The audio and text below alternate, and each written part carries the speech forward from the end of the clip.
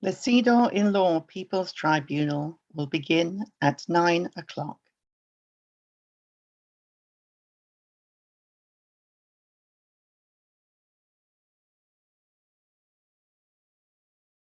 The tribunal will begin shortly.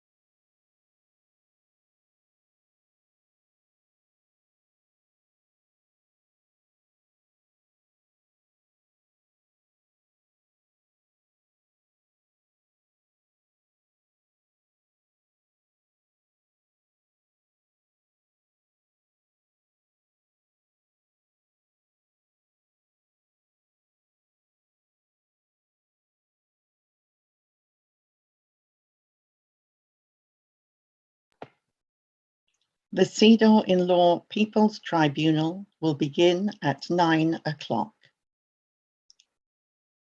The tribunal will begin shortly.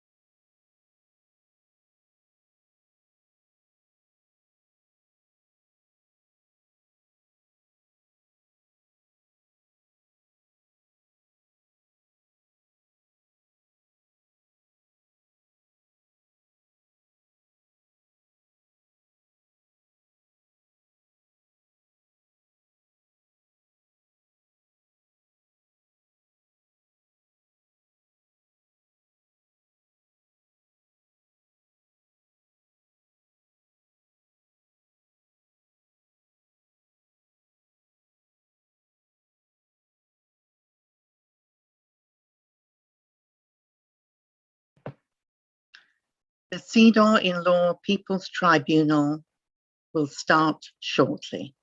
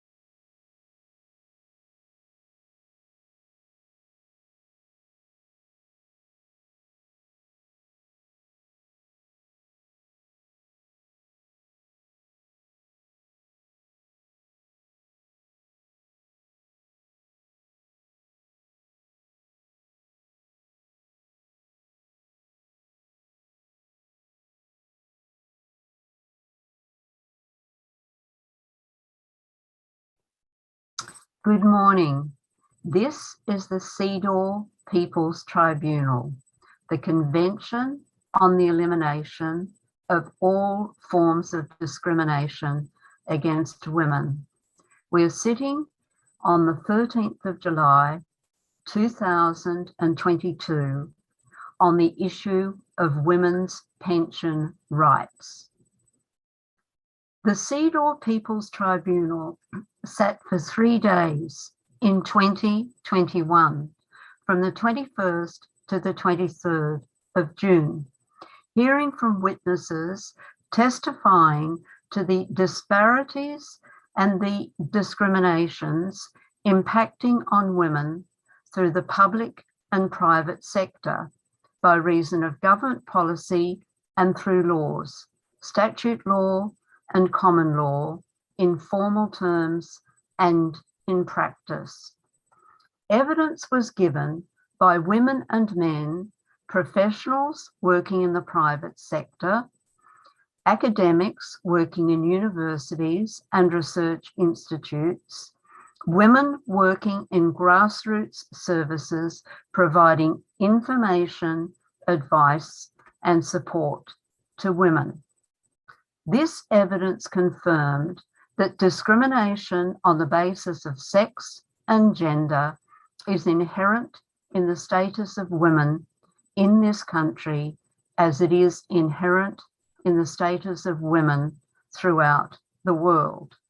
Black and minoritized women, women with a disability, women of mature years and aging women, young women and girls, and women in their 20s and 30s seeking to fulfill themselves through advancement in a career, whether it be a trade or a profession, a small business or a corporation or a larger business in the business world. It does not matter who she is, her background, the advantages she may have through class, family background, nationality, or citizenship. Women, as a class, suffer discrimination in education, employment, in services and accommodation, in language, and in the law, as students, as workers, as consumers, as rural women and farmers, as women who are retirees or voluntary workers, or both, as daughters, as wives, as mothers, as single, divorced, or widowed women. Intersectionality, the combination of sex and gender with race, ethnicity, cultural background, disability, adds to the discrimination. It adds dimensions to the discrimination. The CEDAW People's Tribunal concluded by the President's report of August 2021 that the United Kingdom must implement its obligation to introduce a Women's Bill of Rights consistent with the terms and provisions of the Convention on the Elimination of All Forms of Discrimination against Women, CEDAW. That undertaking was given by ratification of CEDAW by the United Kingdom government in 1986, following the signing of CEDAW in 1981.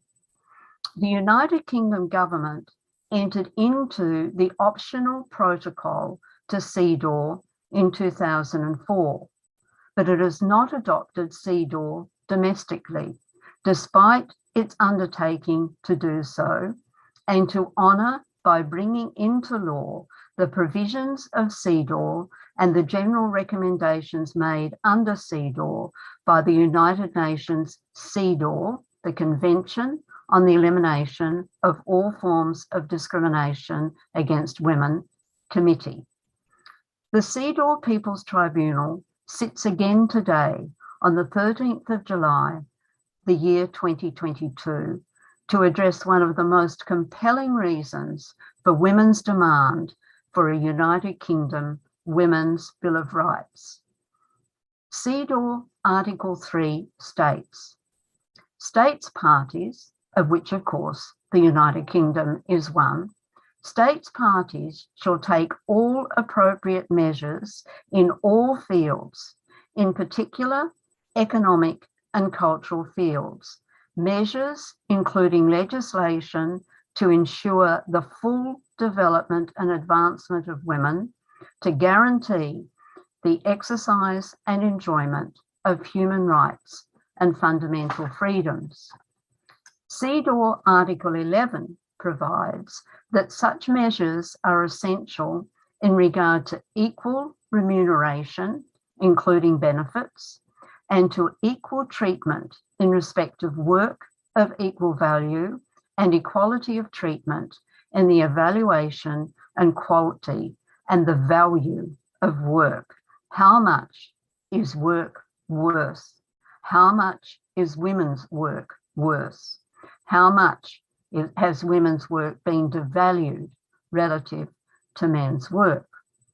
Article 12 refers also to women's right to health and well-being, vital also to today's hearings. As a backdrop also to this issue, General Recommendation number 17 of 1991 affirms as well that all women's work, paid work, as well as unremunerated work, unpaid domestic work, is vital to the gross national product too, although this has never been properly recognised nor acknowledged in or by the United Kingdom. This background is a necessary introduction to today's proceedings. The CEDAW People's Tribunal will hear from witnesses testifying from varying perspectives to the indignity and denial of economic rights visited upon women born in the 1950s in regard to their pension entitlements. So why specifically are we here today? Almost 20 years ago, the United Kingdom Parliament passed the Pensions Act of 1995. This act increased the state pension age for women from 60 years to 65 years in stages between May 2010 and March 2020, so that pension accrual dates for women and men would align.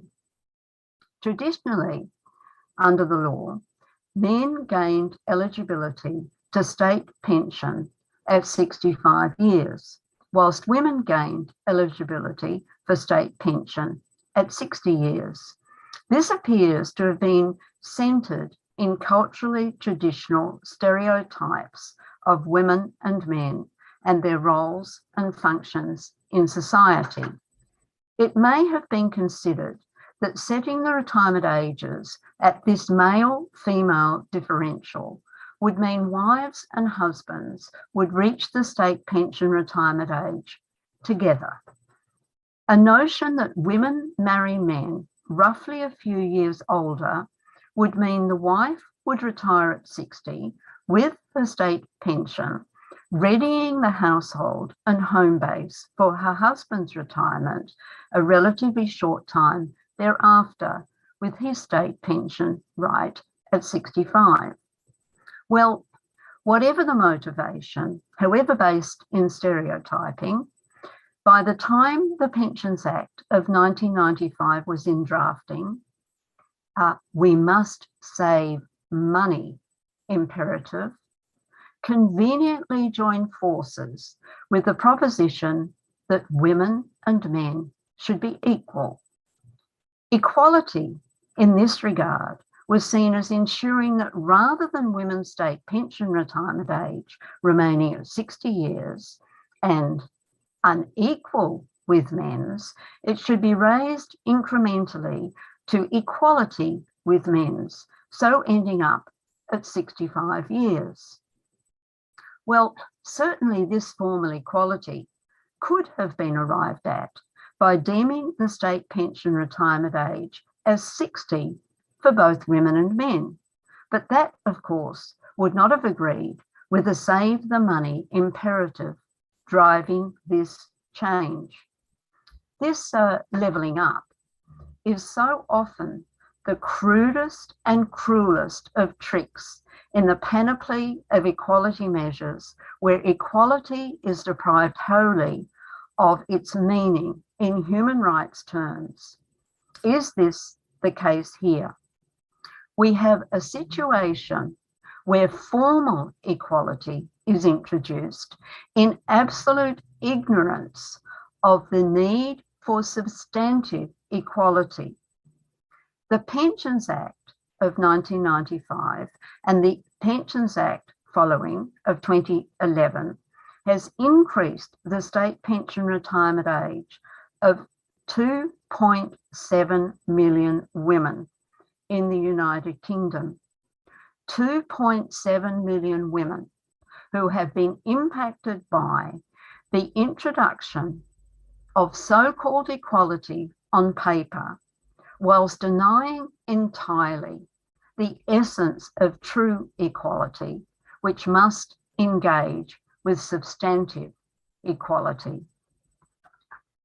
The witnesses in today's CEDAW People's Tribunal, the Convention on the Elimination of All Forms of Discrimination Against Women, the witnesses today will speak as to the impact of the Pensions Act 1995 and its follow-up, the Pensions Act of 2011. The testimony will be personal from women impacted directly by the Pension Act changes, and the witnesses will speak also.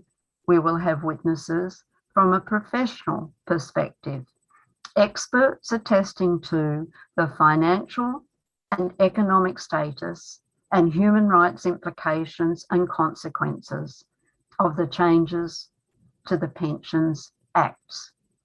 So, welcome to the People's Tribunal, the CEDAW People's Tribunal, the 13th of July, 2022. Ms. Fenner, could you please call the first witness? Thank you.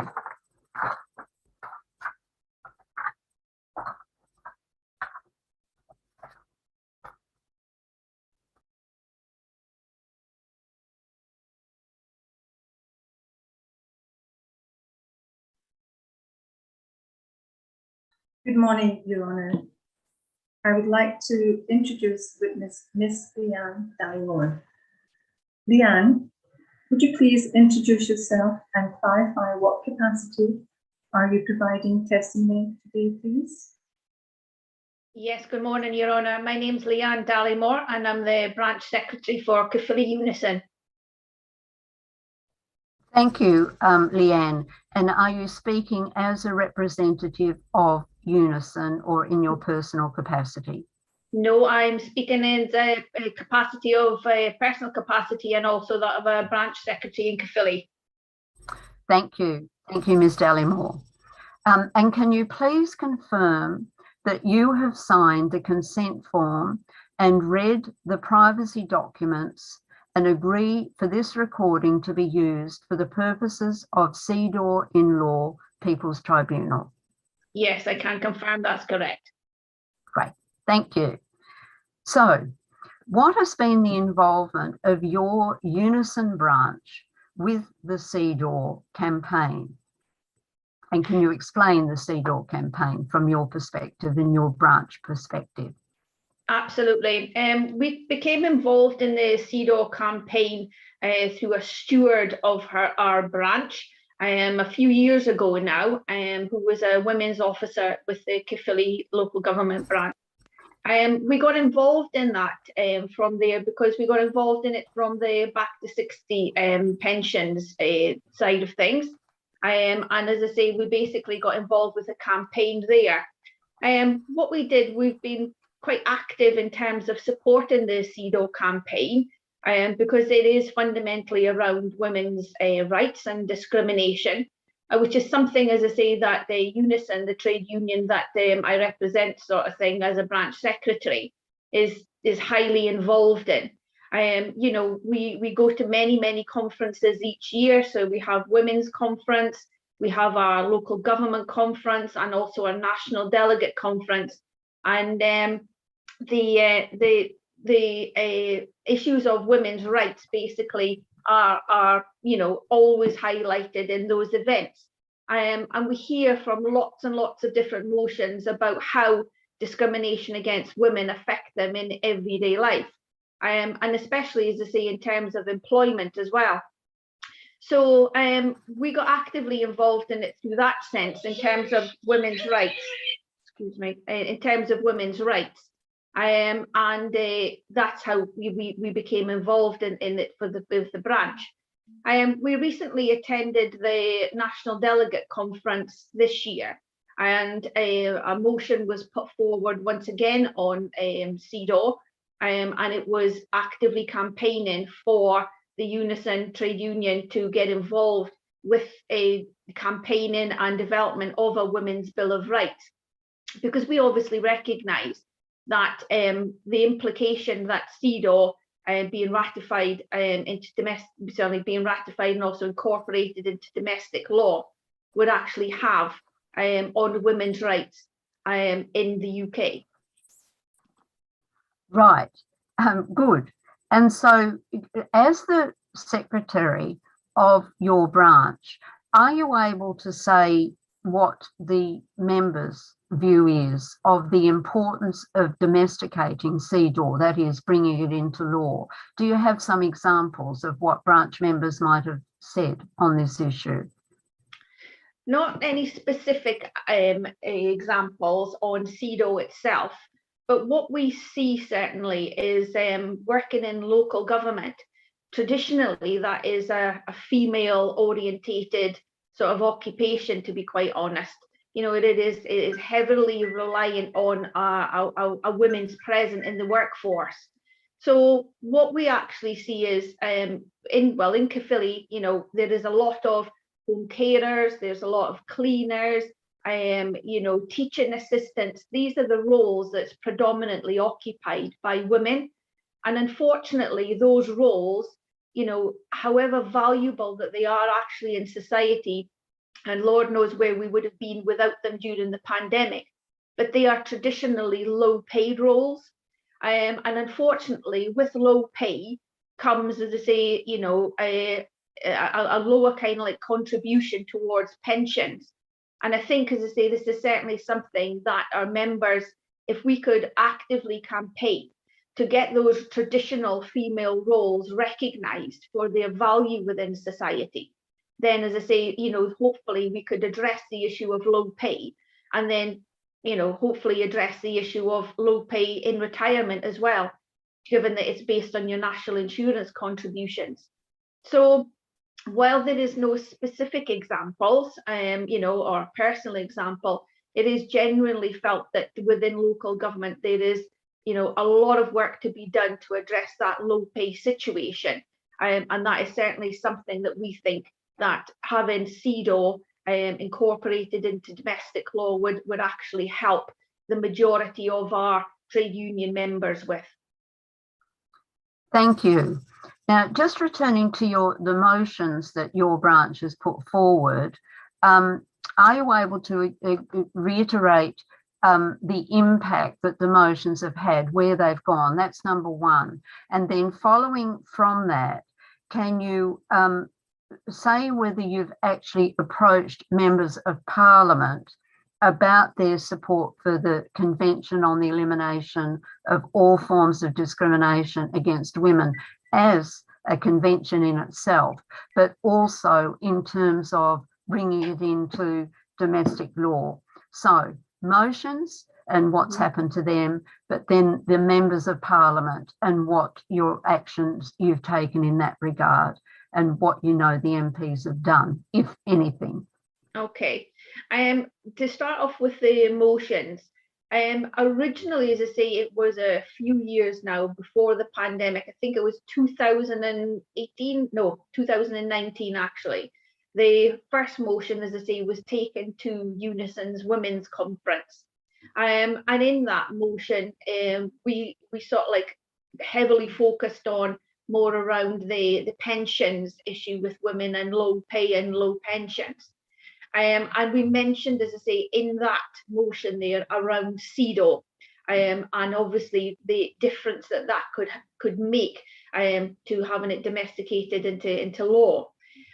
We then followed that up with a motion that went to the Wales TUC, and as I say, it was supported at Wales TUC. And again, that was around the need for CEDAW to be incorporated into domestic law, and really the need to have all trade unions on board. So not just Unison, but actually the need to have all of our trade unions who have women members picking up that mantle and supporting CEDAW.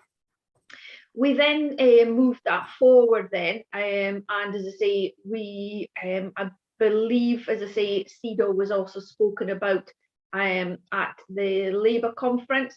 And then, as I say, more recently, like I say, it was this year now in June of 2022, we took it to our national delegate conference. And again, that is where we was asking for support from the trade union to actually campaign for a women's Bill of Rights, and obviously the implications that would have on women's rights in the right across the UK. So that has been in terms of the motions that's been put forward from a Unison perspective and my branch perspective. And then, as I say, certainly at one of those conferences, Angela Rayner gave her support for a CEDAW when we spoke to her. And I know that, as I say, there has been discussions, around the halls of Westminster on CEDAW about actually pushing forward now for a women's Bill of Rights, especially now that Dominic Raab is looking at introducing a new reformed Bill of Rights in the UK. And as you'll be aware, Your Honour, a lot of our women's rights have actually been taken from the EU, and it is quite concerning as what's going to happen with those rights if they are stripped out of a UK Bill of Rights. And I think that's what makes it fundamentally more important now that we actually have a women's Bill of Rights in the UK, to make sure that those hard fought for rights aren't actually lost and we go back 40 years. Good. I'm pleased to hear that members of Parliament are aware that the Convention on the Elimination of All Forms of Discrimination actually exists, because we have found within the judiciary that there seems to be, at least on the part of some in the judiciary, a lack of awareness of CEDAW. So if MPs are coming to the party in terms of CEDAW and that it actually exists, that's at least one positive note. But I'd like to ask you also that, of course, we're here today in relation to the State Pension Act of 1995 and 2011.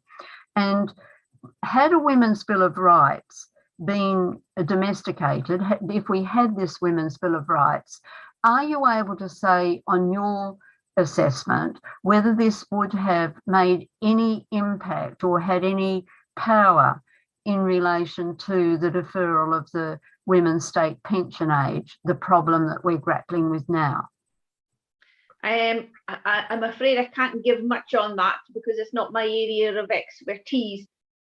All that I will say is that, pensions are so hugely important, especially, as I say, to low paid women, like I said previously, who are traditionally really occupy those roles within society, caring, teaching assistants, cleaners, retail, and so on. Having, these women unfortunately experience poverty, not just in their working life, but then that actually goes on then, and it leads to, as I say, poverty in retirement because of national insurance contributions paid, etc., etc. So I think, as I say, while I can't specifically answer about the pension, But what I can say is that, you know, pensions in your older age are fundamental to giving you a quality of life. That unfortunately, you know, a lot of women struggle during their working life. So it's important, as I say, that we actually secure those pensions for them in later stages. So unfortunately, I can't add more to it than that. That's fine. Thanks so much, Ms. Dallimore, because it leads on to the next issue that I'd like to address, and you've addressed it to some extent, absolutely. But just, can you say from your experience as a trade unionist and working in the field you do, and recognising the lack of a proper recognition in pay rights of women in those in the work to which you refer, how does gender, sex and gender, affect poverty? What impact does it have? Well, when you look at, like I've said already to some degree, when you look at those traditional roles within a society, those roles that are seen as the carers, the nurturers, the educators, they traditionally as they fall to women.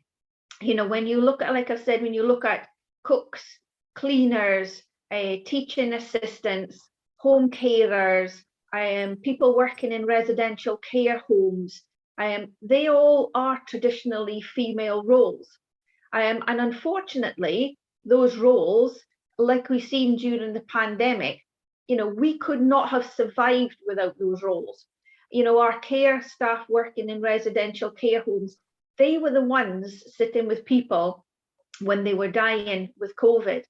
Our teaching assistants, they were the people that was actually working in the education hubs so that children of our key workers could actually get to work and work in those hospitals, the nurses and the doctors that we actually so badly needed during that COVID-19 pandemic. You know, the amount of hours of unpaid care that gets done by women, when you think that they are most of the time they are working full time, they are caring for children, they're also maybe caring for elderly relatives as well. You know, those unpaid hours of uncare, you know, of unpaid care that women tend to do, you know, that is how there is a huge difference in the workplace around those roles, because, you know, females traditionally occupy those roles. And unfortunately, those roles, for some reason, whether or not it's because it's seen as women's work, are seen as of less financial value. Certainly in times of societal value, they are probably some of the most important roles that we have in our society today. But unfortunately, because they are, like I said, maybe seen as women's work, then they don't necessarily get that financial reward for it. So, you know, you've got women working potentially 2 or 3 jobs just to make ends meet. And unfortunately, you know, the way our pension system is set up, those 2 or 3 jobs can't be lumped together so that you can actually get a good pension at least when you retire. So this is why we see a huge disparity in the workplace, really, with regards to women and men, is that, you know, women traditionally hold those lower societal value roles and are in that trap of poverty through work and unfortunately through into pension age. And so can I just clarify then, you've been very clear, but that if there's a wage gap based on gender grounds, there's a gender gap, then that gap in the pay rate impacts into the pension rate when the women retire. That's my understanding. Absolutely, yeah. Of course it does. And especially, as I say, you know, the government, I think, short-sightedness really, when they look at things like national insurance, the rate that you start to pay national insurance, they're constantly putting that up. Well, okay, that might be fine for people that are earning, you know, average wage or above average wage.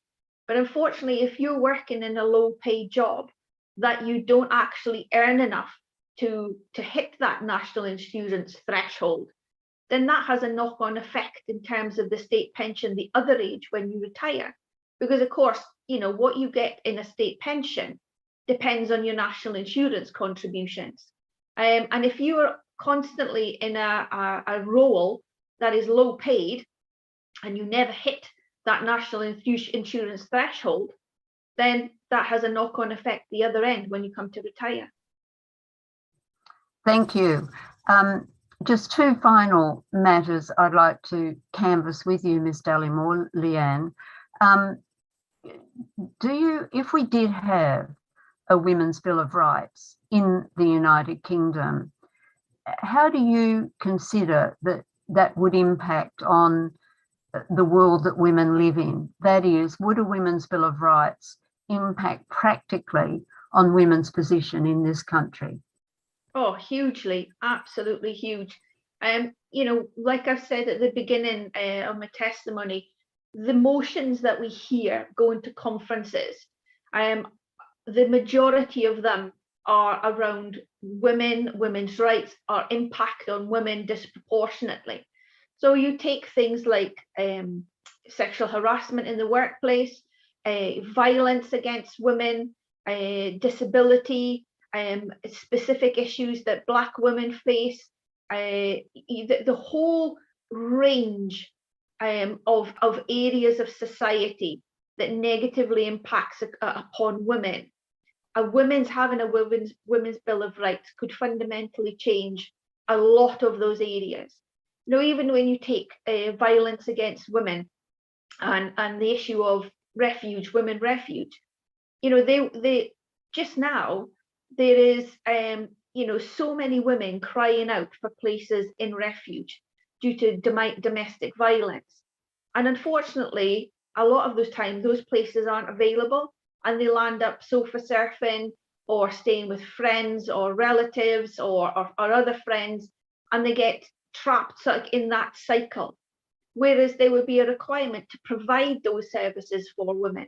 And that would be fundamentally what's different about having a Women's Bill of Rights, is that those services that those women so badly need would have to be provided, whereas just now it's sort of almost provided piecemeal. It's, yeah, well, we'll put some money into the pot, but it goes nowhere near to actually really addressing the full need of domestic violence and the need for women's refuge. And that's just one area. You know, it would fundamentally change so much of women's lives, that, you know, those areas that we've maybe been fighting for years and years and years around discrimination could practically, if there was a will, it could be eradicated. Thank you.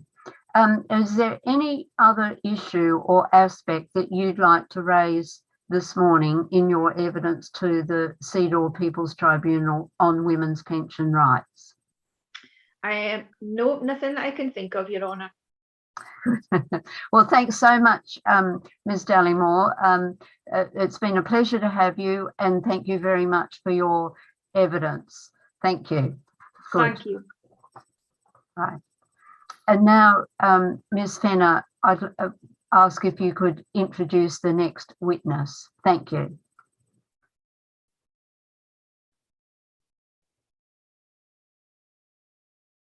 I see that she may yet to arrive. So we'll just wait for a moment then while she's coming on. Here she is. Good. Thanks, Ms. Fenner.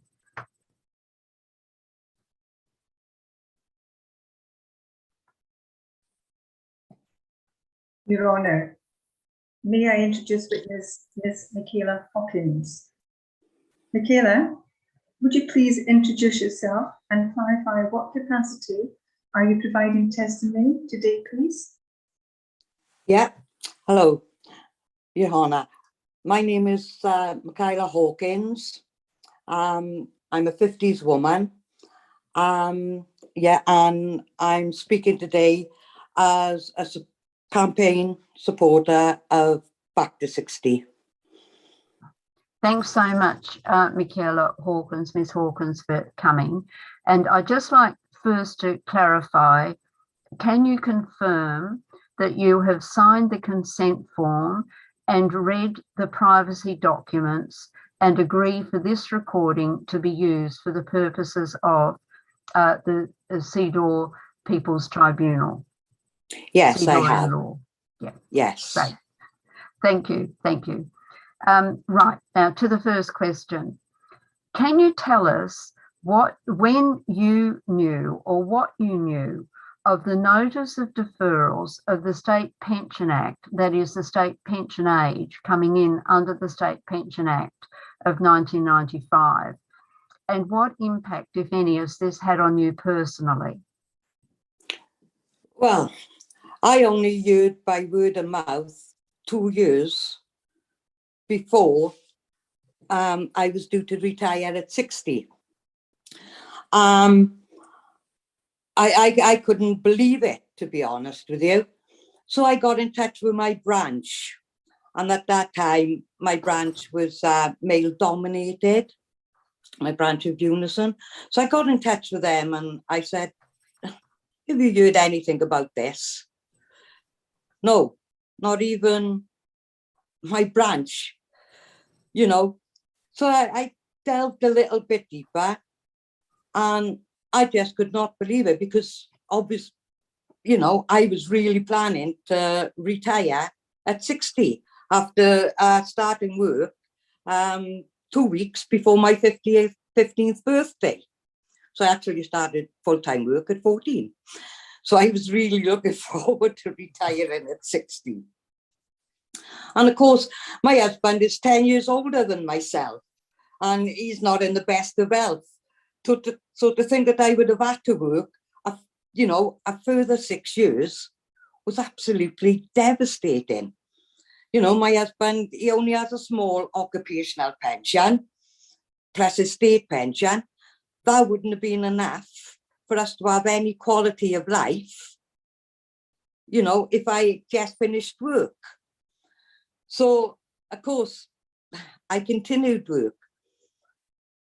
But I work in the care sector, you know, and then to have the pandemic, you know, forced to work through the pandemic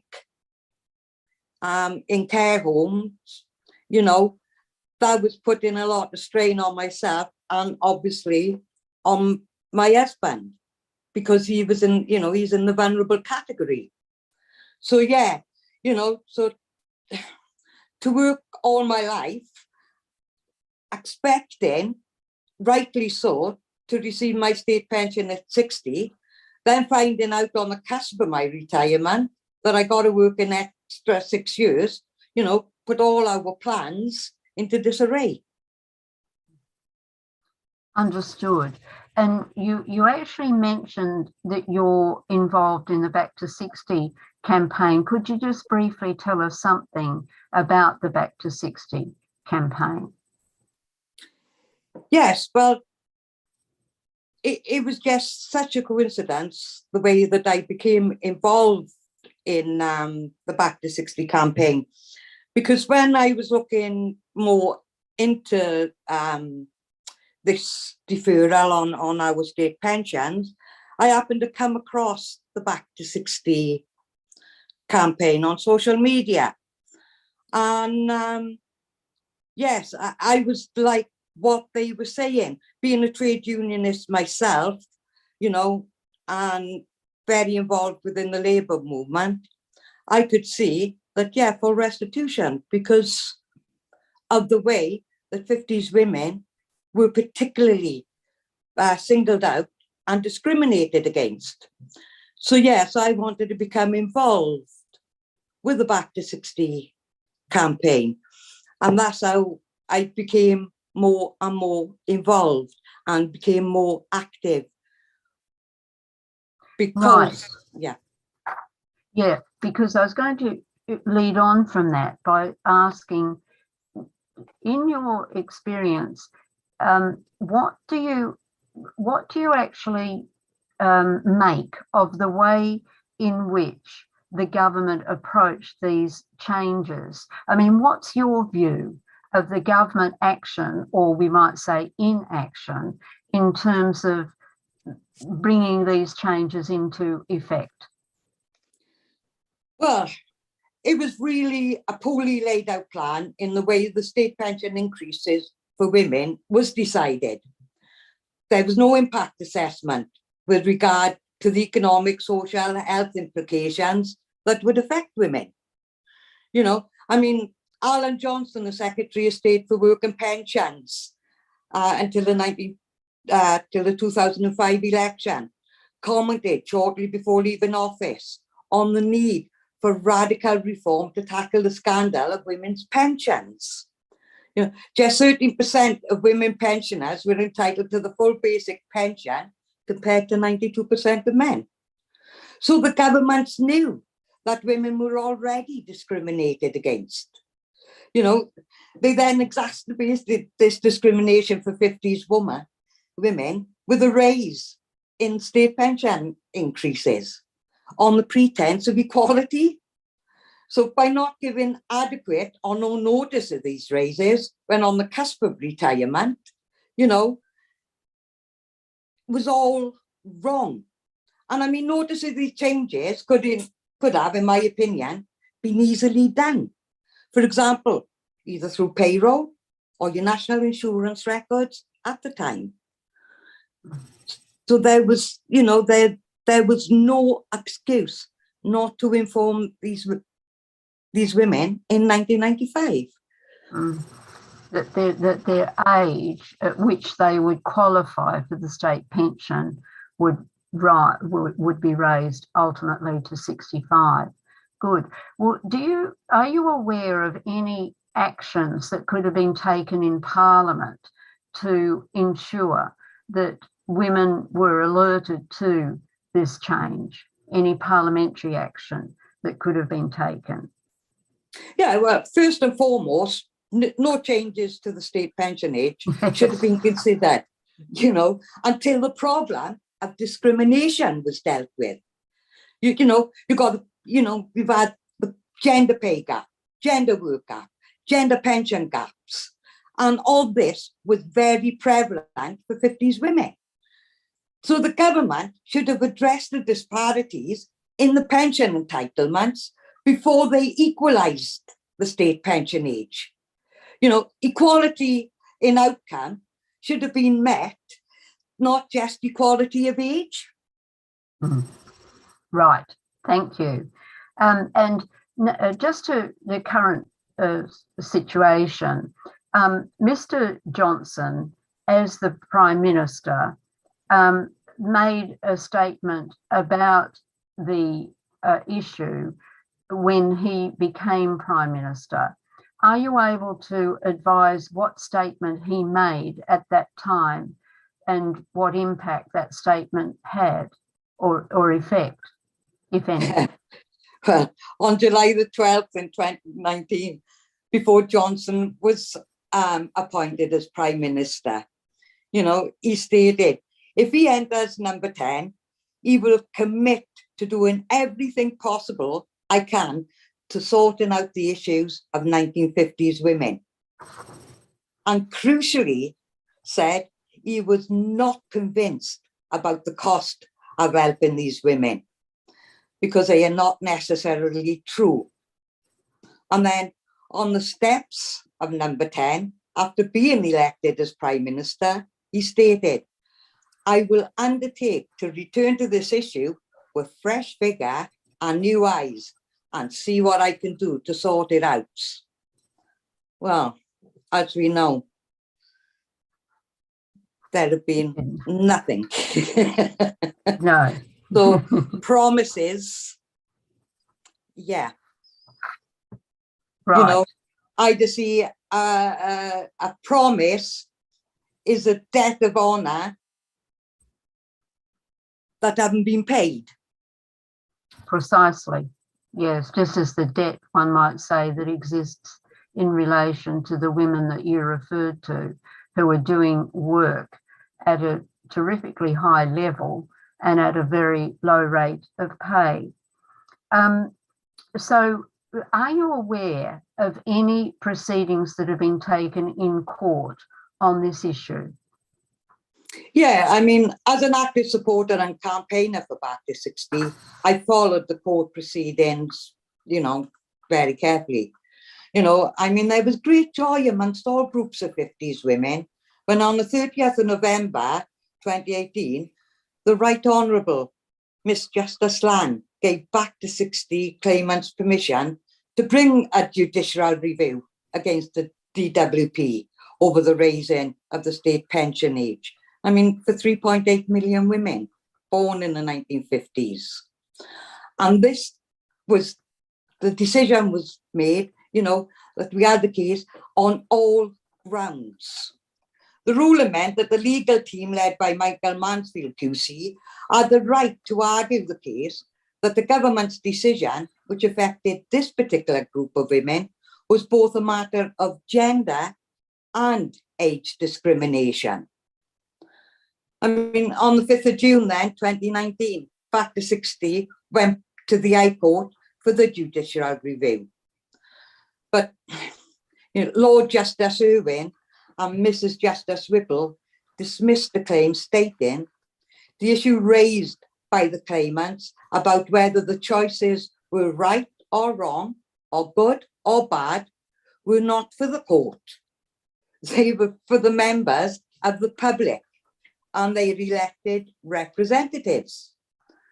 Now, an appeal to go to the Supreme Court was then denied on being out of time. This reasoning was based on a paper-thin refusal, as stated by Michael Mansfield QC. And I wondered, is this a case of Wednesbury unreasonableness? And I mean, this is where the decision is so unreasonable that no reasonable authority could ever come to it. Yes. Thank you. Also, I'm just wondering if you're aware of any comments or statements that the CEDAW, the Convention on the Elimination of All Forms of Discrimination Against Women committee, the CEDAW committee, has it actually addressed this issue of the women's pension age being raised in the United Kingdom in this way? Well, yeah, because of discrimination. I mean, I think it's just general recommendations at 27 out of CEDAW about older people and discrimination against older people, and I mean, in a strongly worded report,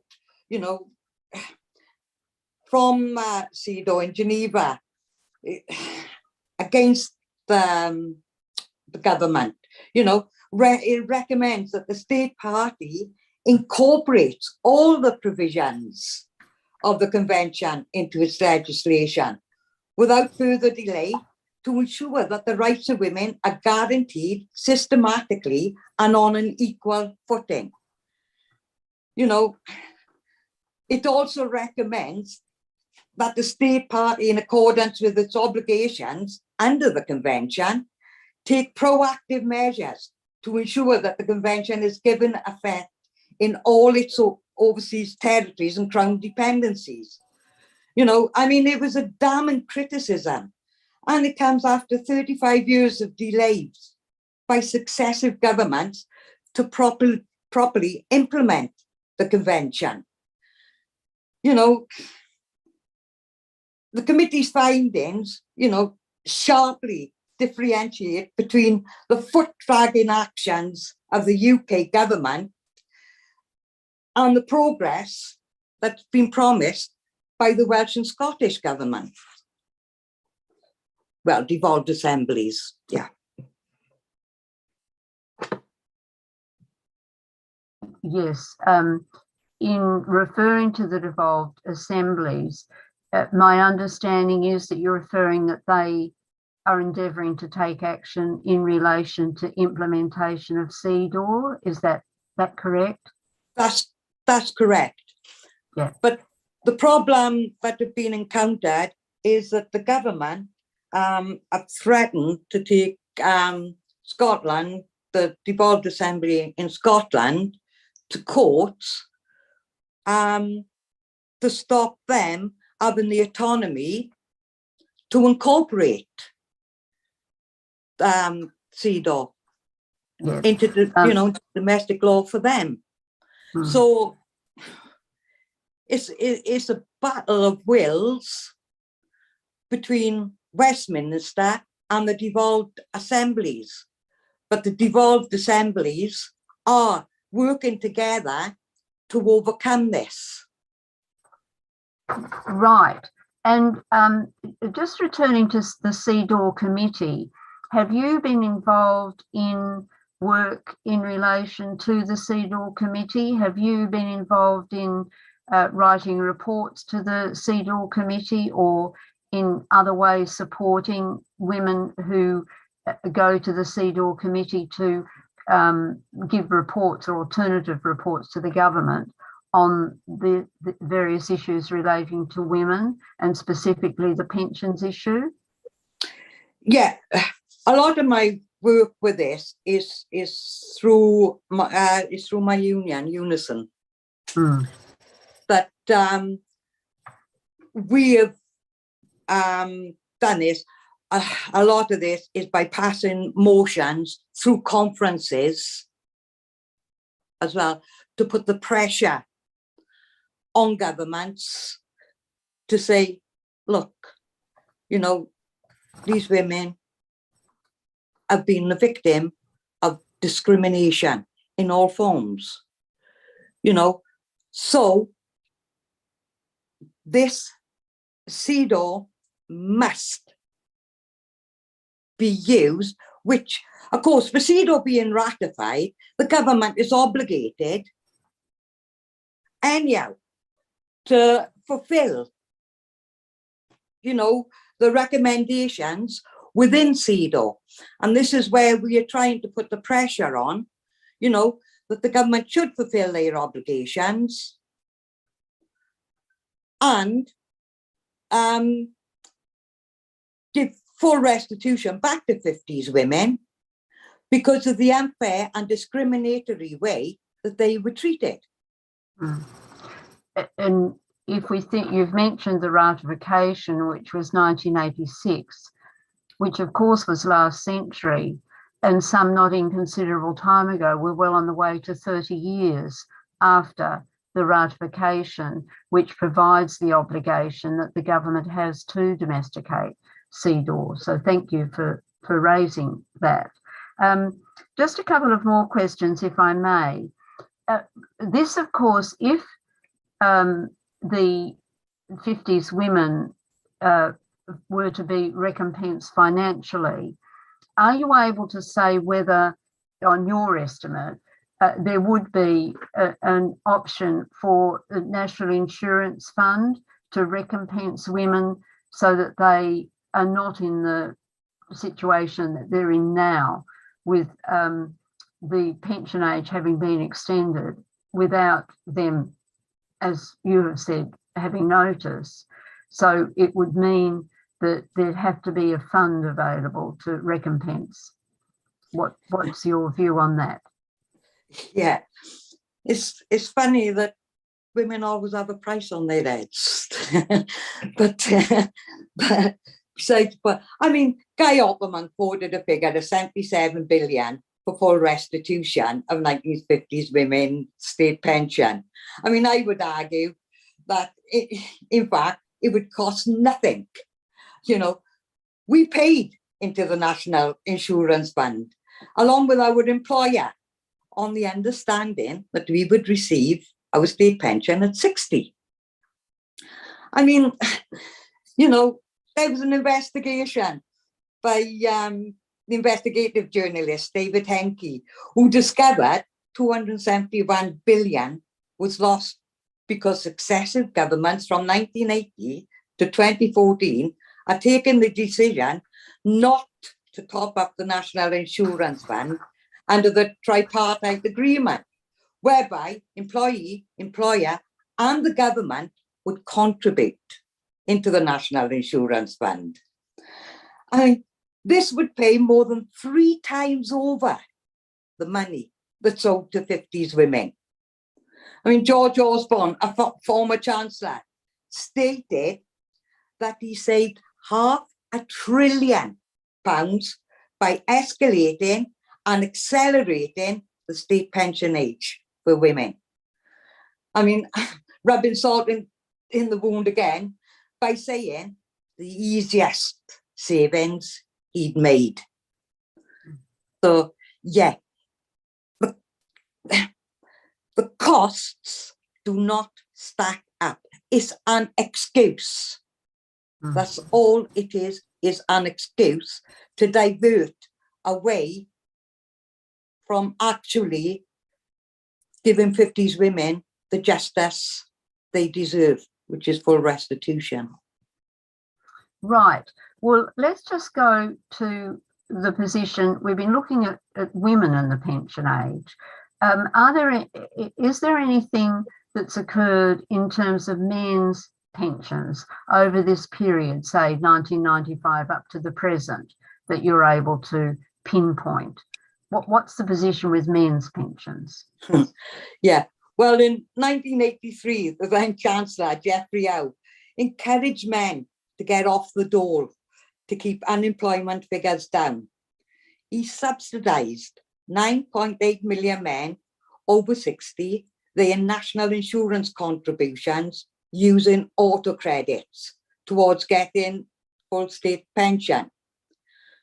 But between 1983 and 2018, this was kept quiet by the DWP. Surprise, surprise.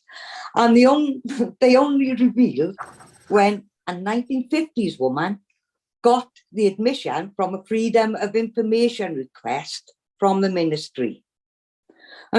This disclosure was particularly galling because women were promised they would have their NI contributions paid between 2010 and 2018, only to have that offer withdrawn a year before it was due to start. So a number of these women had to pay thousands of pounds to make up the shortfall for full pension. And so many could not afford that. Yet the DWP claim that men were discriminated against, not women, because of the state pension ages. Yeah. Right. Thank you. Just a couple of final questions. Ms. Hawkins, McKellar, could you explain what action, if any, you've taken in relation to the APPG, and explain what the APPG is and what action you've taken in relation to them? Thank you. Yeah, the APPG is an all-parliamentary group, a cross-party group of MPs looking at the discrimination against 50s women. I attended meetings where a government spokesperson from the original APPG was addressing 1950s women. It was explained in these meetings that the APPG would be pushing for a bridging payment of £74 per week for women aged 64. Then when they reach retirement age, they would have a reduced pension for life. Yeah. Obviously, I challenged this, saying that was in effect alone, which would further exacerbate the situation of all 50s women. This spokesperson also rejected out of hand any support for back to 60 and full restitution. That was completely and totally unacceptable. After the general election, the new parliament seen a complete revamp of the APPG, with Andrew Gwynn, Labour MP chair, and Peter Aldis, Conservative MP, as co-chair, where Peter Aldis stated, the issue of state pension inequality for women is something that runs across party lines. No political party is blameless, and it's time to step in and sort this issue once and for all. So, yeah, the only way the issue can be sorted once and for all, and to be fair and consistent for all 50s women, is for full restitution. You know, and Andrew Gwynn said, you know, we represent 1950s women and continue the fight for a fair resolution to an injustice that have gone on for far too long. So, yeah, so like I say, you know, you can only right an injustice by doing the right thing, you know, piecemeal offerings and not justice. It is what it says, piecemeal. So yeah, full restitution is the only solution. Good, thank you. Just a follow-up question on that. If there is this all-party parliamentary group that's understanding of the issue and appears to be supportive of the importance of the 50s women's pension rights, what would you say is the impediment to it? I mean, why isn't the Parliament acting and the government acting? Because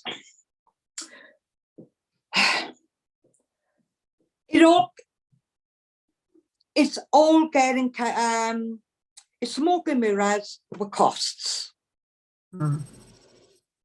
Right? Also, you know, this is a fact. Women are not valued, right? So they see women of less value.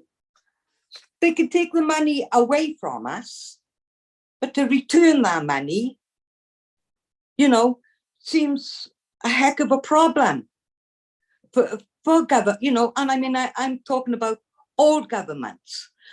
I mean, as I said previously, you know, they've all admitted that women are discriminated against with state pensions. You know, still are. So I cannot understand the APPG, right, that is disseminating into pieces what women, 1950s women, deserve. I mean, we deserve the whole loaf, not crumbs, right? And full restitution, like I said, is the only solution. And this is where pressure, putting pressure on the APPG to recognise this. Right. And are there any further just comments that you'd like to make to the tribunal, before the tribunal, on this particular issue of the women's pension rights, and we might add wrongs?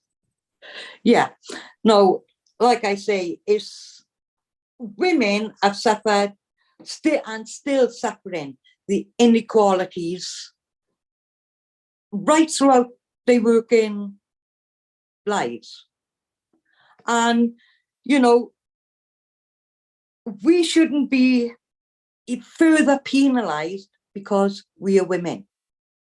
We have worked hard to build up our communities, for society, for our families. You know, we should never, ever be penalised just because we are women. Could I just actually, sorry, but ask you one last question? Now, you may or may not be able to answer this one, but you see, the Equal Pay Act came in 1970, and yet we heard from the witness immediately before you and from you that women's pay rates are low and that they don't equate with the level of work women do. That when women are doing so-called women's work, that is caring, in the care industry, as they call it, teaching assistants, librarianship, one might add, cleaning, and so on. That if those jobs are not being properly recognised for the value of the work that is incorporated in those jobs, what purpose then has what impact has the 1970s Equal Pay Act actually had? And of course, it's incorporated into the 2010 Equality Act as well. And yet we're still saying there's a gender pay gap, which, as the previous witness indicated, as you do, has led to a pensions gap on top of this issue of the age differential. So are you able to say, as a unionist, whether that act had any impact at all? No, it have never had any impact whatsoever. I mean, we live in a gendered society from the day we were born, right? I mean, 43% gender pension gap. Research have found that this more negatively impacts like on single women, non-white women, working class women. You know, employers are found to pay the minimum contributions in women's dominated sectors.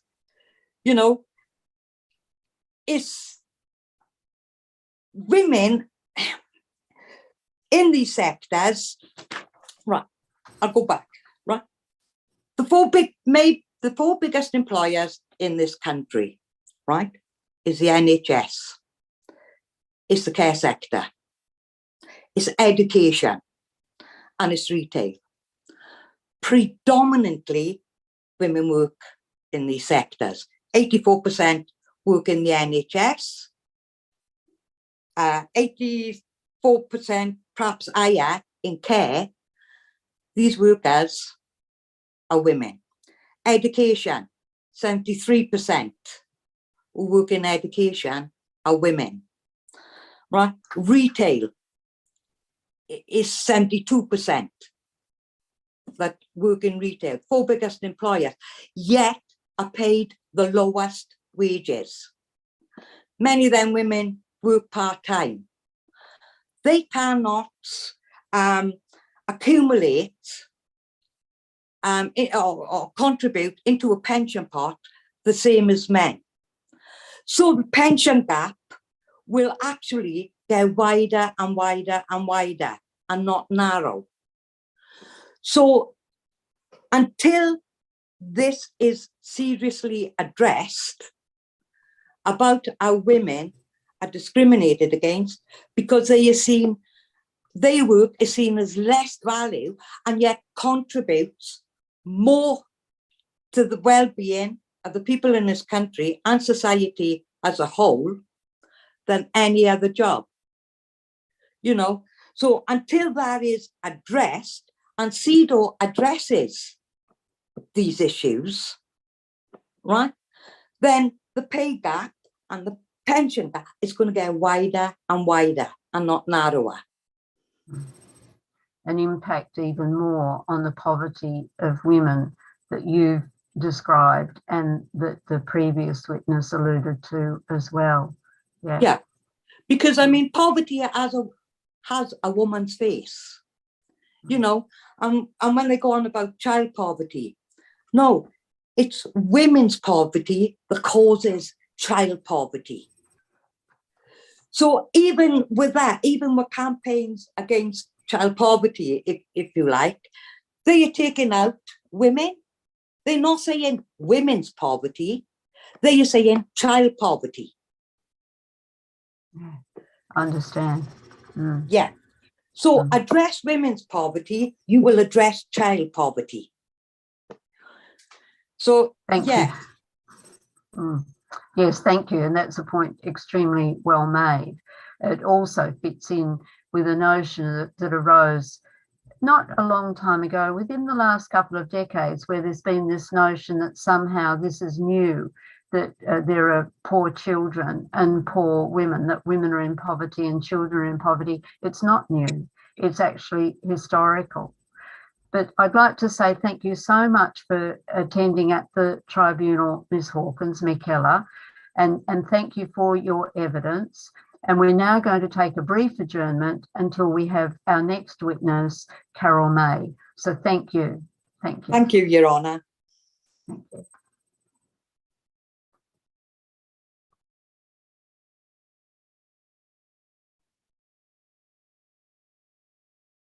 We will now take a short break and return around 10:30.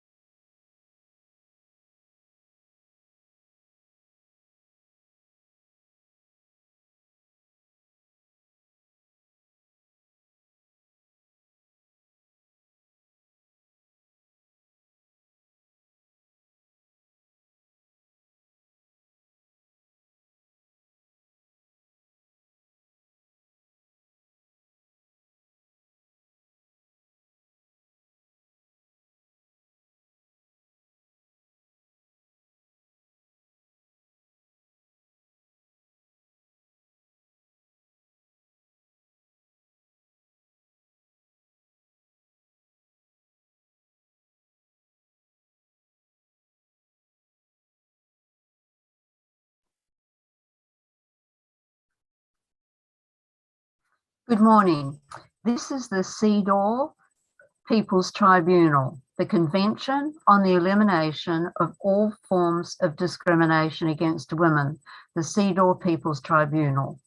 We're sitting today, the 13th of July, the year 2022, on the particular issue of women and pension rights, women's pension rights, and most specifically, the impact of the Pension Act of 1995 and the Pension Act of 2011 on women who were born in the 1950s.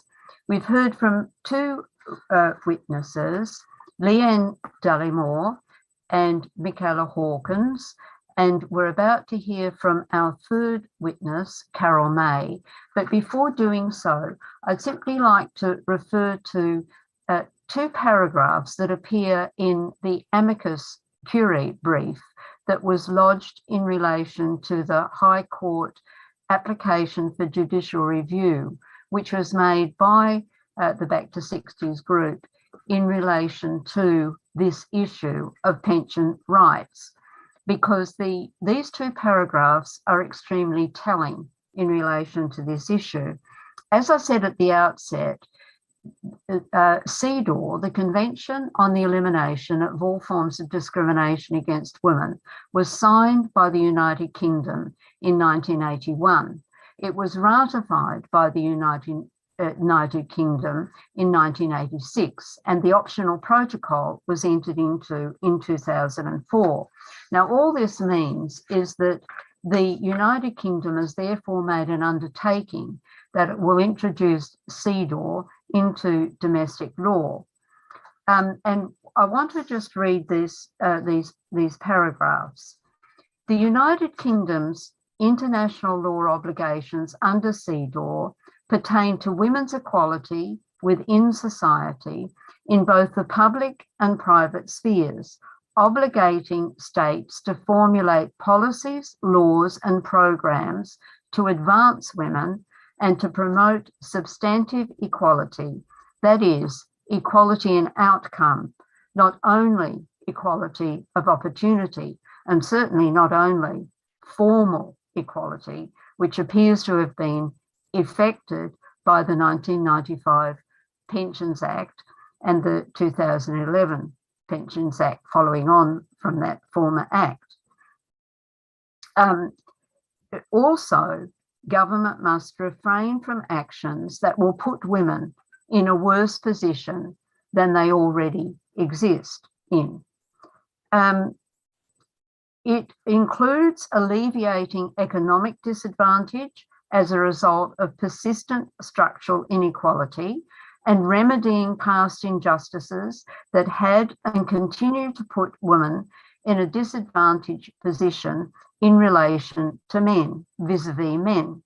In relation to the matters in this particular case that was brought in the High Court but was not successful, was rejected, it is the argument of the Back to 60 group that the United Kingdom has breached several articles of CEDAW alongside several paragraphs of various general recommendations of the CEDAW committee. And in general terms, the mechanisms chosen and their consequent negative impact on women born in the 1950s breach the United Kingdom's international law obligations under CEDAW, namely, constitute discrimination against women and a failure on the part of the state to advance women's position in society, as well as a state failure to implement substantive and or transformative equality as outlined throughout the CEDAW Convention, and under particular articles 1, 3, 2, 11, 15, 16, and the general recommendations made by the CEDAW Committee 21, 25, 27, 28, that put women so affected into a worse position, that is, women affected by the 1995 Pensions Act and the 2011 Pensions Act, placed those women in a worse position rather than advancing the position of women causing severe hardship and health issues for the women so affected. And now I'd like to ask Anne Fenner to call the next witness. Thank you, Anne. Your Honour, may I introduce witness Miss Carol May. Carol, would you introduce yourself and clarify what capacity are you providing testimony today, please? Yeah, I'm Mrs. Carol May. I was born in 1954, and my original pension age of 60 was moved to 63 and then to 66 without any warning at all. So I am giving testimony on behalf of all the women like me who have suffered financially, emotionally, and physically, really, with our health as a result of that. Good. Thank you, Mrs. May. Carol, I'd like to ask first, could you please confirm that you have signed the consent form and read the privacy documents and agree for this recording to be used for the purposes of the CEDAW People's Tribunal? Yes, I have. Great. Thank you. Good. And now to the first question. Could you please tell us what you knew or how you found out about the deferrals of the state pension age under the State Pension Act of 1995? I actually learned when I was 59 through a lady that I worked with at the time who was also my age. We were discussing retiring, and she said, "Oh, we don't get our pension at 60 anymore." And that's the first I'd heard of anything like that. I had just assumed that everything would be as I expected it to be. And after my divorce, it's what I needed it to be. Right.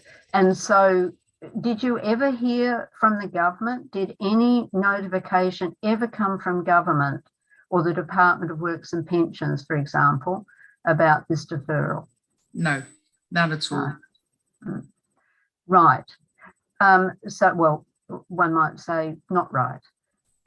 So what impact, if any, has this deferral had upon you financially? Well, financially, it meant that I had to keep working.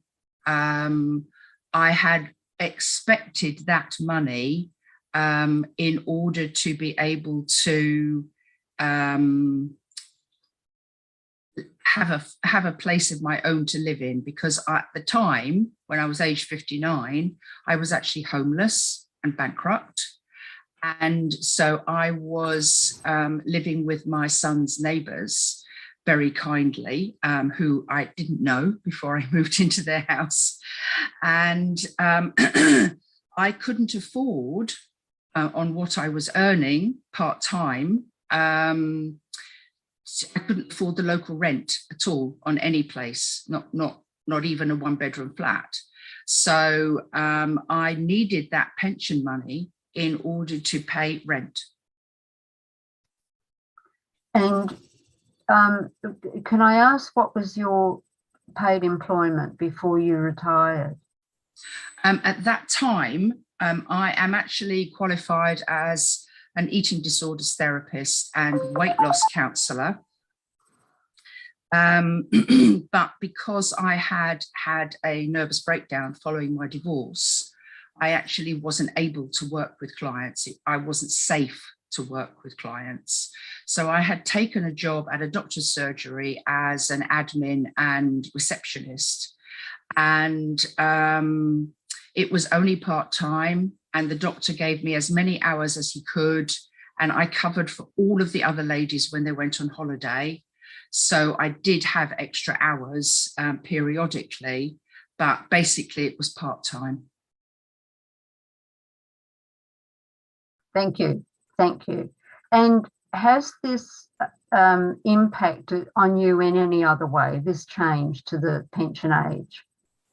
Oh, I think on my mental health hugely, because I was trying to recover from the end of a very long marriage, where I had come out with nothing. I was, as I say, bankrupt and homeless, and I had had a breakdown, and I was having counselling through the NHS, but this just kind of tipped me over the edge again, really.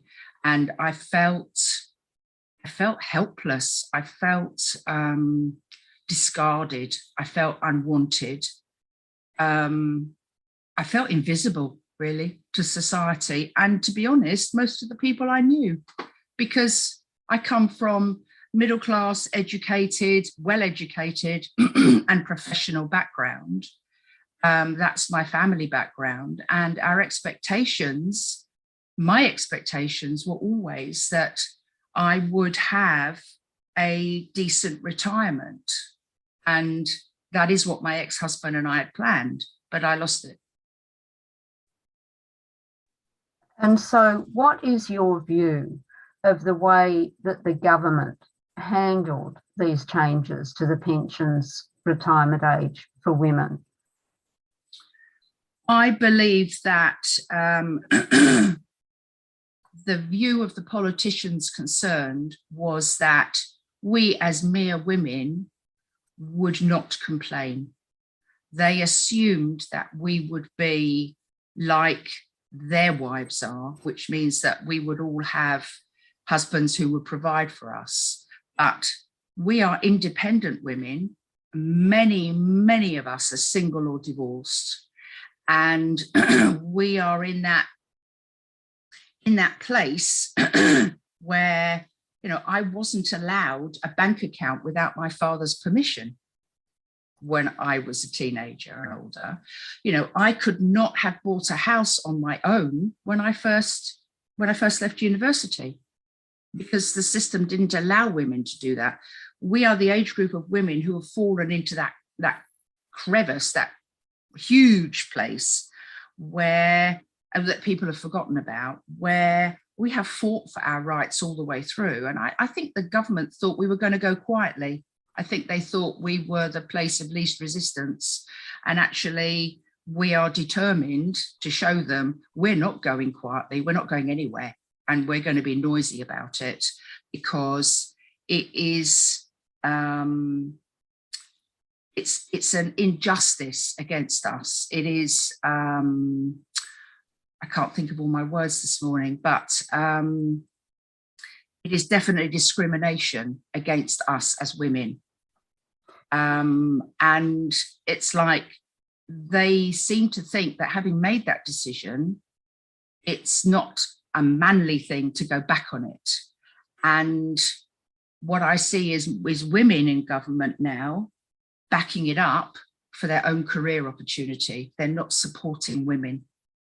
And I feel very, very strongly that we as women, we've banded together as Back to 60 and various other groups as well, because of the total injustice of it. And can I ask, what year did you actually retire? I've not retired. I mean, I have my state pension now, but I'm not retired. I can't afford to live. The state pension is not something you can live on. No. It's only $9,500 a year or something. And, the national living wage is supposed to be £20,000 now. And the minimum wage is $12,500. You can't live on your state pension. And, my work pension was invested in Equitable Life, which went down the toilet. So, I did what I thought was right and invested in a pension plan that was very poorly cared for, if you like, by the local authority. And I've ended up with a paltry amount of money a month, which means I still claim housing benefit on top of that, because my income is so low.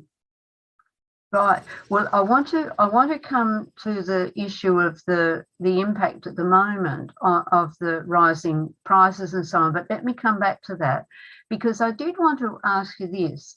In 1970, there was the Equal Pay Act. Now, that Equal Pay Act should really have had some impact on the work that you were engaged in your professional career. But was there ever any impact, to your knowledge, of the Equal Pay Act on the work that the income that you were entitled to from the work that you were doing? I certainly don't remember any of that. It wasn't something that was on my horizon at all, because I worked, my husband was a farmer, tenant farmer. So I worked for him on the farm. I worked in the office, I did all the accounts and stuff. And then I did, I did my own professional work. And then I was also a home economist. So I did cookery demonstrations and things in the evenings at home. I did everything to work around my children to earn some money to pay for their things. So I never thought about equal pay at the time. Having said that, my daughter has had issues with that. In this century, she's had issues with equal pay, not being paid the same as the men who are equal to her in the office. Yes, which will mean that there's the impact ongoing, therefore, in terms of the pension rate that will accrue to her upon her retirement. Yep. Yeah. I mean, it's interesting because the equal pay comes in 1970, which of course is a positive advance, but it can only, and it's a good advance on paper, but it's a good illustration of how putting something on paper is the number one step. It's the first step, not the final step, and that action has to therefore be taken to implement the law. Yeah. So let's come then to the situation now, because we know that prices are going up. There's recognition of inflation, and there's recognition that this is impacting already and that people are in financial difficulty. So how is this impacting on you at the present time, and how do you envisage it impacting in the future? Well, at the present time, like this week for me is my week 4 before I get my state pension again next week, and I have no money for food this week. That's how it's impacted on me. My electricity bill has doubled in a year. I have night storage heaters here, which aren't very efficient, but it's a rented flat. And I only ever have one of those on, and it's only ever on low. I don't heat the rest of the flat at all. I've cut back so much on my usage of water, so I only flush the toilet twice a day, but it's only me here in the flat, so it doesn't really matter. I only shower twice a week when I wash my hair. But so actually, you know, I think my bill is like, I don't know, 70, 80 pounds for half a year at the minute. And only £7 of that is actually the water. The rest of it are the standing charges. So, you know, I can't do anything about the standing charges. I can't save on that. So, and because my usage of electricity and water is lower, I can't get any help for my bills. So it's like you're on a low income, but you use less, but that takes you below the level at which you would get any support from, say, the water company. So I find, I mean, I at the moment, I am just about getting there.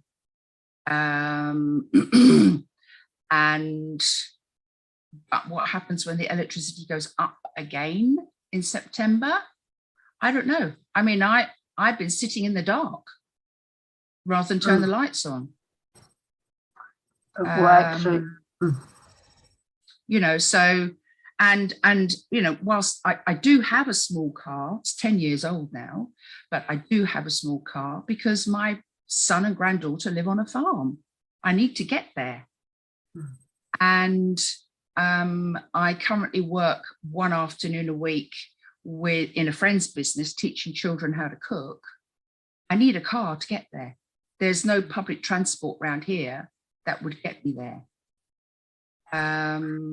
So, you know, it's frustrating because I think, well, where else can I make savings? You know, back in the spring, I actually bought some new underwear, the first time for 10 years. I've been wearing the same old knickers for 10 years, right?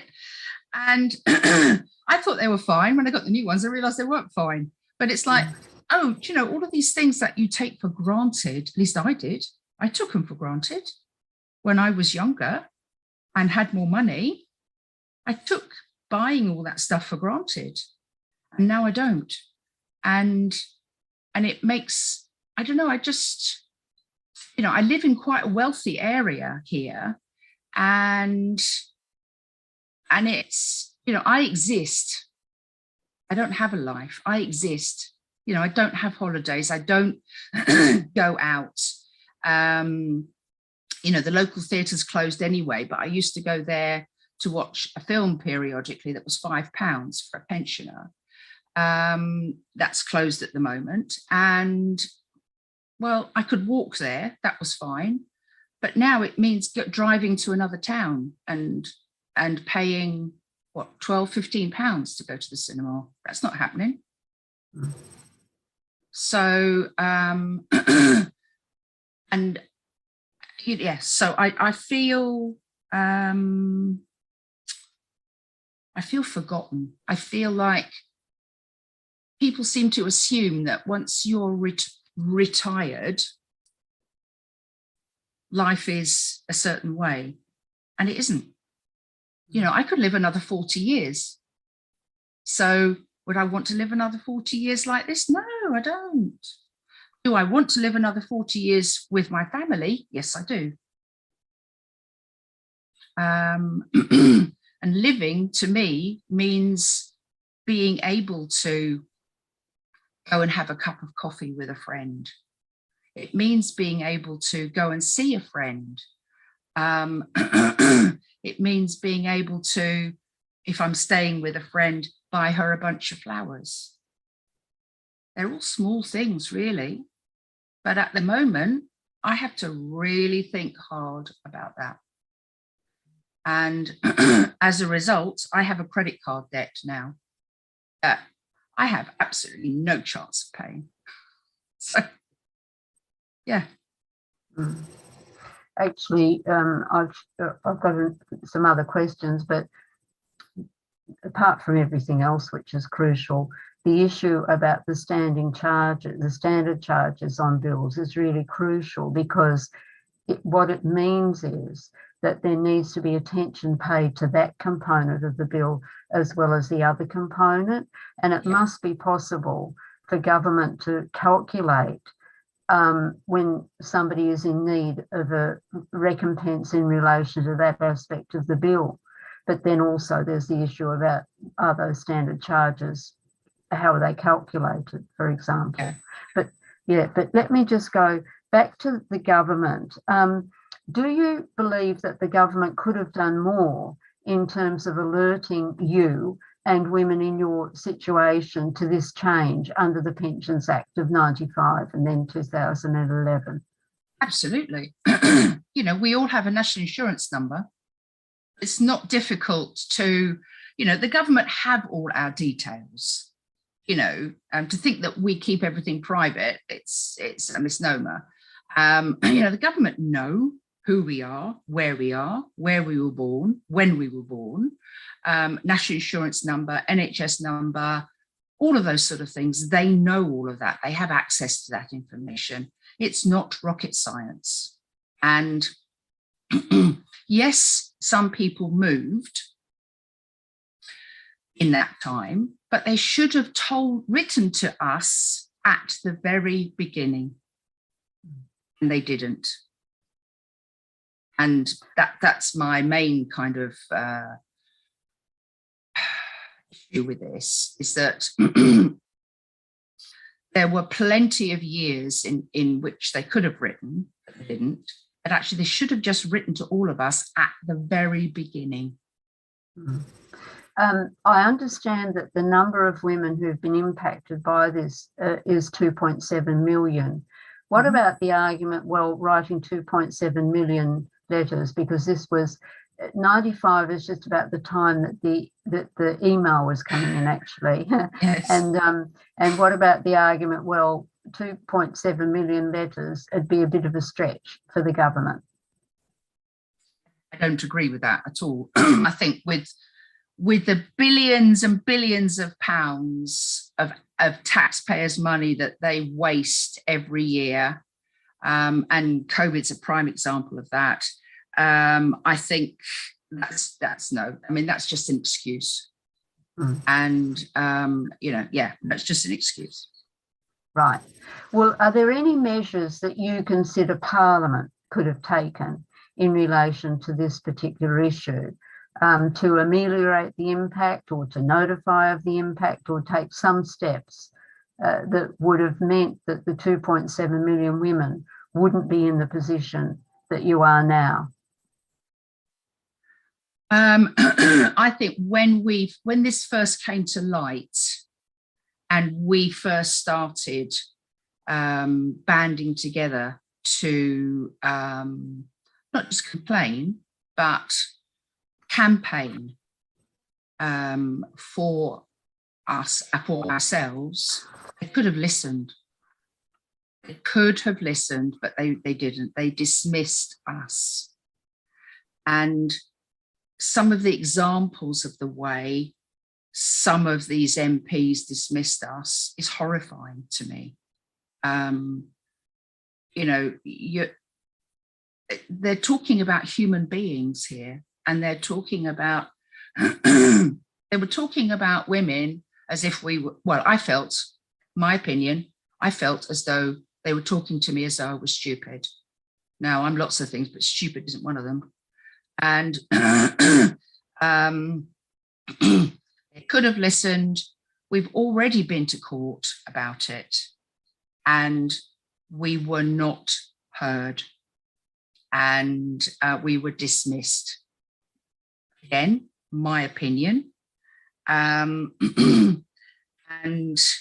so there have been many times in the last 10 years when recompense could have been made, changes could have been made, help could have been put into place. But we're talking about a Tory government that's been in for 12 years, and that doesn't fit with their mantra, doesn't fit with their beliefs or values that we support people who are less well off than ourselves. So I believe it's a political decision, I believe.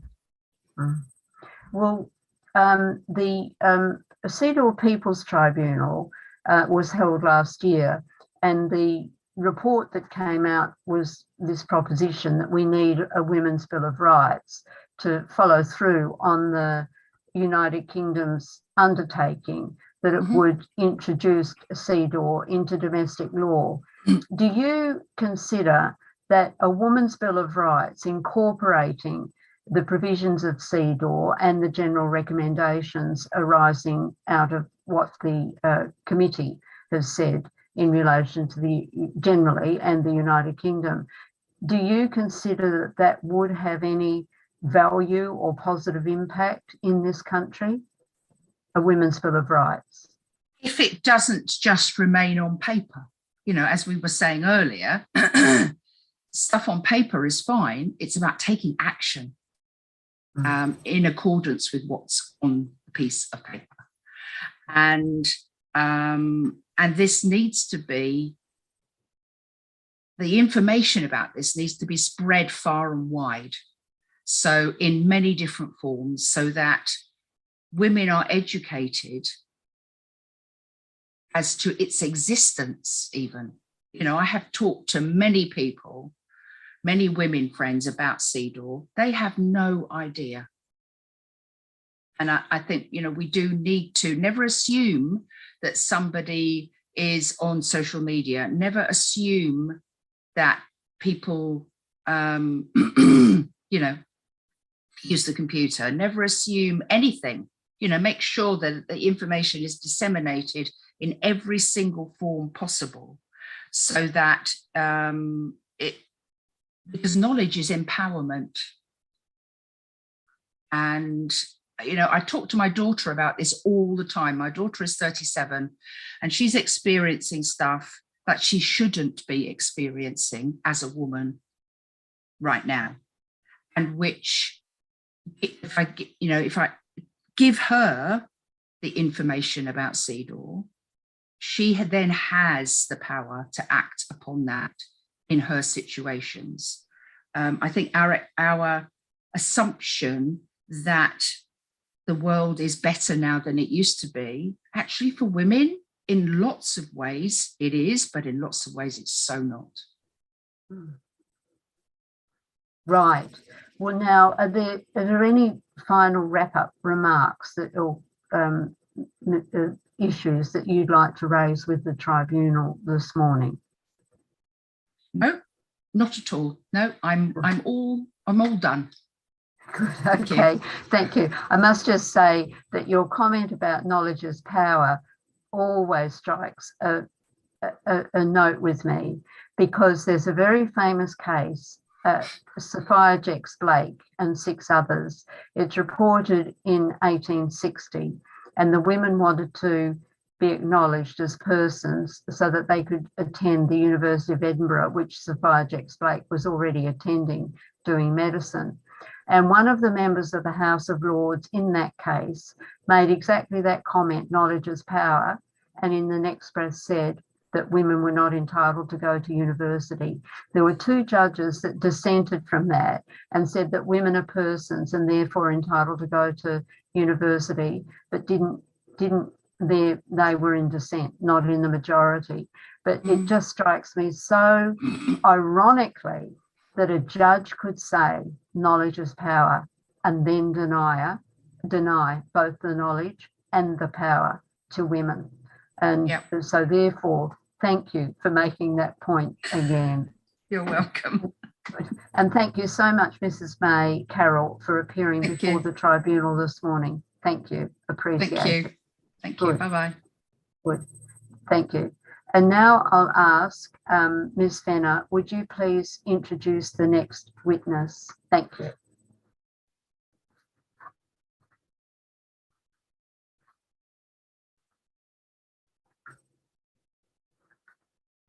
I think it may have been intended to be, oh yes, it's Pauline Hinton. Good. Thanks, Anne.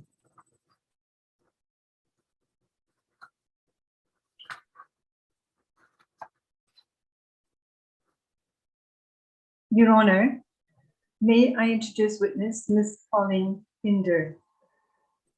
Pauline, would you introduce yourself and clarify what capacity are you providing testimony today, please? Thank you.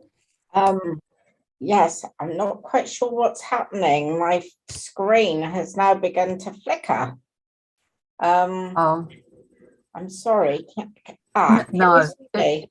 No, it's not your fault, Pauline. What I'd suggest is go out and come back in, because this does happen. Sometimes it happens to me and it happens to others. So if you go out and come back in, that may correct it. And then you can put on your camera. If it keeps happening when you come back, perhaps if we'll do it without the camera, but it'd be better if we could actually see you. So please go out and come back. That's fine.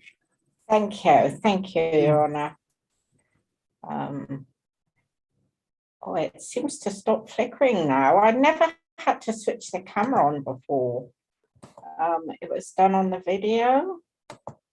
All right, here you're coming. We can, yep, wonderful. Here you are, and you're not flickering, so it's wonderful. Oh, and I'm flickering on this side, but that's fine. I can hear you, Your Honour, so that's fine. Good. Yes, my name is Pauline Elise Hinder, and I'm speaking for myself today. Great. Thanks so much. And could you just please confirm that you've signed the consent form and you've read the privacy documents and you agree for this recording to be used for the purposes of the CEDAW People's Tribunal on pensions? Yes, I've read and signed all of the CEDAW documentation pertaining to this tribunal, Your Honour. Good. Thank you, Pauline. Thank you. Is it Hinder or Hinder? Hinder. Hinder. Yeah. Thank you. Good. Just to get it right. Excellent.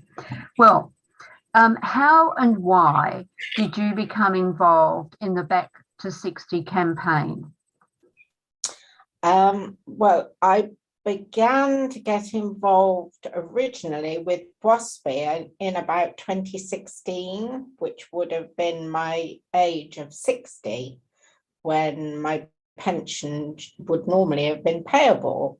But they changed their direction in becoming a closed shop and charging a membership fee, which I felt very uncomfortable about because women, myself included, were already financially stretched.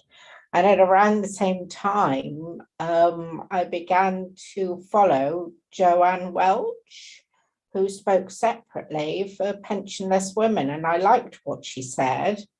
And I liked the fact that she was going to use crowdfunding to get a case started. And so I've been a firm follower of hers ever since. And she actually is the person that got the legal cases into the courts, not WASPI. Right. So I'm glad I diverted. Good. Fine. And so please can you tell us what you knew about the notice of deferrals of the state pension age when this would accrue, and what impact has this had on you personally, if it's had any impact? So one, what did you know about this change? And when did it come to your attention? And then what impact, if any, has it had on you? Well, I could go back as far as 1991 to 1994, when I was an NHS pensions officer in South Devon, responsible for the pensions of 4,600 staff employees. And so you'd think that I would have known all about it. It was part of my job, but actually I knew nothing about it. And that was at the time that the legislation was allegedly being discussed in Parliament, and the bill drafted that became the law in 1995 that changed everything. So I actually moved to Spain in 2005 at the end of a 28-year marriage. And in 2007, whilst I was abroad, I decided at age 51 to find out what my pension would be were I to become fully divorced, finally. And I wrote from Spain with my Spanish address in my own name. And somehow the DWP managed to join up my record with my husband, from whom I was estranged. And they actually replied to him.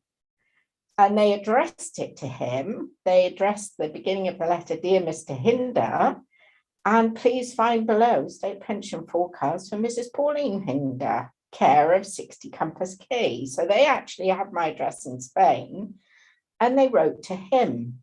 He sent it on to me with a little post-it note saying, "I don't know if you've requested this, it's come to me, but I didn't ask for it." So I actually received information about my state pension in 2007. And although the letter is 4 pages long, at no point does it mention in that letter that my state pension age had increased. And by this time, it was already 7 years, 1995, it was already 12 years since the legislation changed. But what they did do was send me a booklet about state pension age changes, and it said Understanding Your State Pension Forecast. And this book is over 30 pages long, and buried in amongst that is the information that state pension age was changing. So it was interesting that DWP didn't tell me directly, overtly in the letter. They put it covertly in the leaflet. And at that time in 2007, it was the beginning of the crash. So I had a lot going on in my life. And in 2008, my husband, or my estranged husband, put forward divorce papers and sent them to me in Spain, where I had no access to UK legal help. And he asked to divorce me because we'd been separated for the long enough period. So I signed the forms without actually taking any legal advice, and without thinking what I was doing, quite frankly. I must have been under pressure over there to have not done that.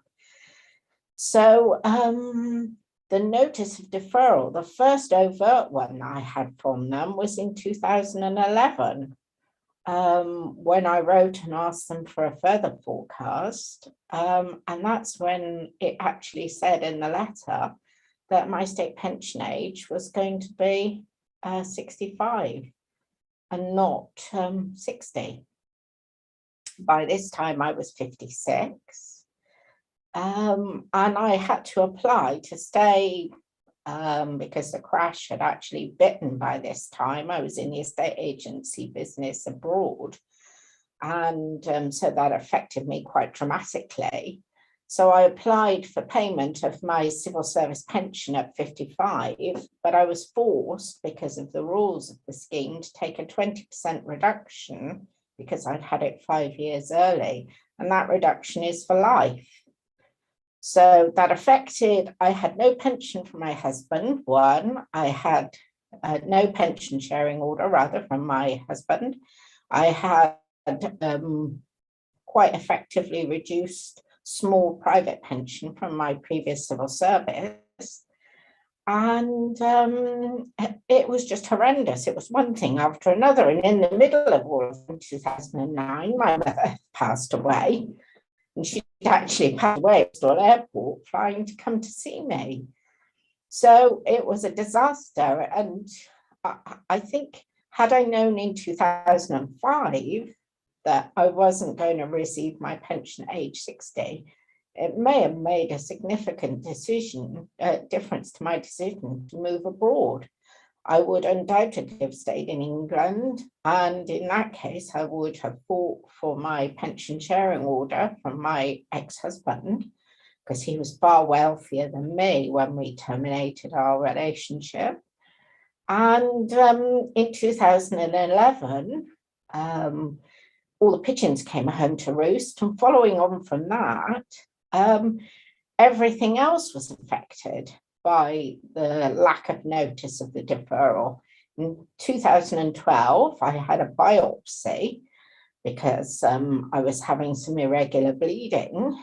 And in January of 2013, I was diagnosed with first cancer. And subsequently, I had a second cancer, a different one, different type of cancer in a different type of part of my body. That was in 2014. And in the meantime, if that wasn't enough, I returned to England, but I managed to secure a job at the MOD in between whiles, back as a civil servant again. But following the recovery, I was desperate to retain my job, which I really enjoyed. I was a commercial officer at the MOD, and I just couldn't do it. I just couldn't cope with the health issues. And because I lost my job, I was retired on ill health grounds. I was then forced to move from my private rented accommodation, which was lovely, into social housing, and came up against the DWP once again from 2017 with 5 tribunals to obtain the correct benefits. And I've been on that mostly up until last year. I've been on benefits because of health complications that came from the 2 cancers. And it's really impacted all of my life. So it impacted my health, my housing, my mental well-being. And it changed my 3 pension options that I had: my state pension, my divorce pension, and my private civil service pension. So it's been extremely difficult. Excuse me.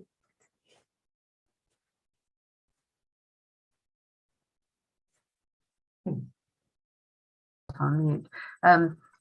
I'm sorry, I really am sorry about all of this, but particularly also about the impact of your mother's death. That must have been extraordinarily distressing. Yes, it was, because I had to come back. And my ex-husband was at a funeral with one of my friends, which is awful on top of everything else. So, yes, it's been a terrible time, but I'm coming out the other side of it and helping with this cause has given me hope. And I know that there are a lot of women who've not even been able to remain alive, and I just feel terrible for them, you know, and all because of this. And I've done a lot of research on behalf of Back to 60 and for the CEDAW campaign.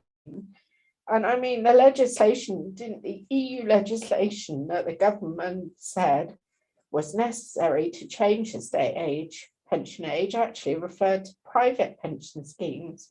So like my civil service and, you know, private ones that you pay direct to yourself. It's nothing to do. It was never anything to do with the state pension scheme.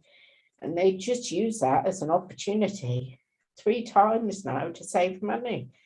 Once in 1995, again in 2011, when the coalition government moved the age by a year yet again, a year again for women. That meant 6 years in total and only 1 year for men to save money. And then finally, George Osborne boasting about it all. So it's all been done for money, really, with no thought, no impact assessments for people like myself and what we've had to go through.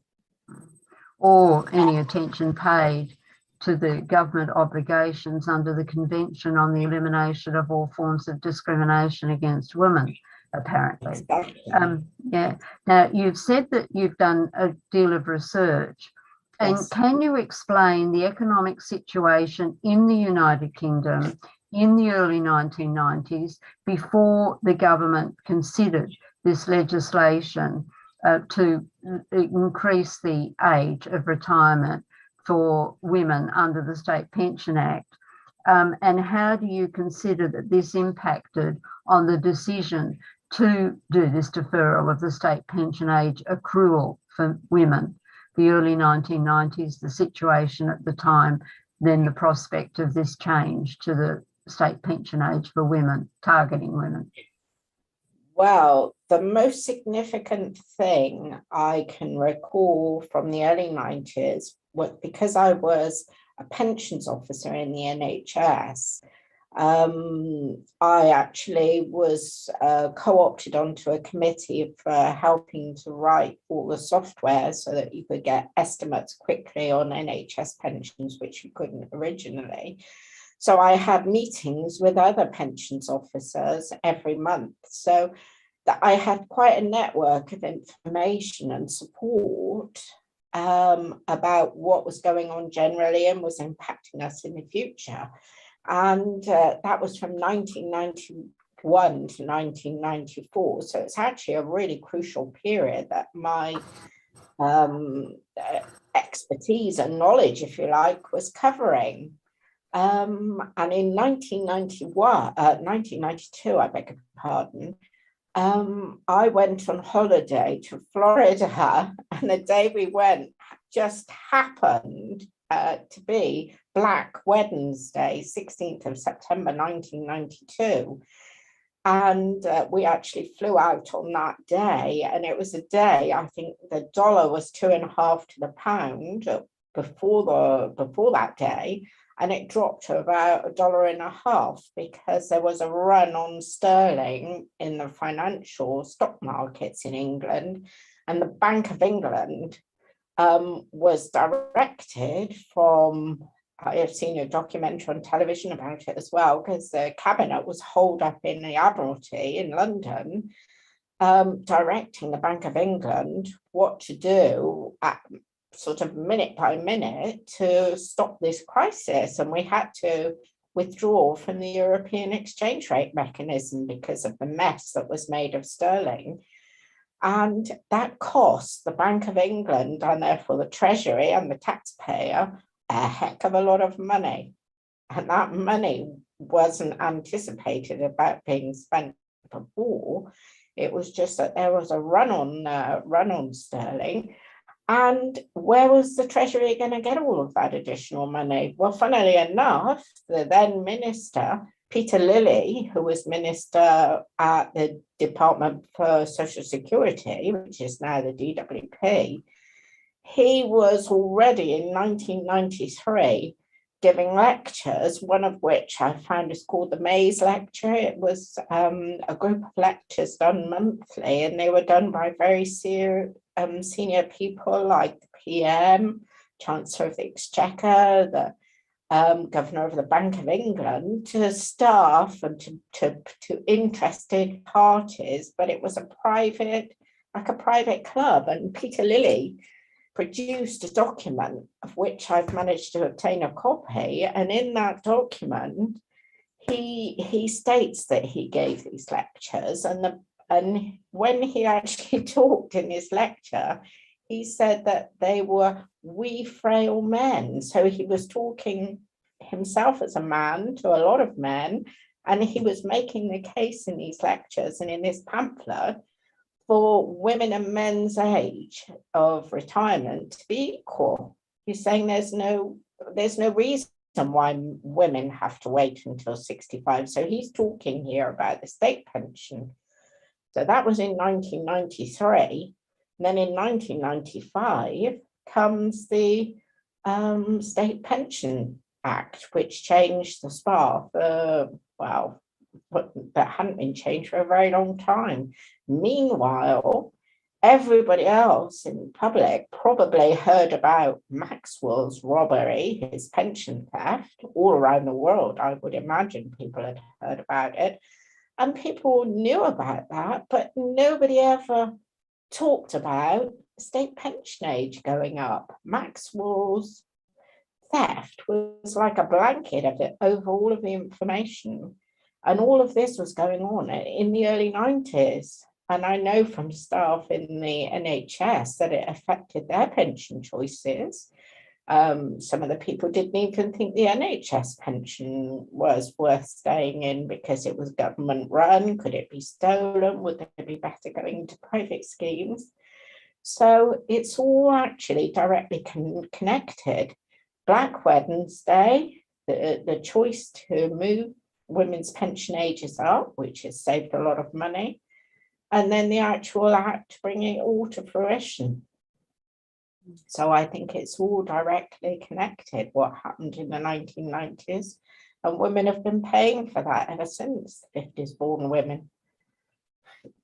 And you did earlier refer to the issue of when this came to your attention. Yes. But do you have any general comment to make on the notification or lack of notification by government on top of this information that you've just imparted to us about the circumstances at the time that led to the passage of the 1995 Act? Well, sorry, Lauren, I didn't mean to interrupt. Oh, no, please go ahead. I was interrupting you. Well, I think it was a parlous lack of a notification to the women.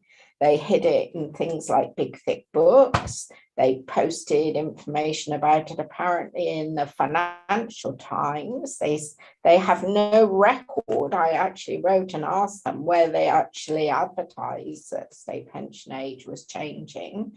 And they couldn't say specifically. I think it's only since about the turn of the millennium that they have kept better records about where they were advertising things and where they were, you know, how they were letting people know.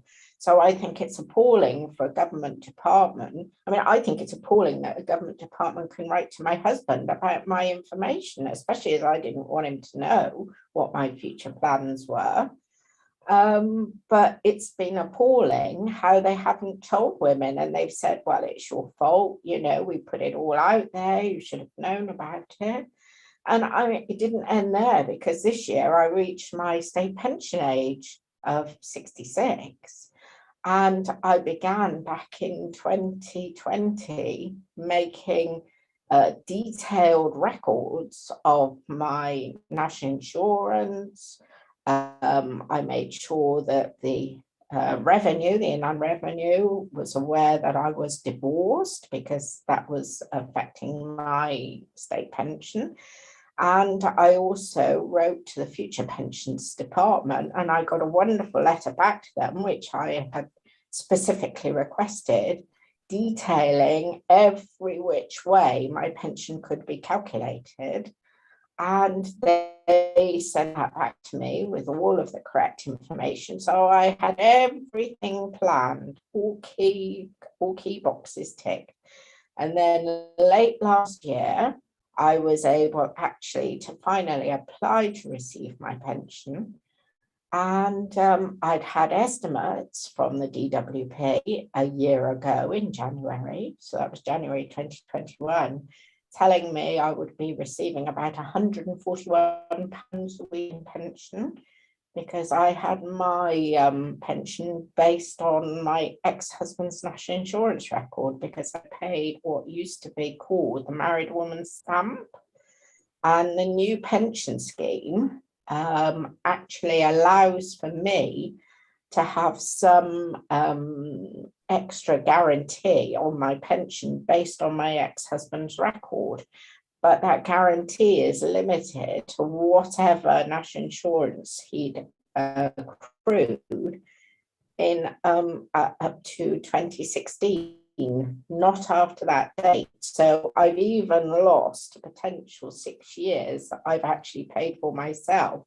I cannot add to that record and enhance my state pension. They won't allow me by the terms. So I've been shortchanged there by government legislation as well. But on top of that, when I actually had my final award notice in January this year, they actually offered me 50% of my entitlement. They told me I was only going to be receiving £68 a week. And I was furious, because I knew that that was wrong. And we've had countless cases here prior to this, where women have been underpaid, that were divorced, that were widowed, etc. And the DWP had already promised, I think they were doing their third or more investigation into all their mistakes. And yet again, they made a mistake on mine. So I rang them up, got batted off by their answering service, by people they had there saying, no, leave it with us, we'll contact you in 4 weeks. Leave it with us, we'll contact you in 4 weeks. And I was only 2 months away from receiving my pension. So in the end, I was so exasperated, I contacted Sir Steve Webb, who used to be the DWP minister in a coalition government in 2011, who I'm sorry to say was the name on the paper for moving SPA up 1 more year. So I wrote to him, because he's now back in private industry, and I said, look, I'm having terrible trouble with the DWP, can you help me? He immediately wrote back to me by email, said, give me your written permission, give me all of your evidence, and I'll see what I can do. And within less than 24 hours, bearing in mind this was already a month later, but within 24 hours, I had a phone call from the Department of Works and Pensions telling me that they'd made a terrible mistake on my pension. So I knew they had, I knew very well. And, you know, I've done everything in my power to make sure they had all of the correct information. And 2 days later than that, I had a new notification. My pension had now gone up to about 144, something like that a week. And from my birthday, they paid me my pension correctly. But if I hadn't have had that other way of going about things, contacting somebody completely off the cuff about it and not connected now with the DWP, I would still probably be sat here trying to manage on a 50% pension. I think it's just disgusting. And David Henke, who's done a lot to support our cause, has just actually in the last 24 hours, I believe it was, reported again on the multiple mistakes by the DWP. Even more are coming out of woodwork. So, you know, it's been a long journey. Did you have that, you know, the book that you said, the lengthy book that they sent to you with a letter that didn't disclose? Yeah, I was just going to say, if you'd hold it up, let us look at it on screen. And do you have noted the page at which they made this comment about the age change?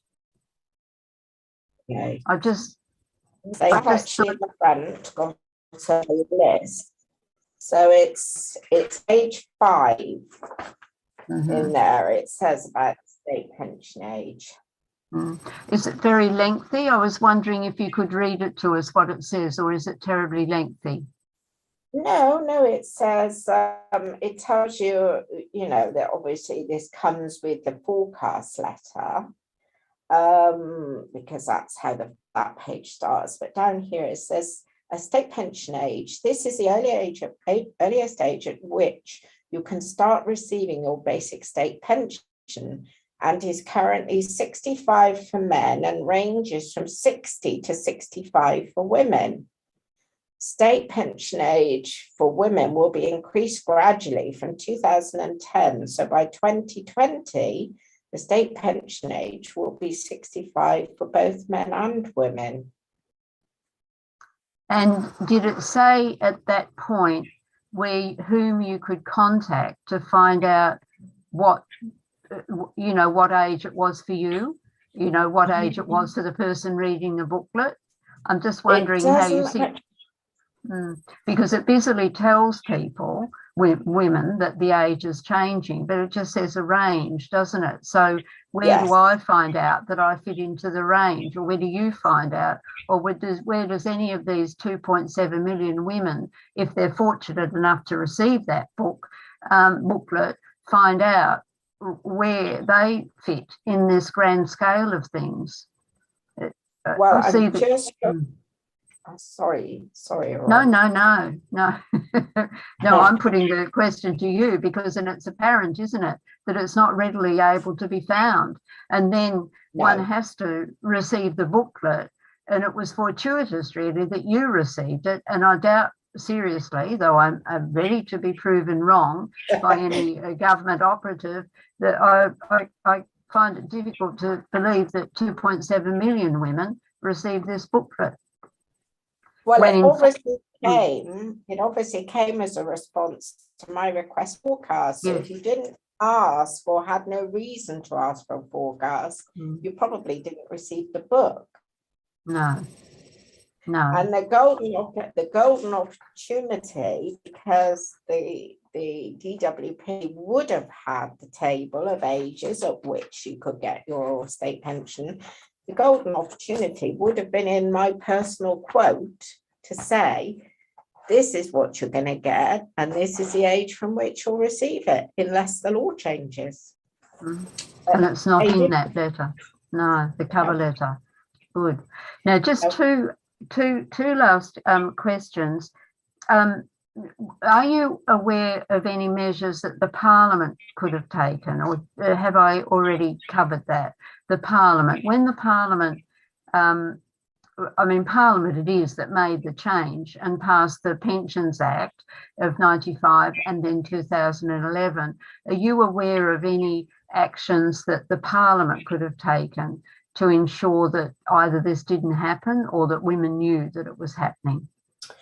Well, when I started my job at the MOD, which was in 2013, I was reacquainted with things like risk assessment. So I actually sent a Freedom of Information request to the DWP asking if any impact assessments were done, and they declared that they weren't. So the government should have done it. And in fact, I have checked on the internet, and it said that from the 1980s, risk assessments or impact assessments were actually a government tool. But for some reason, they decided that probably cost. They decided that 3.8 million women weren't worth it. So they could have done impact assessments, because I mean, clearly in my own circumstances, it impacted my life hugely. If I'd have still been married, it would have probably been livable, because, you know, my husband and I earned serious money between us. But once I was divorced, I became like a different person, really, because of my socioeconomic status. So I think that they could have done more. I mean, we've seen cases of publicity that the DWP has done, but again, that was covert. They had like 2 dogs on a beach. Well, are women dogs? Was that the message? Why would a woman look at that and think it referred to her? It was ridiculous. I don't know who was in charge of the campaigns, but somebody was having a laugh at our expense. And, you know, I think it's awful. What they could have and should have done more. Good. Yeah, well, as I said before, not good. So, as you know, the Cedar People's Tribunal held hearings last year in June, and the outcome was that the plea for a Women's Bill of Rights for this country to honour the obligation that the country entered into when ratifying CEDAW. So do you consider that having a Women's Bill of Rights for the United Kingdom would have any value or impact for women in this union, in the United Kingdom? Definitely. I mean, it's raised our case for starters in the public domain more widely. I mean, people know about WASPI, but WASPI have gone off on a different tangent. And I think there are so many issues that women are shortchanged on, and that CEDAW can make a difference in our lives. You know, I think it's bonkers in such a wealthy country that things aren't spread equally. But if it takes CEDAW to sort that out, Mrs. Thatcher must have thought we had a need for it to have signed up to it. There was a woman who was extremely opinionated, informed, and she thought it was a good idea. I mean, nothing was done afterwards, unfortunately, but you know, she saw the need for having CEDAW all that long time ago. So I think, yes, CEDAW is necessary, and it will make a difference in many ways. Well, it's 40 years since we signed it, and it's nearly 30 since we ratified it. So it's a very long time. That's true. Yeah. And so are there any further remarks that you'd like to make on this issue before we say thank you? Well, I just think that the government needs to appoint a representative, a permanent representative in this country, and not just pay lip service saying that there's nothing that we need to do because it's all covered by laws here anyway, because clearly it isn't. And our cases prove that. It's a standing cause that actually says that everything that they've done has been wrong in our case and unequal treatment for women. So we need CEDAW, and they're not doing enough to bring that forward, and we need a representative here to enforce matters. So a permanent CEDAW representative in and for the United Kingdom for women. Fantastic. Yeah, It good. would be fantastic. Okay, thank you so much for coming then, Pauline. We really appreciate it, and we'll now move on to the next witness. Thank you. Thank you very much, Your Honour. Thank you. Thank you. Bye-bye. Hi, good. Now we're ready for the next witness, whom I understand is Dr. Shirley Pressler. Ms. Fenner, Anne, is Dr. Pressler with us, or will we take a short break awaiting her arrival?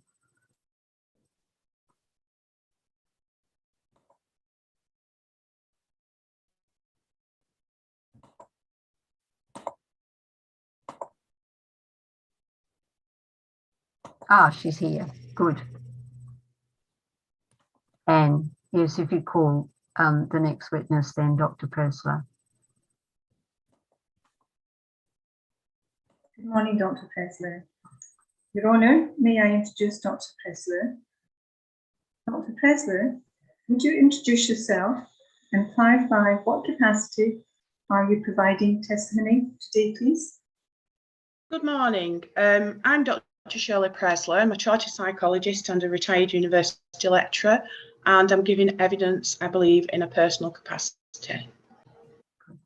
Right. Thanks so much, Dr. Pressler, for coming.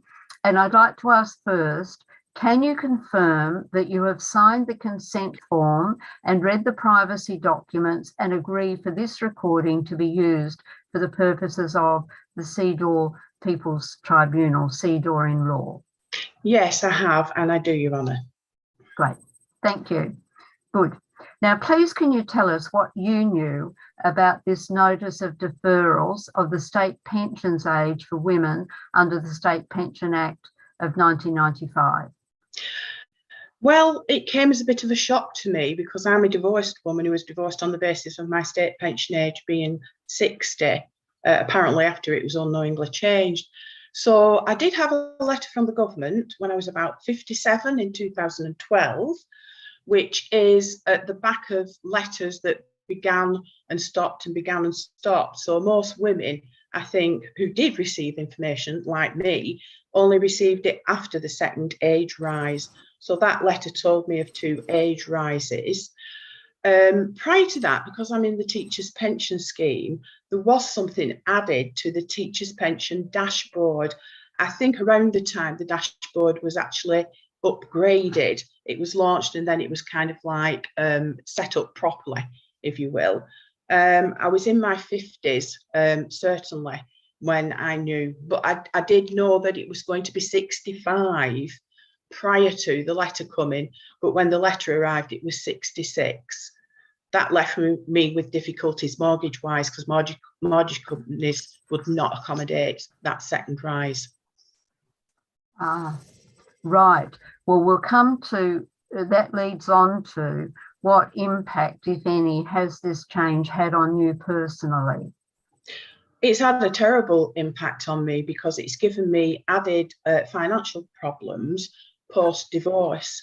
I've had a knockback financially during my divorce in the late 1990s. Most of our wealth seemed to be in pension pots in my ex-husband's name. The judge seemed to think that my state pension age was 60. I didn't know that was wrong. There was a lot of money in pension pots in his name. So I missed out on that. And then I've tried to rebuild my life. It's quite complicated, really.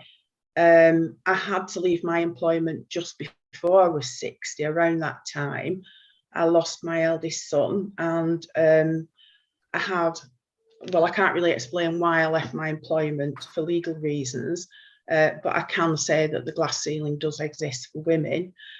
The difficulty for me there was that I had a mortgage. So the money I expected to pay my mortgage off with from the teacher's pension, which I drew at age 60, which I have a shortfall on anyway, because I only accrued it from around my mid-40s. That money I had to use to survive rather than pay the mortgage off. I then had to sell my home, which was what I would refer to as my second family home. I didn't get the house from the marriage, and all my children had lived there at some point with me as young adults. And I had this real pressure at the age of about 65 that my mortgage term was coming to an end. I had to sell it. The mortgage company wouldn't accommodate another year to run on the mortgage. They were constantly reviewing it. My teacher's pension, which I'd drawn at age 60 and used the lump sum to exist on rather than pay all the mortgage off, that wasn't sufficient to remortgage. So that left me in a terrible dilemma. I was fortunate enough to sell that property, and I purchased a flat, which is where I now live. And I'm retired. I live in a flat. And from that point of view, I've been quite lucky. Yes.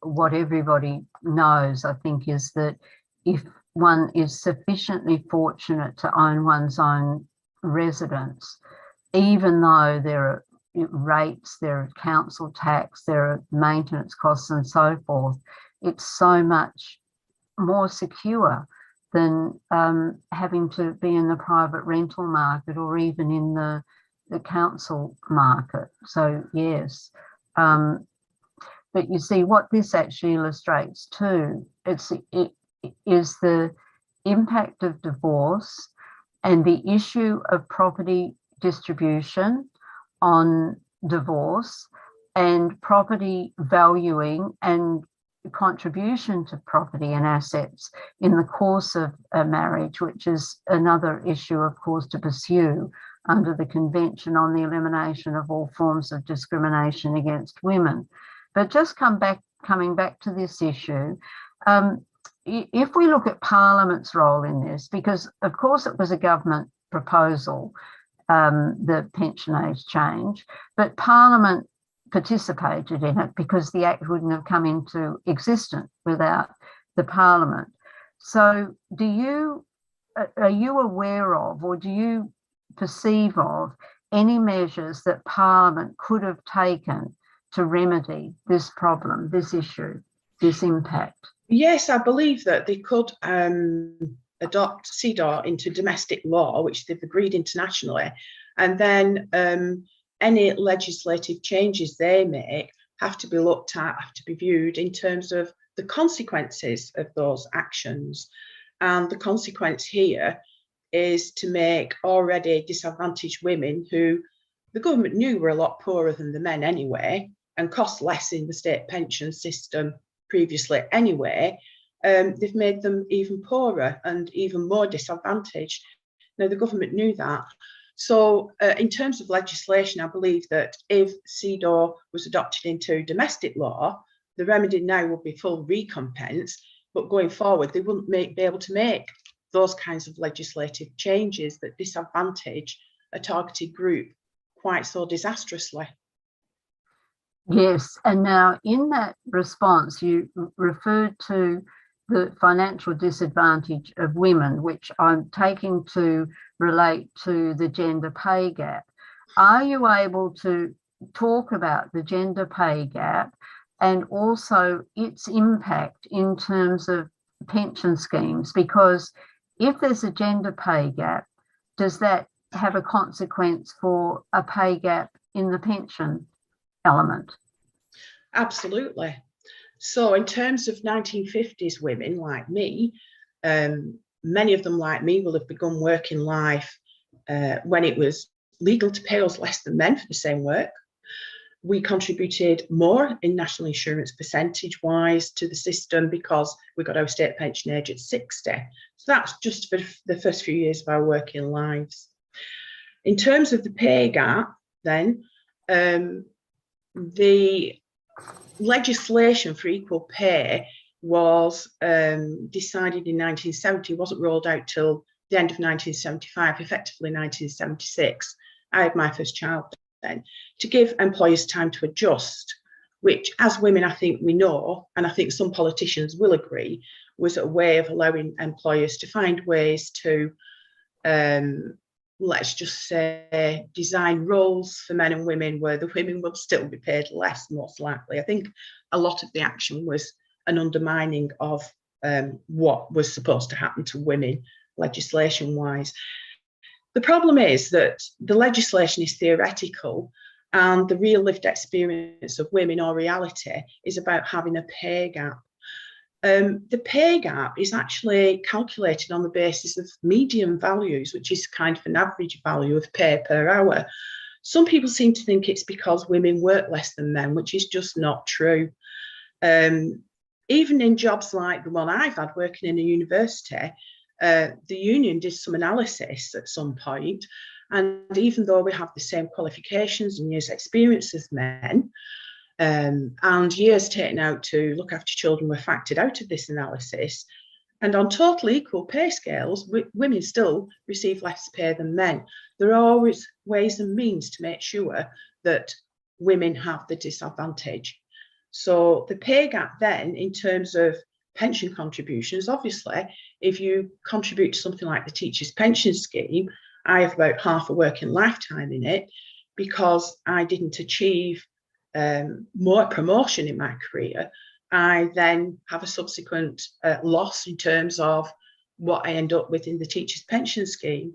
So women, by way of being repressed financially in terms of pay, are also repressed financially in terms of what they might get in terms of pension and lifetime wealth. Another anomaly really for us is that a lot of women, because of caring for children, etc., working around husbands' careers, etc., took part-time employment. And I think it wasn't till, was it 1993, that women were invited to join pension schemes from part-time employment. I think there was some change around that time. That coincided when I actually joined a teacher's pension scheme, but I was only half-time permanent. So in 1993, I was half-time permanent. Although I then had half-time employment for about 5 years before I got full-time employment, the 5 years in the teacher's pension scheme only counts as 2.5 years because it's out of time. But in terms of being contracted out from the state pension scheme, it counts as 5 times. That is an anomaly that applies to women. And there won't just be me. A lot of anomalies in terms of what happens in respect of women, and especially in old age, facing poverty. There are just so many things that trip women up. And the government knew about all this before they made the changes. This is what really is so annoying, actually. There are academics that were writing about this, and they use the government's own statistics, the ONS statistics, and have submitted some documents, academic articles. And somebody called J. Ginn has written several of those. But in 1993, she demonstrated that although the government was saying they wanted to rely more on alternative pensions and perhaps diminish the state pension, they were looking at figures where married men had alternative pension provision and pretending women didn't exist. So she makes reference to invisible women. There's some reference to vanished women. And even though women might be married, there isn't an equal share of those pension funds. The research evidence suggests that. And certainly when you divorce, you kind of lose it practically. The legislation for automatic sharing only occurred in the year 2000, whereas taking state pension off women, which is basically what we're looking at, occurred in the year 1995.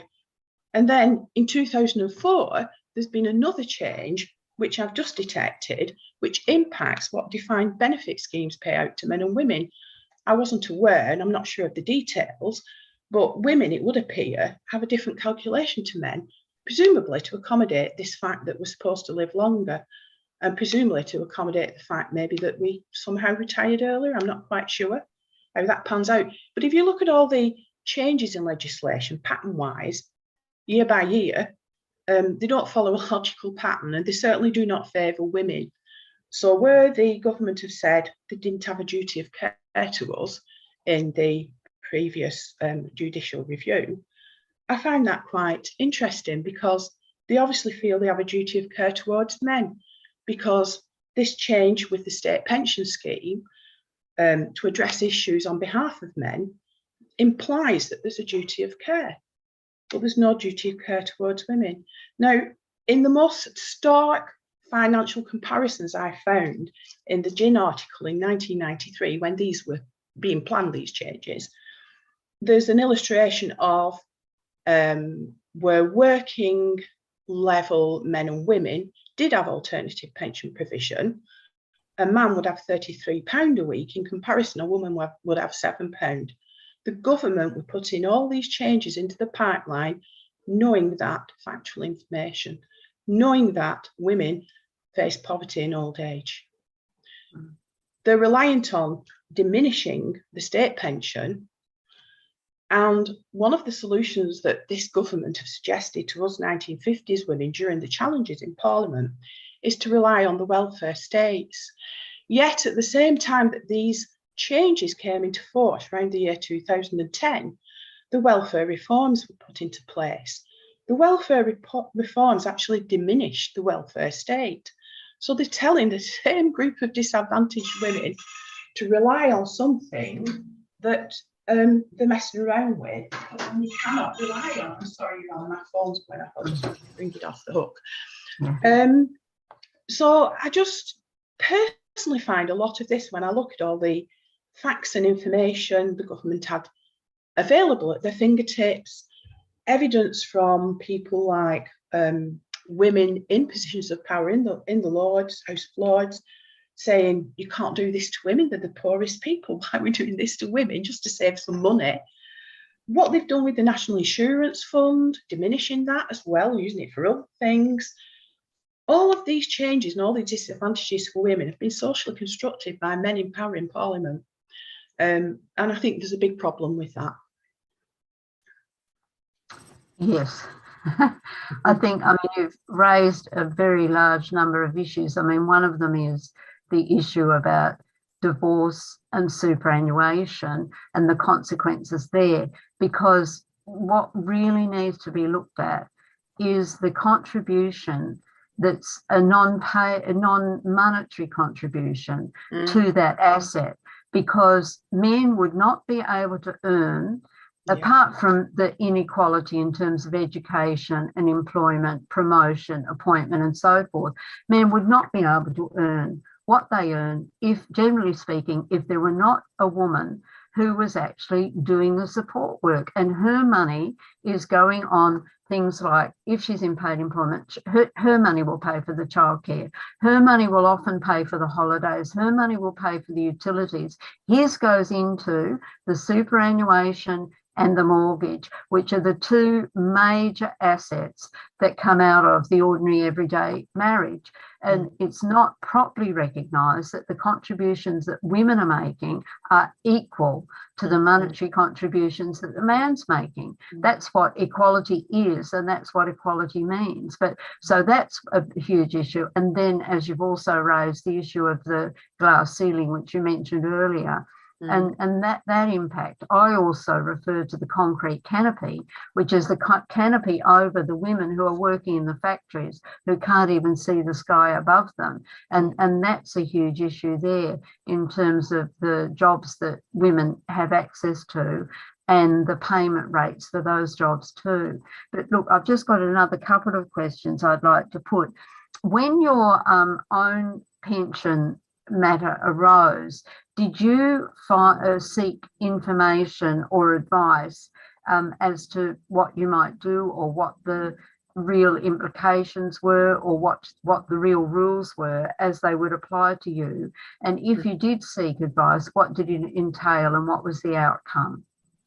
Yes, I did, Your Honour, in two instances. So in 1993, when I secured, because I'd been a mature student, I was a traditional wife of the era that I come from. I had children, raised children, and then went into study as a mature student.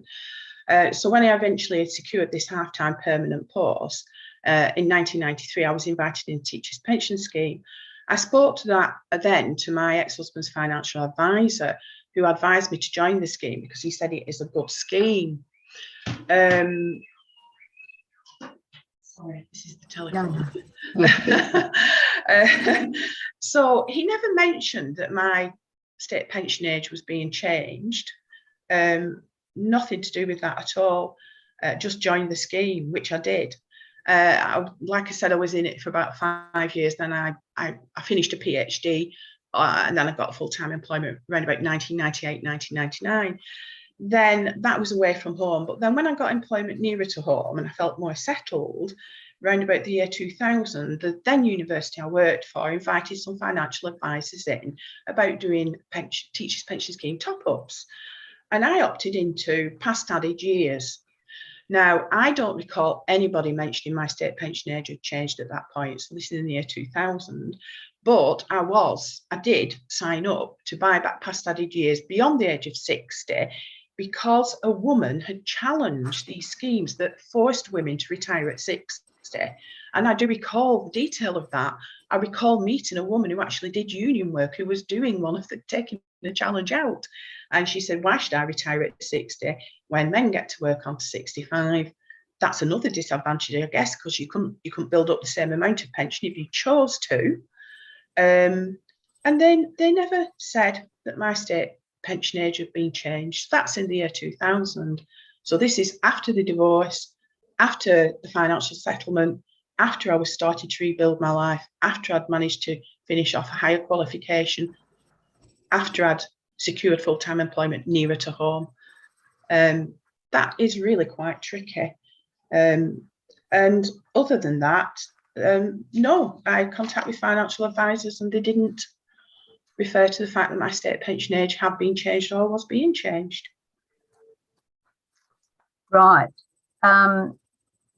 Yes, and the judge didn't know either, you see, in your divorce. And yeah, and it's something that ought to have been made known as well to counsel and barristers and solicitors practicing in the area, because it'd be crucial for them in representing their clients that they had an awareness of that change. And so in fact the Bar Council and the solicitors regulatory body should have been made aware as well, so that they could inform their professional their professional people that they in turn represent. Yes, good. Look, just one last question then.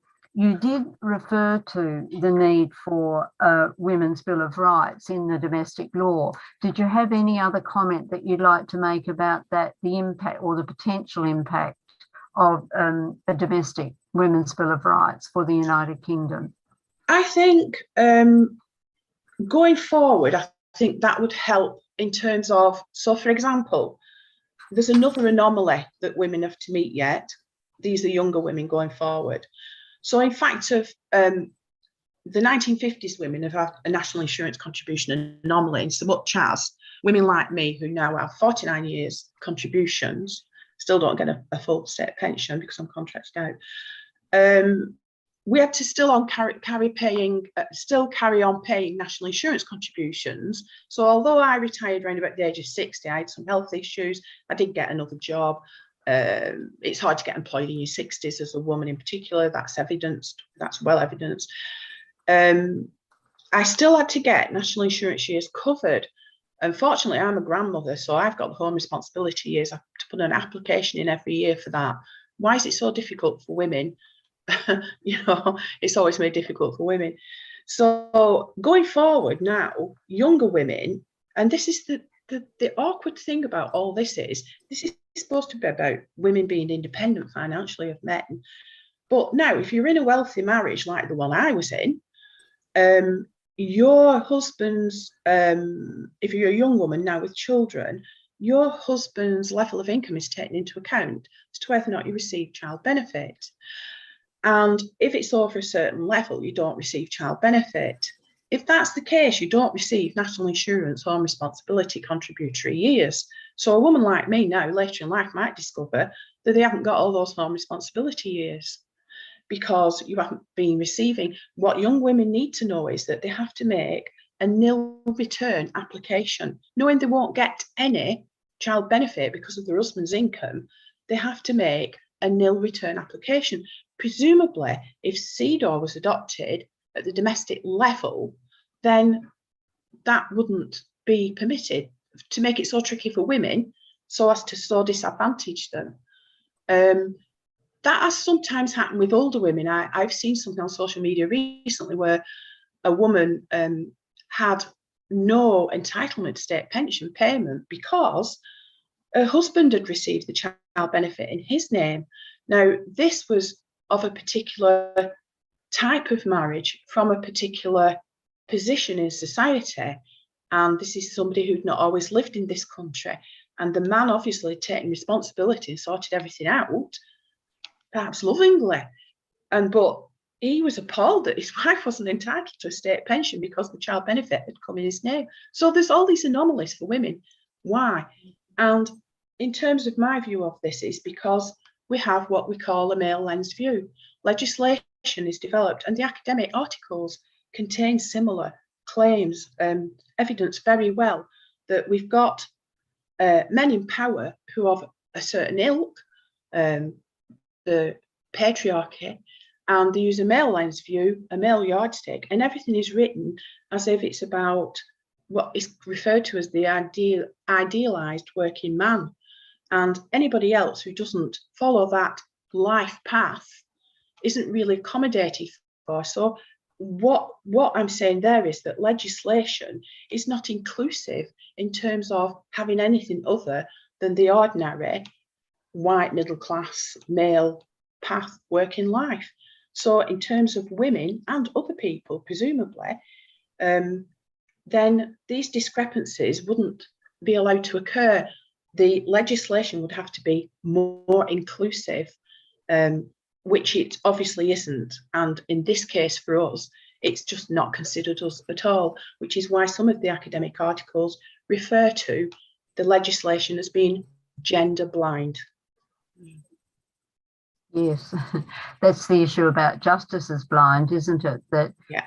What happens is that the blindness operates where it oughtn't to, and the open eyes operate, it's around the wrong way, because sometimes there should be a blindness. For example, if there's a promotion, then it should be blind to whether it's a woman or a man, so that the woman's got equal chance. And the fact that she's a woman is not used against her. And yet that doesn't happen. It's obvious from the way that the system works.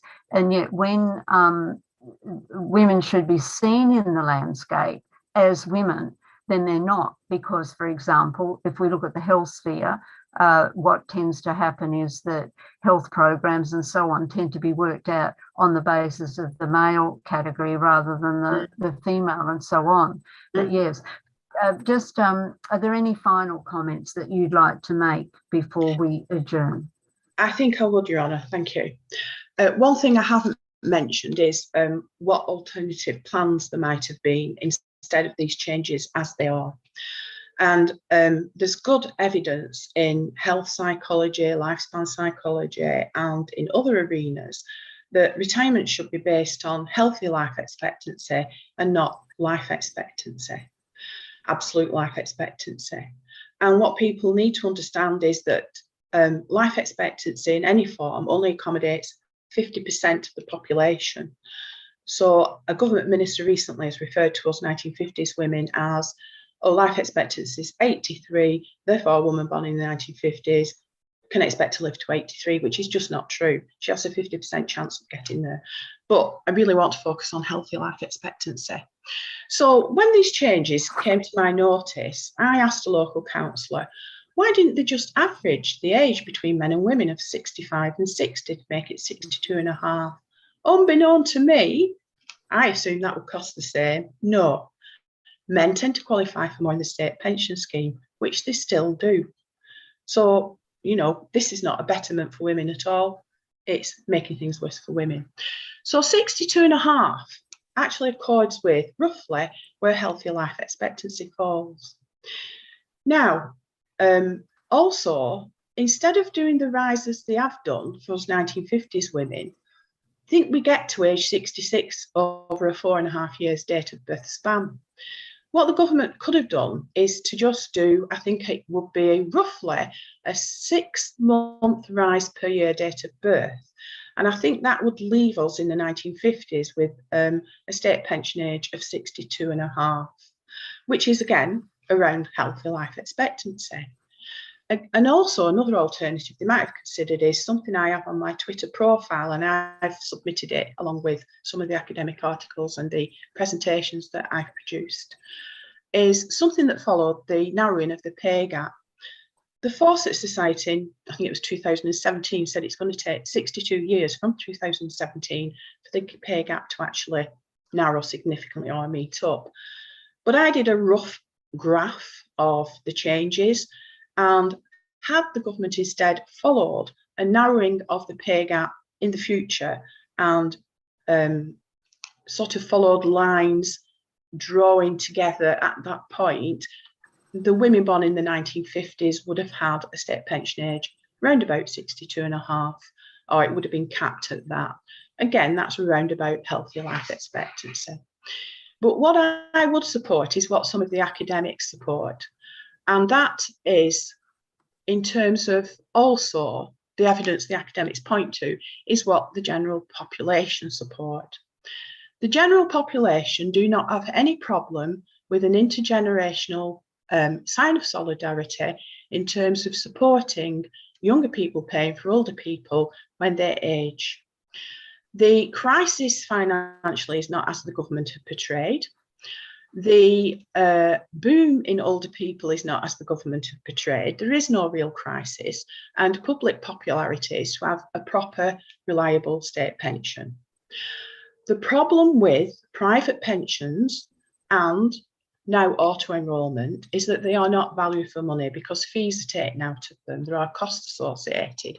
And as we all know, the original legislation for us 1950s women was piggybacked on the Maxwell legislative changes, where Maxwell had sort of pension funds had disappeared. I believe British Home Stores funds have disappeared since. So there's been some tweaks and changes that are kind of, I would say, tokenistic in that sense. But our changes were piggybacked on those changes. And I think it's a bit ironic that we're expected to rely on other things that don't work well for us. They feed a financial industry rather than the people who invest in the pension schemes.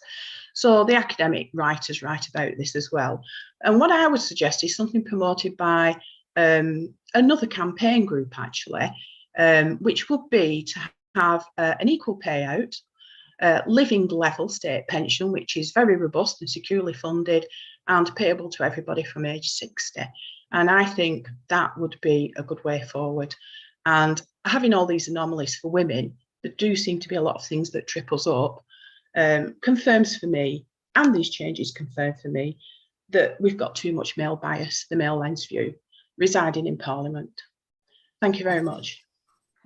Thank you so much, Dr. Presser, very much appreciated. And just before we go to our adjournment for lunch, the three witnesses that we've had in this session, Carol May, Pauline Hinder, and now Dr. Shirley Presser, have brought to mind Article 12 and Article 13 of CEDAW.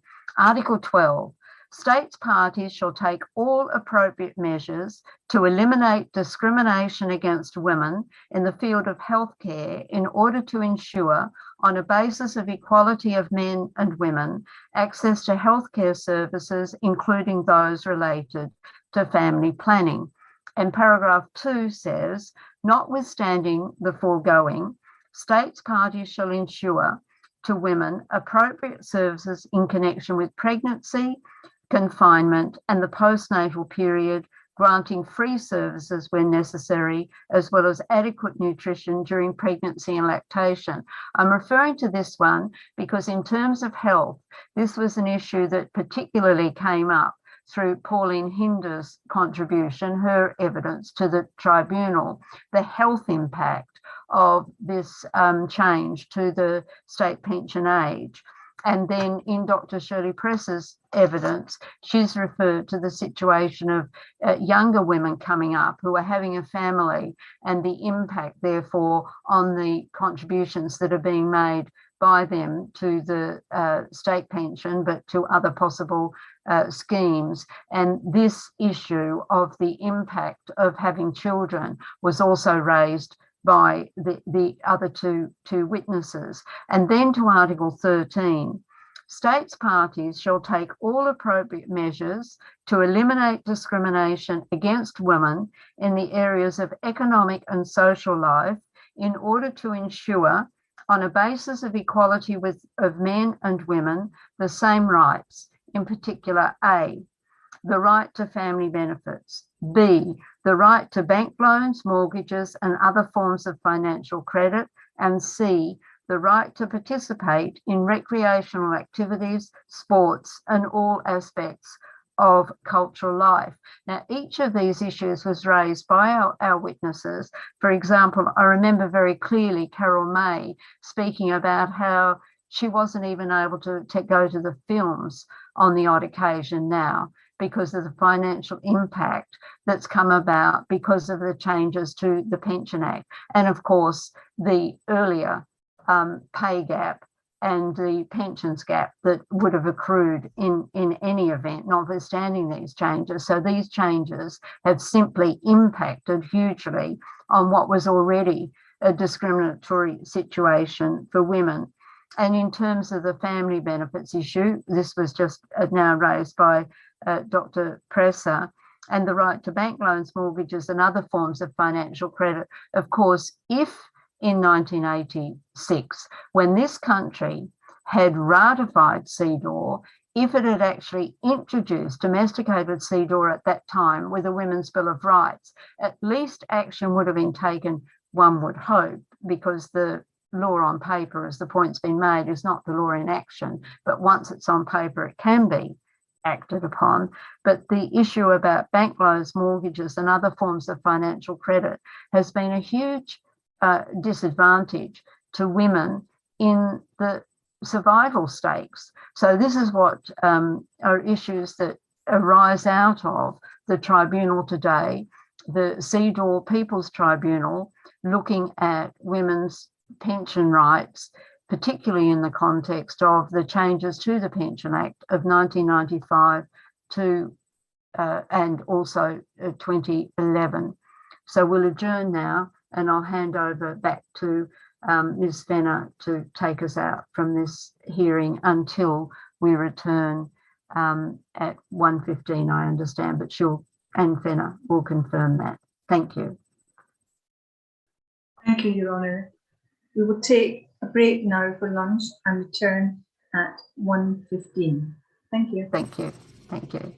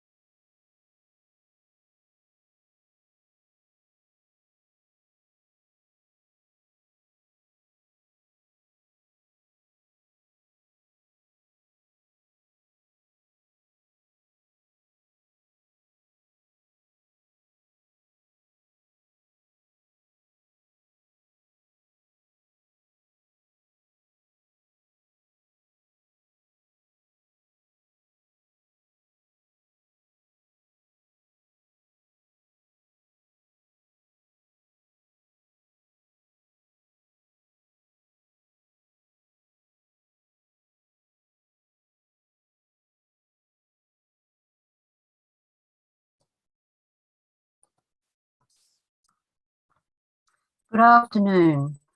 This is the CEDAW In-Law Tribunal on the question of women's pension rights. And before calling our next witness, I'd like to refer again to the amicus brief that was filed in this matter by Back to 60, a women's group active and campaigning on relation to the matter of women's pension rights. This amicus brief is dated the 10th of September 2018 and relates to the judicial review application that was brought in relation to this matter, but sadly was not heard ultimately by the High Court. The brief states this: women born in the 1950s are members of a particular social group, directly and adversely impacted by the mechanisms selected by the United Kingdom Parliament and the United Kingdom Government to equalise the state pension age of retirement of women to men. Just to intervene here or intercept here for one moment, originally, the state pension age of retirement or of acceding to their state pension right came for men at 65 years and it came for women at 60 years. However, a determination was made by government and was put through the Parliament in the State Pensions Act of 1995 that those ages should be equalised, rather than equalising them down so that men would gain their right to the state pension at year 60, women were taken up to year 65. And it's a consequence of that change that we're here today, the CEDAW In-Law Tribunal, looking at this issue of state pension rights for women. The extreme adverse impact of this change under the 1995 State Pensions Act impacted and resulted from at least 3 voluntary policies set out in the law implemented by the United Kingdom government that fundamentally changed the mechanisms for calculating the date at which a woman born in the 1950s will be able to access her state pension, namely the mechanism of the application of a temporal taper, a state failure in its obligation to inform those who would be inadvertently and severely impacted by this temporal taper. A temporal taper means that ultimately women born in the 50s would gain their pension at 65, but the temporal taper extended over a 5-year period originally, so that as women aged into the 60s, then the cutoff date for them to receive the state pension would increase. So originally you've got 60 as the age, and then the temporal taper meant that women born in the 50s would gradually, those born in 1951 would be impacted, 52 and so on. So over this temporal implementation period, women began to receive the pension later than 60 or qualify for the pension later than 60 until ultimately the age of 65 was reached under the temporal taper. So to return to this,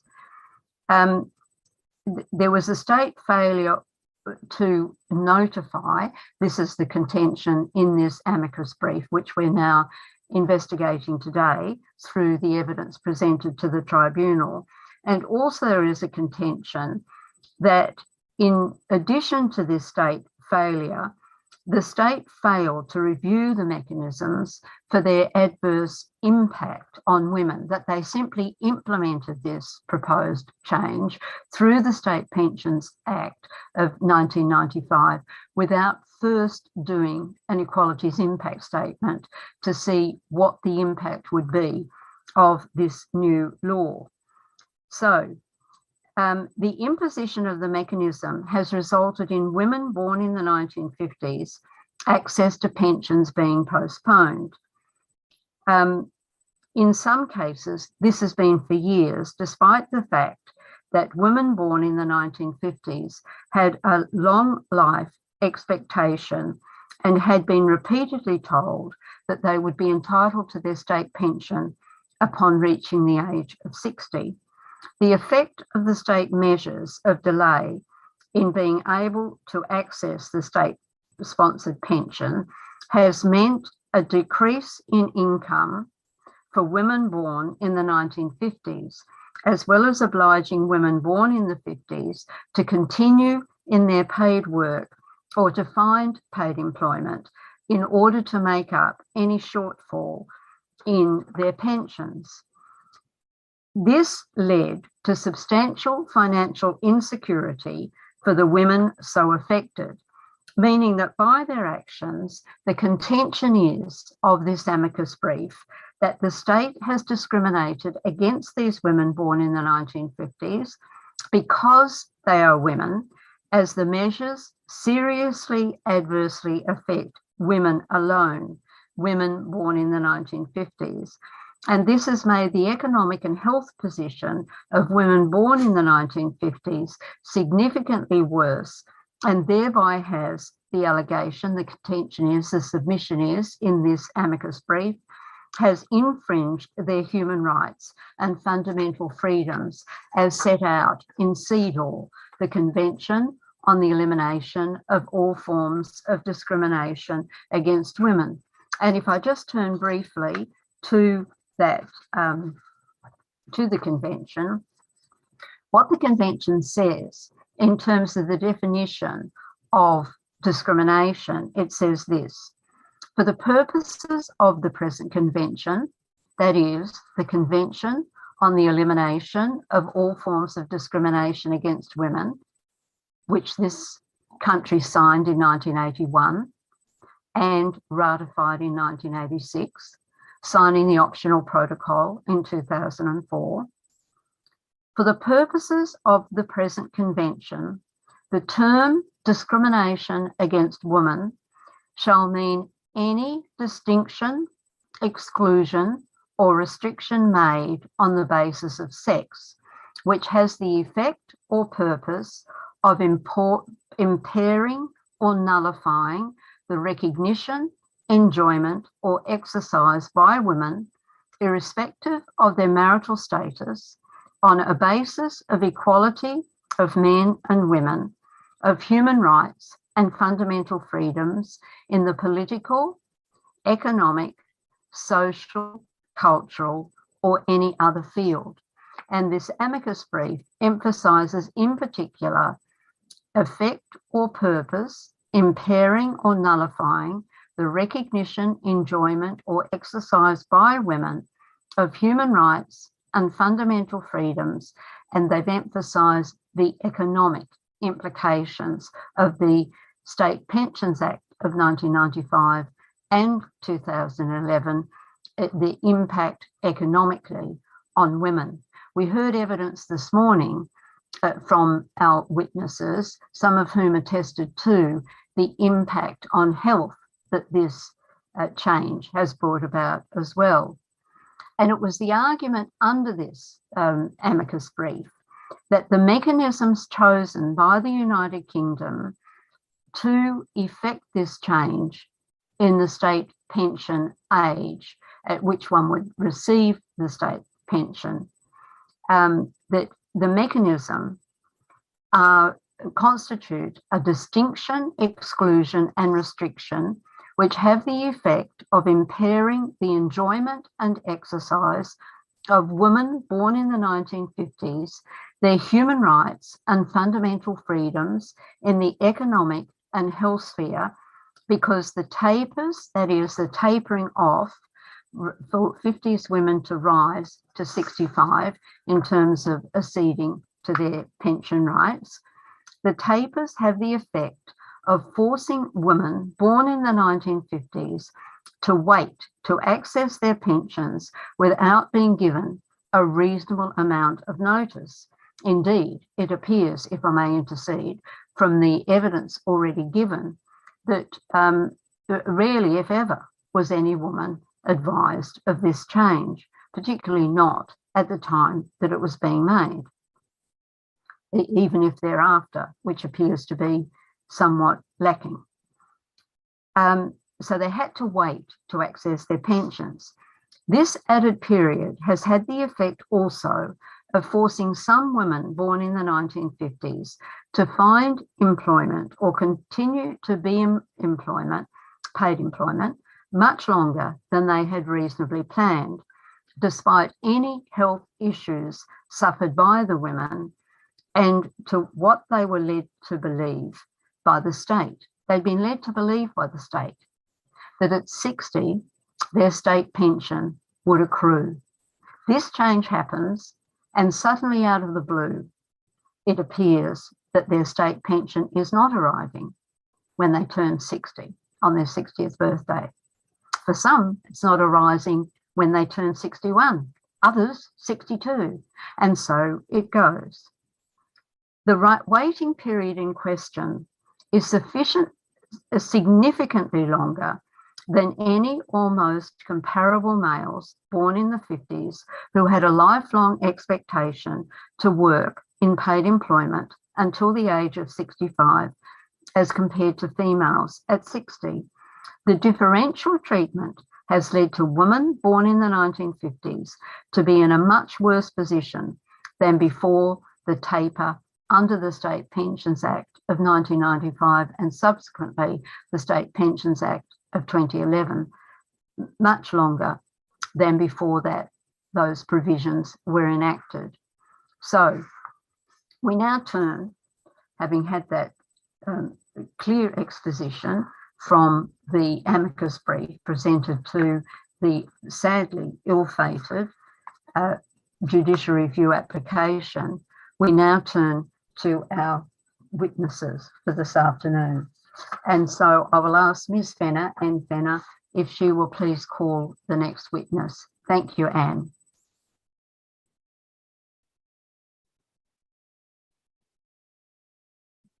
Good afternoon, David. Your Honour, may I introduce witness Mr. David Henke. David, would you introduce yourself and clarify what capacity are you providing testimony today, please?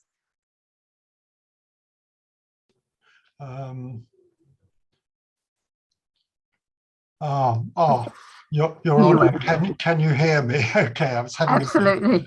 Yeah. Can hear you and see you, so you're there loud and clear. Thanks, right. David. Well, my name's David Henke. I'm a freelance journalist who's worked in Parliament actually since 1986. And I'm speaking in a personal capacity as a freelance journalist rather than representing any organisation at all. I think that's probably the best way to describe me. And I've had years of investigating issues in Parliament and also some MPs as well.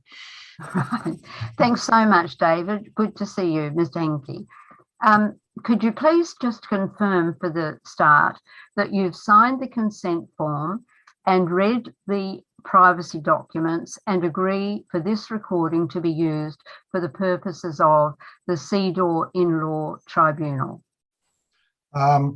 Yes, Your Honour, I can confirm that I have actually signed the consent form and read the terms, and I'm very happy for it to be used, the recording to be used for the purposes that you wish to use it for. Thank you. Good. Thank you. Thank you. Good. And now to questions. As you said, you're a correspondent, a lobby correspondent, and you've written a great deal about the State Pension Act age deferrals. Can you tell the tribunal what, in your opinion, are the issues in relation to the pensions changes for the 1950s women? Certainly. I mean, the biggest issue to me is that a large cohort of people, 3.8 million people, have suffered a considerable injustice by the fact that their pensions have been basically deferred for such a long period, and they've not been properly informed, consulted, or anything since the 1995 Act was passed. And the assumption has always been that somehow, like lobby correspondents, people follow legislation in great detail and parliamentary debates every day, so they should have known. But it's absolutely obvious this was not the case. And basically, these women has suffered an enormous injustice because they actually hadn't realized what was about to happen to them, and the government could have done something about it to inform them much, much earlier than they did.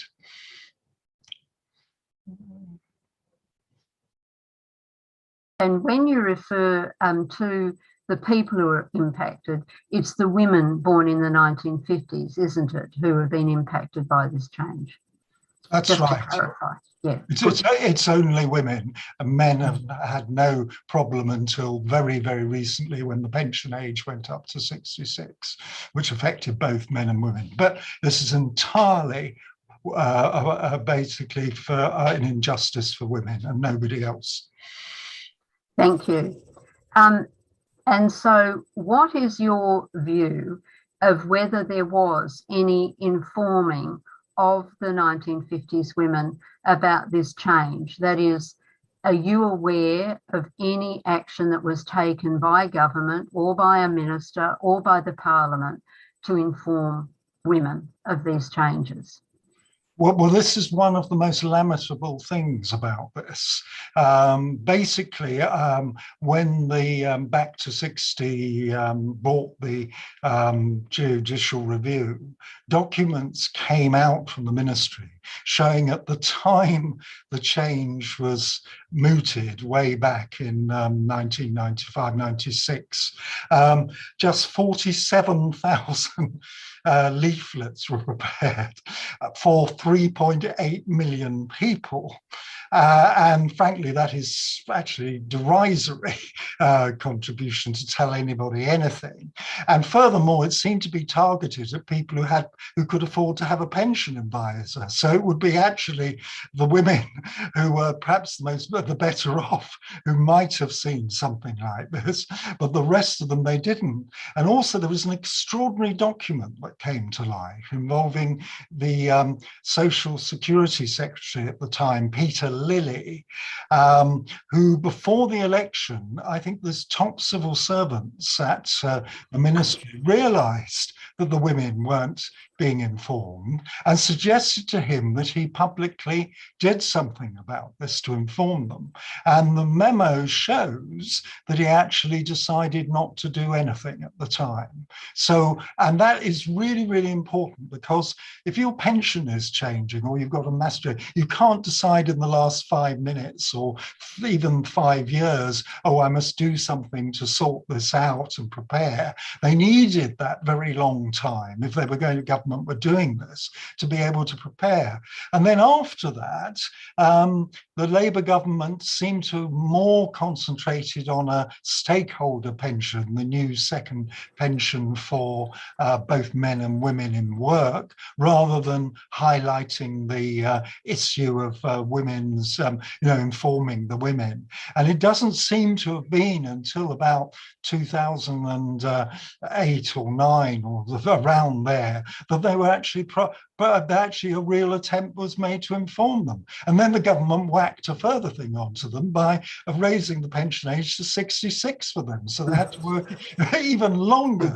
So actually it's a lamentable, frankly, attitude by the government, who who basically got out of what I think is a democratic right that people should expect to be informed of a change. And it's no good just saying, oh, we passed an act of parliament, you should be reading it all and know.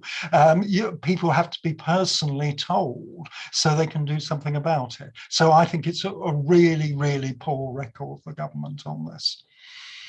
And interesting that, as it appears, the civil servants were aware of the importance of the change and the need to inform the women, but that the political representative, ironically, of the people, as you point out, and I understand from what you've said, didn't take the civil service advice. Is that the case, appears? That is the case. And actually, if you look at the circumstances, this was in about January 1997, when the Conservative government was towards the end of its time in office. There was a general election in June. And my suspicion, although there's no documentary proof about this, my suspicion is the ministers thought going into an election against a vibrant new Labour leader, Tony Blair at the time, and announcing to 3.8 million women your pension, you're not going to get it till you're 65. Probably they thought, well, we'd rather not do that because we'll lose even more votes. As it turned out, they lost a huge amount of votes anyway, but that's another matter. Right, thank you. Now, in your blog, you, of course, do the regular blog, and you wrote a blog on the 19th of July. It was published in 2018, some years ago now. And in that blog, you referred to the 271 billion rate, quote unquote, of the National Insurance Fund. Can you explain what you meant by that and how the tripartite agreement to fund the National Insurance Scheme worked, and if the breaking of that agreement or contract has affected the pensions of the 50s women? And when I asked this, if you'd explain what the tripartite agreement was and the National Insurance Scheme, because there'll be people watching this who are not from the United Kingdom, and also in referring to that affecting the pensions of 50s women, if you could also explain if it impacted more on the 50s women than on others, whether women or men or just men. So thank you. All right. Now, I basically, this rather dramatic article follows research I did after Joanna Welsh asked me to look into what seemed a very strange issue to 1950s women. The government kept saying they hadn't got the money to continue paying women pensions at 60. So I then looked back into the history of this and discovered some amazing facts. I mean, the basic system, the sort of tripartite system, was set up under the Attlee government after the Second World War. And basically, under Beveridge, who was the minister at the time, the plan was to create a national insurance system that will cover everybody, not only pensions, but unemployment benefit and maternity benefit and all the benefits, and for the disabled as well. And this system basically involved the money raised from national insurance from both the employee and the employers going into a fund. But this was topped up by a third by the Treasury, which gave the extra money mainly because it wasn't just meant for pensions, it was also meant for unemployment and other benefits. So basically it had to cover a much wider range than being left there or being used every year for pension payments.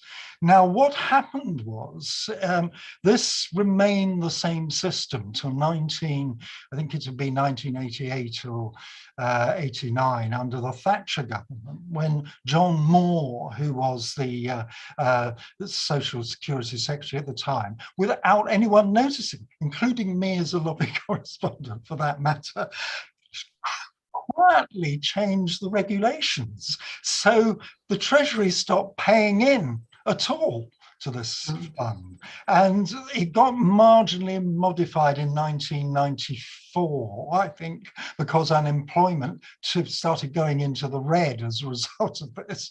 And the government thought, well, if it's in danger of absolutely going into the red, we'll allow an occasional top up. What happened after that for at least 24 years, I think there was only about 1 year that the Treasury put any money into this fund. As a result, I use the, I'll explain why I use the word rape as well. Basically, as a result of this, the fund was starved of resources. And I discovered also on the internet a wonderful bit of analysis by a former, sadly is no longer alive, a former Social Security advisor to David Ennells, who was Labour Social Security Secretary in the 1970s, that calculated the money was lost by this by the Treasury stopping spending money.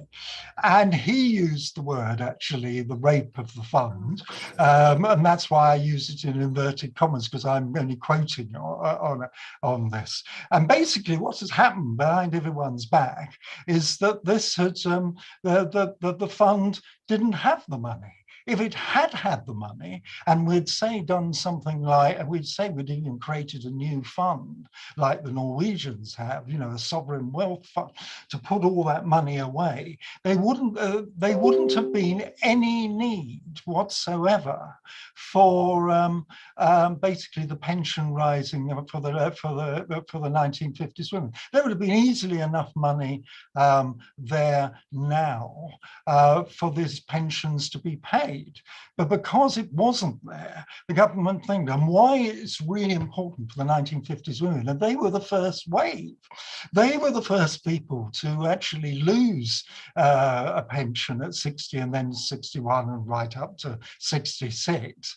And they were really the victims of what was really a hidden austerity policy, if you like, to save public money, and they were just and they just lost out. So not only, as I said before, weren't they told properly afterwards, but the system, frankly, I mean, I suppose I could use the word, was rigged against them.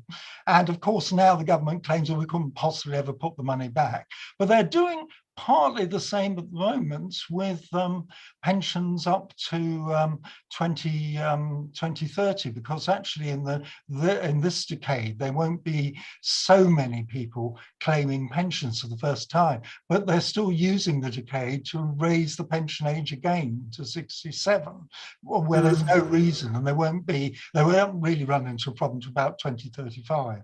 I hope that I've tried to explain it, so it's a bit complicated, but this is what happened. In other words, to put it simply, it was a con. Great. Yes, well, thank you. Just actually back to the Attlee government introducing this, there's actually quite a lot of debate, not only in this country, but internationally, about the status of the age pension. And in some jurisdictions, the contention is, and the history appears to show, that the age pension was introduced as a right, not as a gratuity or a benefit, but it was a substantive right based in the fact that everybody in a country contributes to the GNP, to the national effort, and so on, whatever they do, whether it's unpaid work, whether it's voluntary work, where it's paid work. And therefore, at a particular age, the age pension is available because it's a right, not just some gratuity of the government. Have you come across any history in the setting up of the National Insurance Scheme where that idea was at the base of it, that the age pension is an actual right? I think when it was set up by the Attlee government, it was considered that people should have a decent income in old age, and that would be a right. The complication that people find about this, and it's very confusing, because you have to, do sort of contribute for a particular period. It looks as though you've paid in, right, and it is your right to get the money. But the actual funding of the system is based on the money that's paid in that year, not on, the government holding on to your contributions for 35 years or so, or 40 years. And I think this is, quite a can be a bit of a problem for people to understand, because the government use the present situation in the fund to justify changes. And also there's been rather a thing that I think people have found a bit insulting, that the European Union, when we were in it, seemed to refer to the pension as a benefit. And as far as 50s women or anybody else, actually, they felt they were really insulted by this, because they regarded this as a right. It wasn't something that could be taken away from them through means testing like other benefits or something else. And I think that has actually added to the confusion. And I think the government have tried to hint, like the department sometimes refers it to, Department for Work and Pension refers to it as a benefit, when it's not actually, it is a right. Well, thinking back to my history, and I must say this because when I was doing history at school, we always learnt that the first pensions that were introduced actually by Bismarck in when he was he must have been the president or the chancellor of the part of Germany at the time that he was in charge. Yeah, but it came from there. Anyway, that's by the by. And because I'm coming back. Go on, sorry. So I was going to say, by the by, I also learned a rather intriguing thing about Bismarck, that the general pension age was 65. And he's very crafty, Bismarck, because most people, the average in Germany at that time, died at the age of 64. So which I thought was just typical of governments. Isn't that interesting? Yeah, yeah. Oh, well, I'm glad it's correct then, because as I say, I learnt this at school and it's quite some time ago now. So, but Bismarck. Now, back to your blog. You wrote a blog, or the blog was published on the 28th of July, more recently this one, 2020. And in that blog, you referred to men only and a national insurance subsidy that went to men alone, or men only. Can you advise us somewhat more about what this blog was about and what it was based on, and why you considered it vital to bring it to attention? Right. Well, actually, I think this was caused by one of the people, one of the 50s women who put in a Freedom of Information request when they heard about this. And basically what the story is quite interesting. It was when Margaret Thatcher was Prime Minister. Unemployment went up a lot initially. And what she did was to bring down the unemployment figures. She realized there were quite a large cohort of men aged over 60 but under 65 who basically might have had younger wives who had were already getting the pension, and they would also get the pension then at 60. So they introduced a temporary measure known as a sort of auto credit, which basically was for men only, but it was meant as a temporary measure because it brought the unemployment figure. If they actually agreed to having their national insurance contributions paid by the state rather than themselves for 5 years, they were and didn't actually go and claim unemployment benefit. They got 5 years, up to 5 years for people, free contributions. Now, what is interesting, it was a temporary measure. It wasn't meant to be a long-term measure. measure. And what we discovered was, and it got corrected by the department to make it even worse, that it has stayed in existence from about 1983 to 2018. And altogether, first the government admitted under one freedom of information that 4.6 million men could benefit from this. And then they revised it up to, oh, sorry, it was 9.8 million men who could benefit from this. And the women, I mean, were scandalously treated in the transition period after 2010 because the government promised to extend it to, and it would have helped 50s women, this free thing, and then cancelled it, but didn't phase out the men's one to 2018. So what you've got is, and why this is incredibly important, is the men were basically given a state subsidy and had their insurance, national insurance contributions paid, while women, who when they qualified for their pension got no such advantage, not even after they started raising the pension age from 60. And this is incredibly important because, frankly, I think it's a discriminatory measure. I mean, why should men, and why actually should they have kept it for such a long period when unemployment actually was much lower and actually the country was in quite reasonable shape? It's just extraordinary. And actually, a lot of the women didn't find out because their husband knew they'd got it, but they never told them, because this is something that came back to me. People, the husband said, oh, that's good, I don't have to pay this, but never told his wife that this had happened.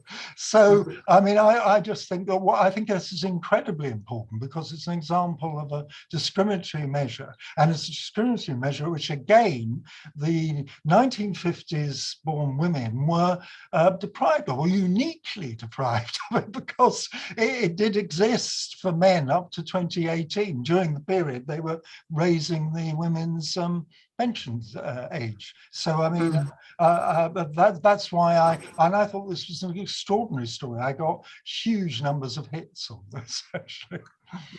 And because what's interesting about it, apart from anything else, is that it's a double whammy, isn't it? Because you see, the men are getting a benefit and the women are getting a double negative because they're having the pension taken away on this timeline and they're not receiving the benefit that the men are getting from this contribution.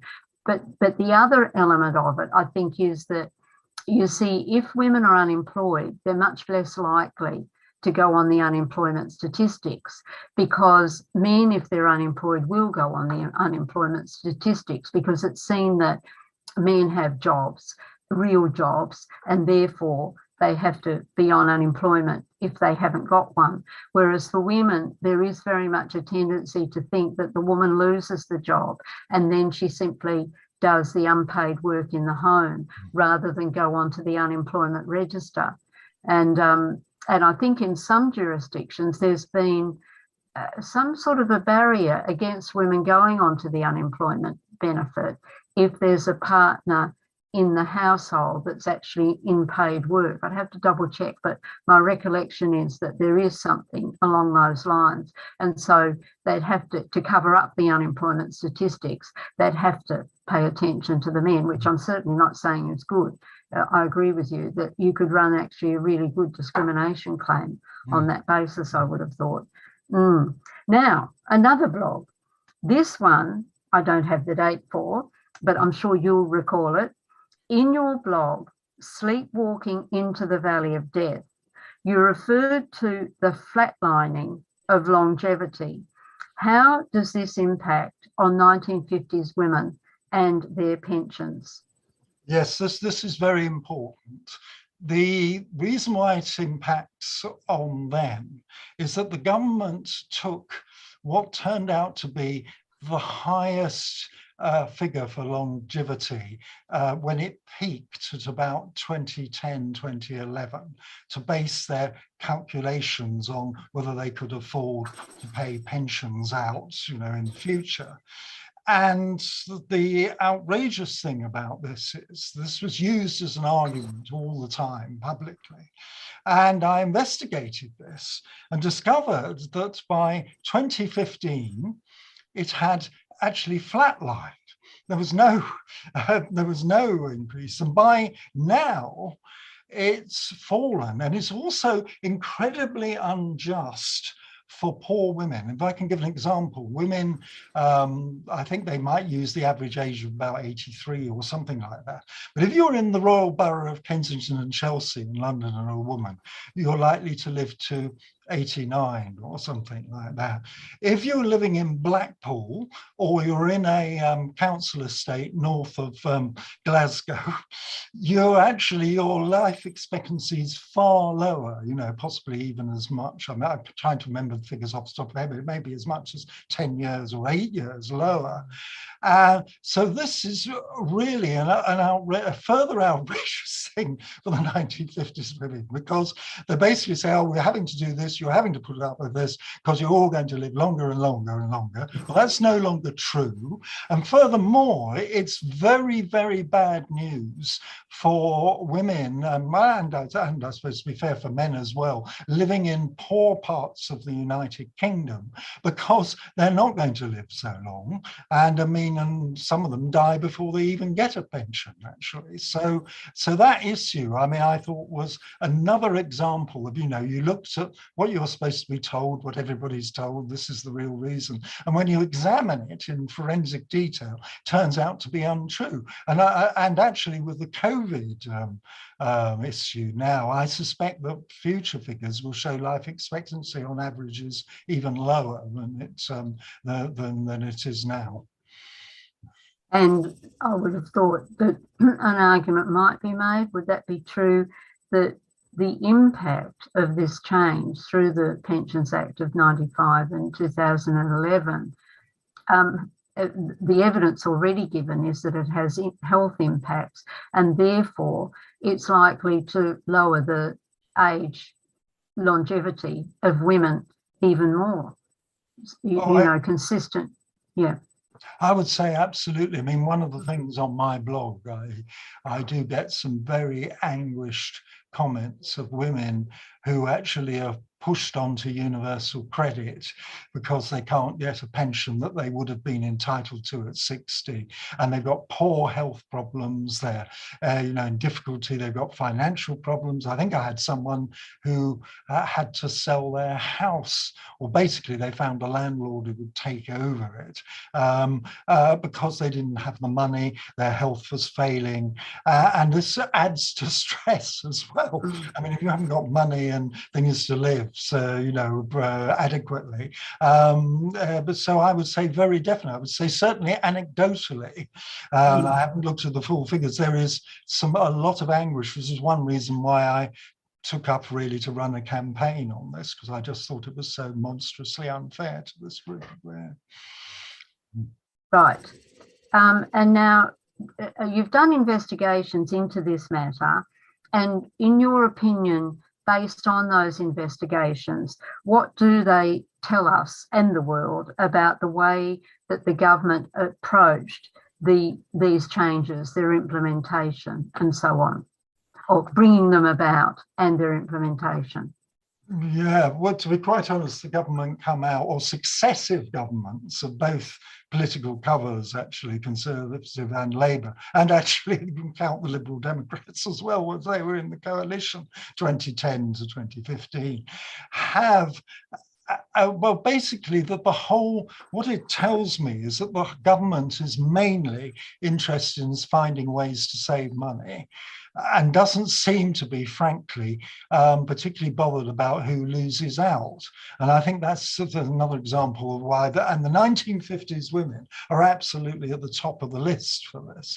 And I often think that the government thinks this because basically they think they can get away with discrimination against women in the sort of 55, 60 age group because they're not so visible as other groups. I think they think that they are basically a soft touch. I mean, if they're going to take on brutal steel workers or rare train drivers, they suddenly find they get strikes and all sorts of them. Well, these women don't do this. These women are remarkably law-abiding. Actually, they don't do these sort of things, and actually was shown up by George Osborne, who's Chancellor. And I found this videotape, which I thought summed it all up. He gave some talk in America about saving money, and he boasted that the biggest saving he had made, which he said nobody noticed or did anything about, was raising the pension age to 65 from 60. And he thought this was a great achievement, which actually, for my mind, seemed to be a bit of a male chauvinist attitude, to put it mildly, and was certainly monstrously unfair. So I think the government thinks it can treat this group of women with a fair amount of disdain, which it is more careful to avoid with other groups, actually, and particularly to organisations who've got big lobbying groups as well. Well, it's readily apparent that there wasn't anybody in George Osborne's audience who actually was born in the 1950s, because they're not aware, therefore, they've forgotten that that's where a large cohort came from that was active in the 1970s in the women's movement and the women's liberation movement. And so they're not even up with their history, you see, or their herstory, perhaps one might put it like that way. It's unfortunate there wasn't somebody in the audience, the George Osborne audience, or some man who would have stood up for women. It's a tragedy, pity. Anyway, on to the next issue. Is there any support for parliamentary mechanisms that could have an impact or provide a remedy for these issues? For example, have there been any parliamentary motions or debates or early day motions that you're aware of where some members of parliament at least are au fait with this issue and who actually care about the economic status of 1950s women and their rights? Yes, they were. There was quite an early day motion that was signed by a lot of MPs. I forget the number, but certainly almost a majority of MPs during this time demanding this. And actually, to give them some credit, the Labour Party in the last election under John McDonnell as Shadow Chancellor and Jeremy Corbyn as the Shadow Leader, did John McDonnell particularly realise there was an injustice here, and actually stuck in the very late. I think he should have done it earlier because he could have explained it better. Because he did at the last minute, it got rather heavily dismissed. So saying, if you elect me, I'm going to put aside money to actually compensate this money, the women. I mean, it wasn't have been an absolute full restitution, but it was a substantial sum of money, about £60 billion. And he definitely took this on. The Conservatives actually didn't, and have stalled all the time. And I think there is some measure that you could use, which I've forgotten the exact title at this second, to pass a parliamentary motion to actually pay this money if you wanted to do this. But of course, the government has got no appetite to do this whatsoever. And the present one frankly, as far as I can see, is not at all bothered and in any way, shape or form. I mean, there was a motion, a more recent motion that was signed by a number of MPs as well, calling for that, calling for the women to get full restitution. But it was signed actually by a smaller number of MPs than the first one, which is a shame. I mean, I might explain later about the sort of circumstances that have led to this sort of impasse and the way the ministry has behaved since, actually.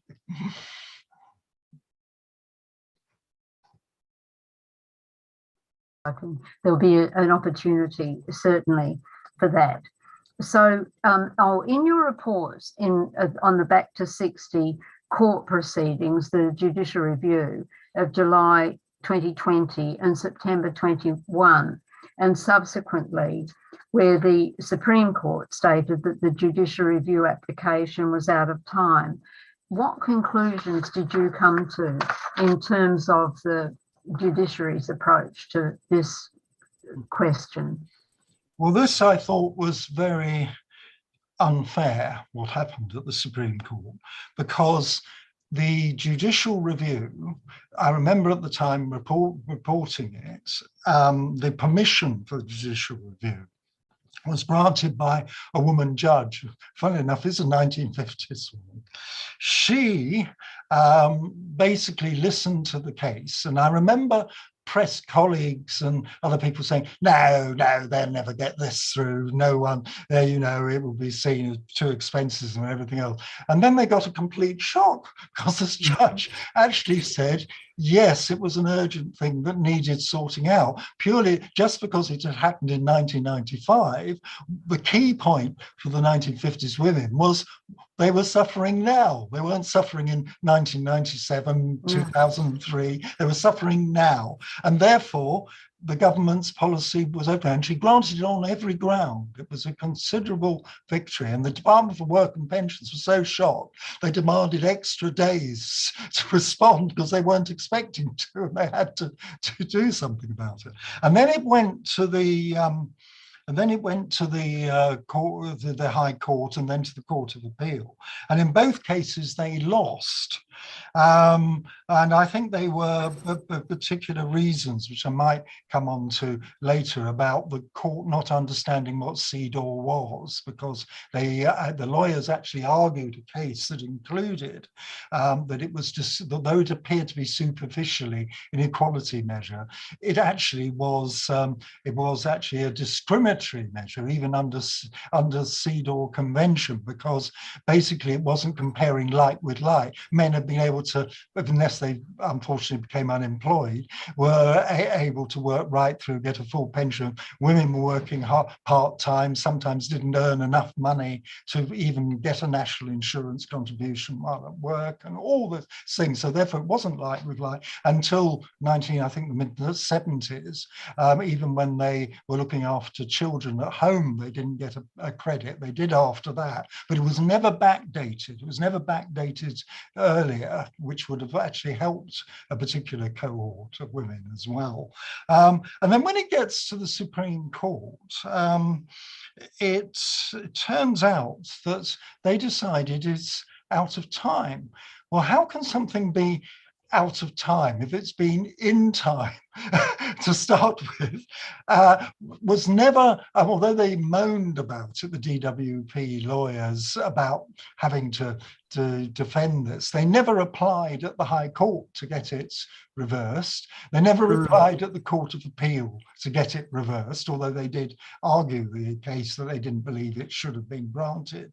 And suddenly the Supreme Court decided not. I'd looked into this. Now, the Supreme Court in Britain has actually had quite a good reputation under Brenda Hale when she was chair. We had a woman chair, and remember there was a famous challenge against Boris Johnson when she said that he'd acted illegally. But I looked at the composition now, and the composition that heard this thing back, and it's 11 men and 1 woman. Now, this is outrageous in the 22nd century. I mean, and it's interesting because I heard a talk by Brenda Hale. If you are a criminal and are going to be put before the Central Criminal Court at the Old Bailey, the judges, all the appointed judges, are 50% men and 50% women, which is what it should be, really. In the Supreme Court, it's what, 90+% men. And I've looked at the judgments of the person who's turned down this thing for women, and found that the present president of the Supreme Court has actually approved a number of other harsh judgments affecting women and children, including one over benefits, about having 2 children, whether you should actually get some benefit further. Well, he actually found against women and children on that, on the grounds that the government's got to keep public spending down. Now, to my mind, I don't know whether that's the role of the judiciary. I think that's the role of the Treasury. And looking at his record, it looked like, frankly, or unless I get dragged before the court for contempt, was frankly just discriminatory and unfair. And I mean, he looks quite hostile to things. I think there was another case I discovered, but that was the one that really struck out to me. And I think actually they should have heard it. I mean, they can't suddenly decide, oh, it was out of time, so we can't hear it. And you almost think there may have been some fix here to, we don't want this going on anymore because it's embarrassing and MPs have been demanding the women get the money and all that. I mean, one can't know because he didn't give any reasons except saying it's out of time. It's just a one-liner, which is, and frankly, also totally unsatisfactory for the top court in the UK. So I'm afraid I took rather a dim view of that. Well, just on the matter of women's representation, Aotearoa, New Zealand had a woman Chief Justice, a woman Prime Minister, and a woman Governor General all at the same time. And heavens, that was back in the 1990s. And the Supreme Court of Canada has had a woman as the Chief Justice and a majority of women. They've got 9.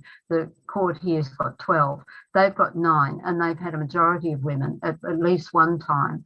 And the Australian High Court's got a Chief Justice woman and a number of women on it too. They've only got 7, but they have, it's either 3 or 4.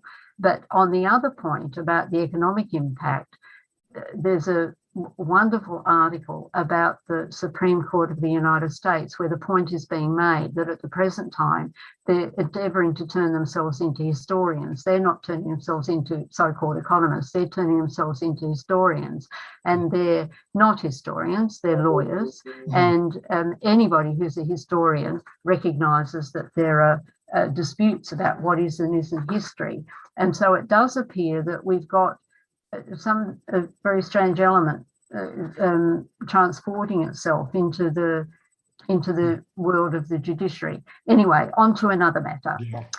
The CEDAW committee in March 2019 made concluding remarks in its review of the United Kingdom position on CEDAW, made concluding remarks on this aspect.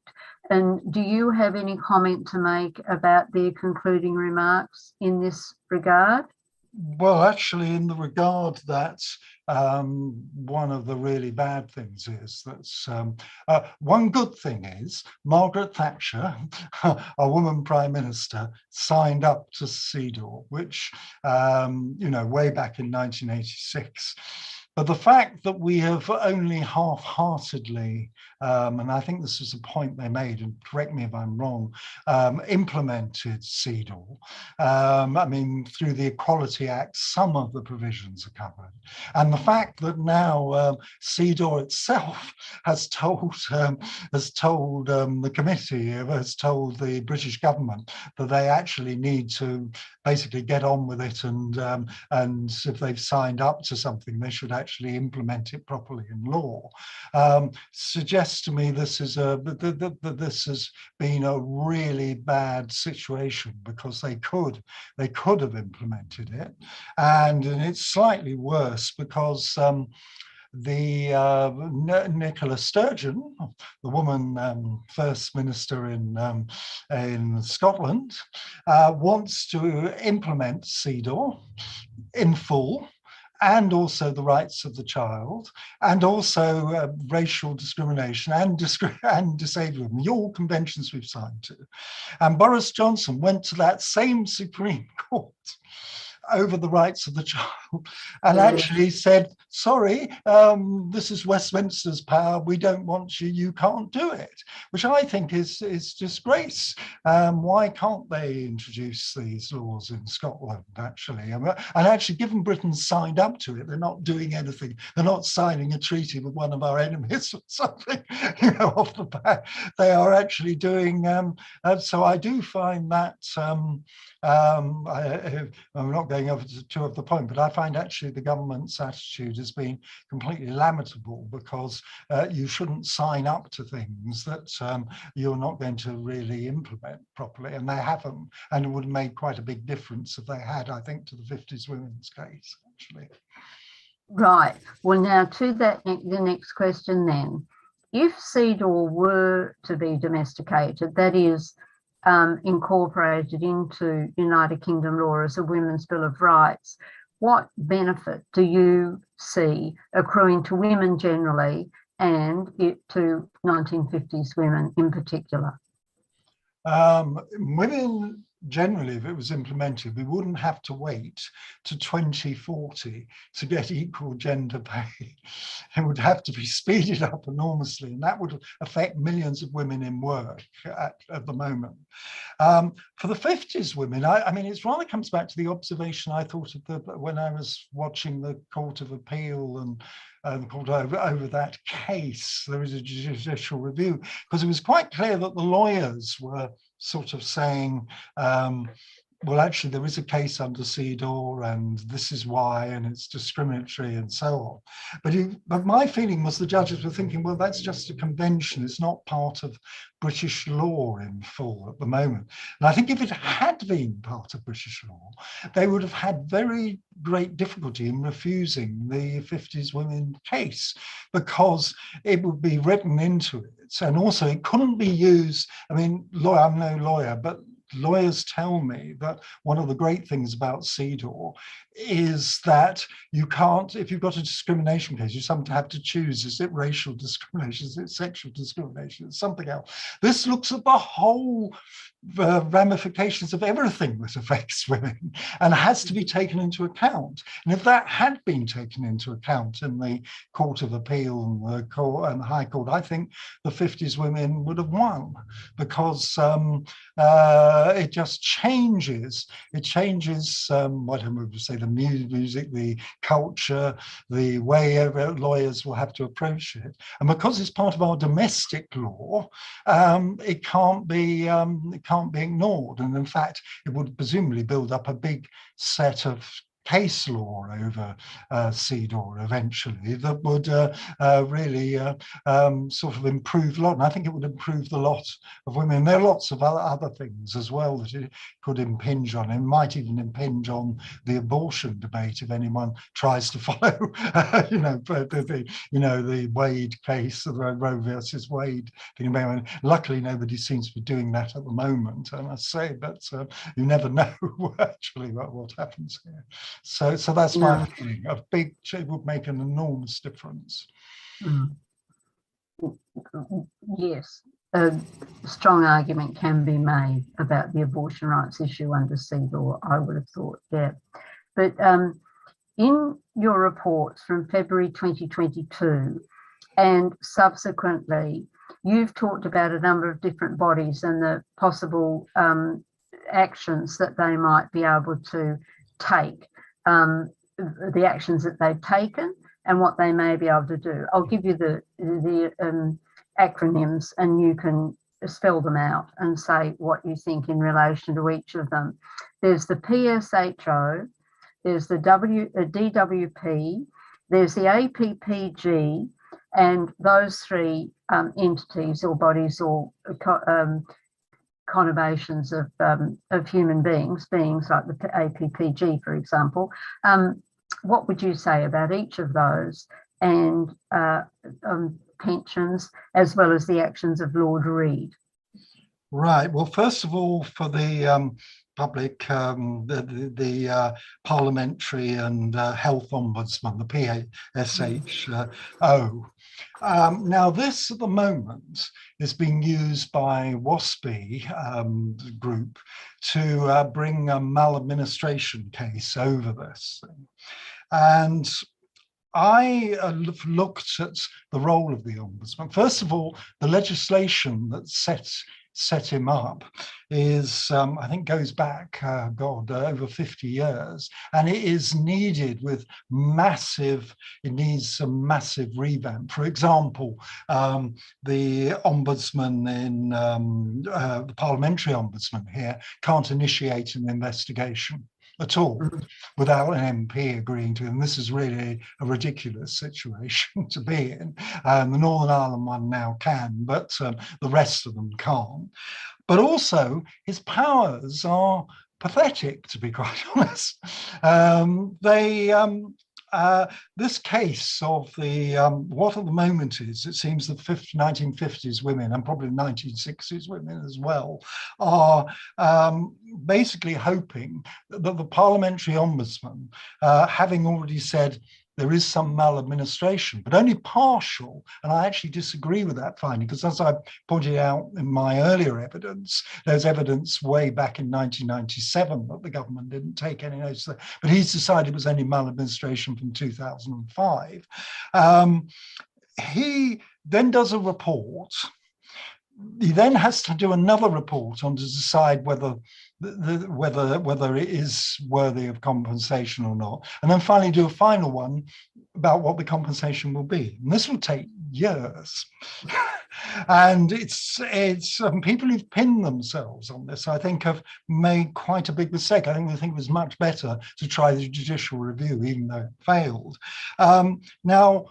What is even worse than this, and I can give you an example, a parallel example. I've got an expert, and I've done a blog on this, about the guaranteed minimum pension, which was abolished in 2016 when the new pension scheme in. Well, two people complained to them that they had lost out, and the Ombudsman awarded them a sum of compensation out of this, because they didn't know, because this is another thing, the department never told anyone about that either. And they got, I don't know, 500 quid and 750 quid each. He then recommends that the DWP, Department for Work and Pensions, sort of compensates them and draws up a plan. The department doesn't bother to reply for ages, then puts out a little table and a note on it, which basically no one would really find very easy. There's no publicity campaign, there's nothing to say the Ombudsman's decided you could get some compensation. And as a result of this, only two people, the same two people, have got compensation. Yet, according to, I've got an expert who advises me, who's a retired pensions expert, who says actually there are probably millions of people entitled. And because it's been so obscure, A, didn't do what the Ombudsman asked, and B, what they did do has only been viewed by 16 people. This is terrible, actually, and this shows how, in fact, and he can't do anything more about it, actually.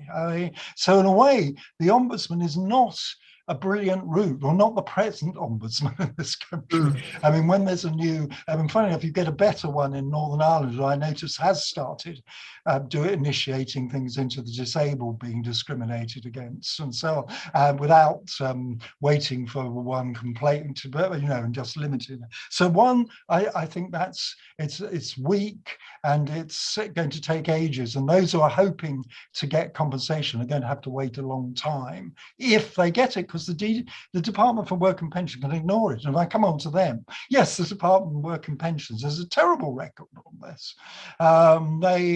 They do tend to ignore things they don't want to do, and it's very difficult to force them to do something. As actually Sir Stephen Timms, who's chair of the Work and Pensions Committee in Parliament, has told me, he's written letters taking up that case I've done, and have had letters back from the permanent secretary saying, oh, we are doing this, that, and the other. But he said, well, that's not what I've asked for. I want this.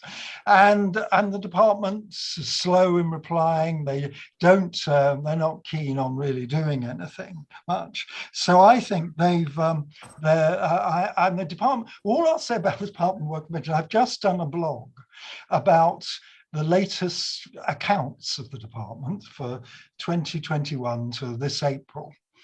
They show for the 34th year running, the auditor of the DWP, the National Audit Office, have qualified their accounts because they're not accurate. they have had record amounts of fraud on universal credit. Actually, it's about 8.5 billion or something fraud altogether this year. They've had record numbers of pensioners who've been underpaid dating back to 1985. It's all in the report. And furthermore, just to really rub salt into the wounds, 7 of the 11 top people have all been given bonuses this year for a department that has had an abysmal report from its auditors, which from that, I think just so I don't have to say any more than that, what I think about that. Now, as for the APPG on pension, I'm afraid I'm critical about this as well, because they had an opportunity, the new one, which is an all-party committee that looks at the 50s women and injustice, to take quite a tough line on this. I mean, they're members of parliament. So if the members of parliament of that committee say, I demand to see the Secretary of State, or I demand to see the pensions minister, the answer would be that they would be very bad form for the pensions minister to refuse to see them. But instead, they seem to be enticed to follow the ombudsman route.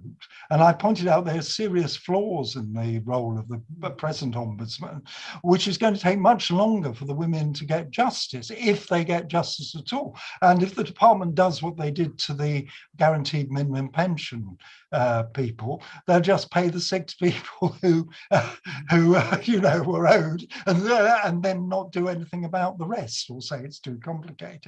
And I think they should have taken a much more robust attitude and gone to the thing and started quoting the early day motions in the past, saying, look, all these MPs think, come on, you're going to have to do something. What are you going to do? Or do you want this running on? And you could end up with people voting against you for particularly that court, because that court is still powerful. I mean, I think the Isle of Wight, they've got about 15,000 of them. I mean, I know it's nearly equal to the Tory majority in the Isle of Wight, so they could actually, if they said, well, we're voting you out, but sorry, your local MP, but your government won't do anything for us. Why should we support you? So generally, I'm afraid it's awful. It sounds as though I'm continually critical, but I suppose what annoys me overall is that you look at these things, and on the surface they sound fair, quality for pension age, other things of longevity, yes, that had grown. But when you start forensically examining, you find they're not true.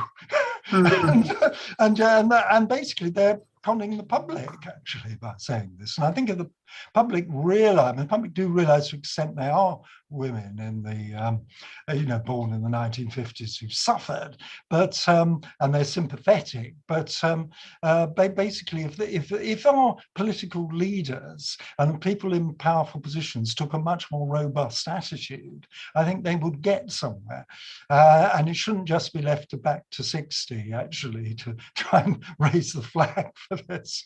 And WASPI, I mean, frankly, I am a bit critical of them, because I think again they could have done more, really. And also relying on the ombudsman is not, for the reasons I've said, is no guarantee. They need much more direct approaches to ministers to get them to change their mind. So that's my view. Thanks, David. Now, what about Lord Reid? Did you have any comment on Lord Reid? Has had some word to say. Lord Reid, the president of the Supreme Court. I think you've already mentioned him, haven't you? So perhaps enough. Yes. So, I'm afraid I wrote a really strong blog saying I didn't accuse him of being a misogynist, because I thought it might be libelous, but I did say his judgments appeared to range on misogyny, because it looked like children were put last to other issues he was covering.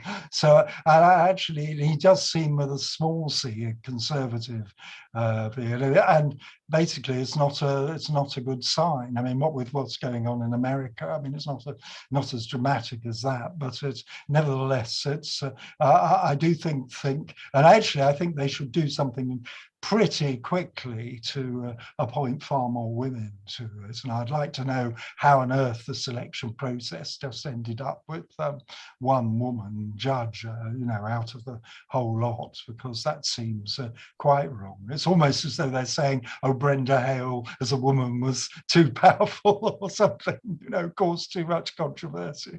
So we better be quiet. And I hope they're not being cowed by, this present Conservative government, which seems to be wanting to tamper with the judiciary as well. And I'm wondering whether that might be something we don't know about. But and certainly Boris Johnson was making it clear, and Dominic Raab is, that they want to reduce rights and powers to scrutinise government, which is bad news for everybody, not just 50s women. So, the judicial review bill, yes. But there's actually a really interesting article that was about women judges in Canada, and how it was some time ago now, and how that did actually impact on the decision making. And so it's not that they were finding all the time for women, far be it from anybody to suggest that, but their approach and their socialisation was different because of the socialisation that they'd done, that had been their life history. Yeah. Oh, right. Well, do you have anything further that you'd like to add, Mr. Henke, on this issue of the 50s women, and this process that we're undergoing in order to investigate and to look into the position? Well, I'm still keeping an eye on it, actually. But the moment I've been scrutinising another injustice which would affect some 50s women. I had a mole in the Department of Work and Pensions who is in the pension side, and he basically leaked, and I think I can talk about this publicly because there's been an inquiry and he was exonerated, actually. The management of the Department for Work and Pensions were having to deal with lots of pension applications and so on, and also pay back people whom they should have, who've lost pension. And he sent me this amazing screenshot of a scheme called Drop and Go. What that was if you get a complicated request for a pension and you've got a simpler one, dump the complicated one and do as many simple ones as possible because the numbers will go up. Now, this was discriminatory against women because women were mainly the complicated ones because they'd been in and out of work and they had to calculate all sorts of different things. Men were fairly straightforward because they'd been in, well, particularly that generation, may have even had the same job or the same similar job for their lifetime. And basically leaked this, and this caused some massive embarrassment. I was rung by an angry Department for Work and Pensions saying, why hadn't I alerted them to this and the other? And I just said, well, why should I, particularly because I knew it was true. There was no question of this. And actually it's been taken up by the chair of the Social Security, the Work and Pensions Committee rather, and the Public Accounts Committee have written to the DWP demanding an explanation of what they're doing because they thought it was quoting my blog in considerable detail. The interesting thing is the government was supposed to reply on June the 8th. They asked them to, and they haven't bothered to reply, the DWP. But I think they'll chase them up because I don't think they can just ignore two chairs of, parliamentary committees. So this is just another thing that is going on, suggesting there's still active discrimination that affects women. And also in the annual report, I might add, it said that widows who have been underpaid are been put on the back burner for other people and won't be sorted out till 2024. So they've got to work another 2 years. And I bet you that includes some 1950s women as well who would have been waiting for that. And that is just another example of this attitude that women can't be given their equal rights when they're equal numbers of women and men in this country. So I think I would add that as a further thing, and I'm hoping to get a result out of that. And they can't do anything with my guy because he left, actually. But I mean, it was very interesting because I was talking to someone working in the DWP, even unofficially. He really cared about pensioners and that women and disabled people weren't getting, which is why he got into trouble and was outraged at, you know, this manipulation of figures to dump various people who just because they're complicated and not easy. So he's now got a good job in a charity advising people who have got debt problems, and I think he'd be very good at it. Anyway. And on the Department of Work and Pensions officer being concerned that you hadn't alerted them, clearly you had alerted them because they were contacting you and saying you hadn't. If they hadn't known, then they wouldn't be contacting you, would they? So anyway, I'm just making a point. Oh, I think they knew, but they were furious it had been leaked, and they probably wanted.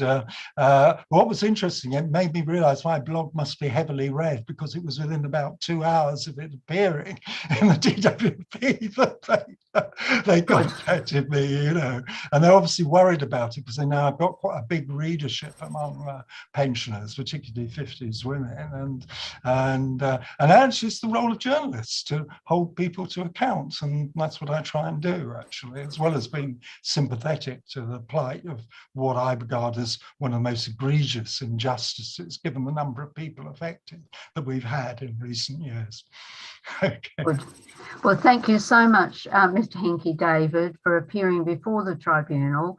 And we're now about to go to a short break. But before we do, I'll just, I really need to make the point that although the back to 60s women were extremely disappointed in the failure of the court to hear their judicial review, they nonetheless respect the decision and consider that they need to take other measures, such as this CEDAW in-law tribunal. So Lord Reid is perfectly placed in terms of doing his job. I think we accept that. Yes, thank you. Good. Thanks so much, David. Thank you, Mr. Henke. And right, and I'm turning back now to Ms. Fenner to because we're about to adjourn for a short period. Thank you. Thank you. Right. Thank you very much. Bye. Thank you. Bye. Thank you, Your Honour. We will now take a short break and return at 2:45.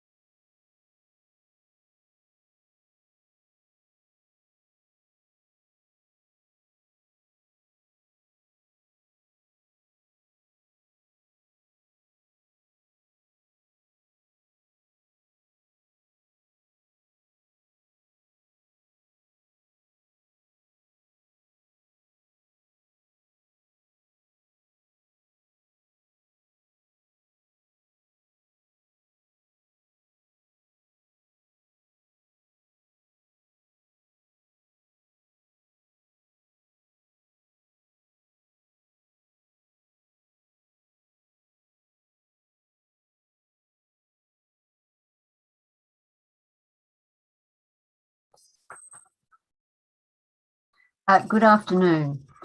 This is the CEDAW-in-Law Tribunal on Women's Pension Rights.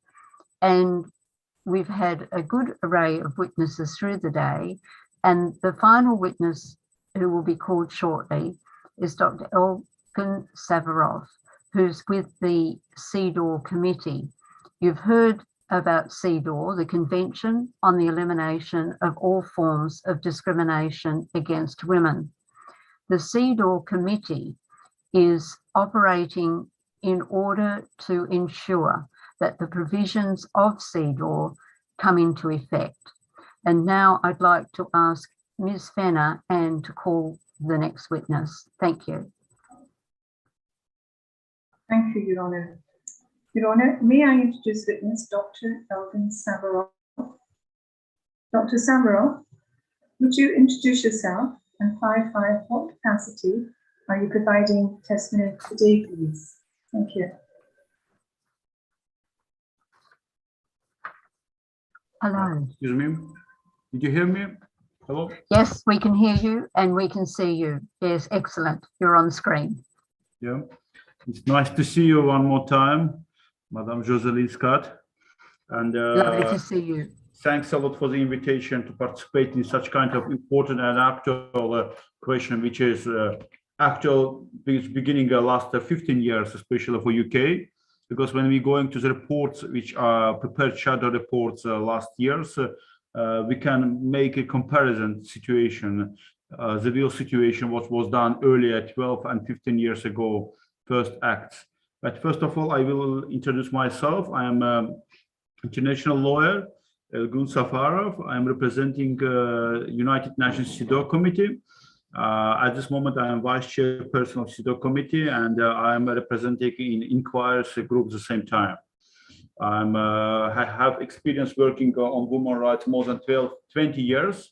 And international lawyer, I have published more than 50 scholarship books and research, especially on women's rights, human rights, social protection, UN, United Nations reforming, and other items, including in my research, scientific research. At the same time, I participated in 2019, last periodic report of United Kingdom in 2019 in 24 February, in the discussion.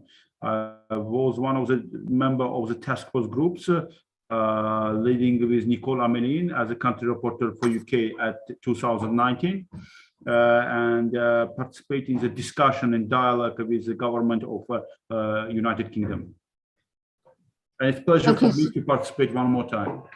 Yeah, thank you. And we appreciate it very much too, Dr. Savarov.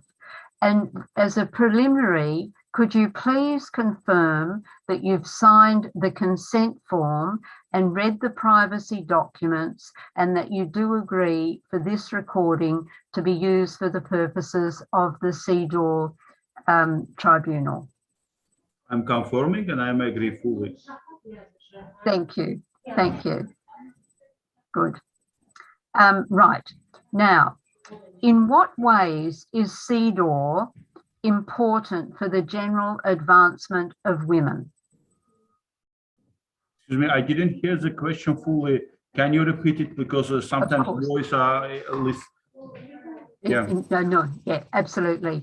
The Convention on the Elimination of All Forms of Discrimination, how do you say that it's important for the general advancement of women?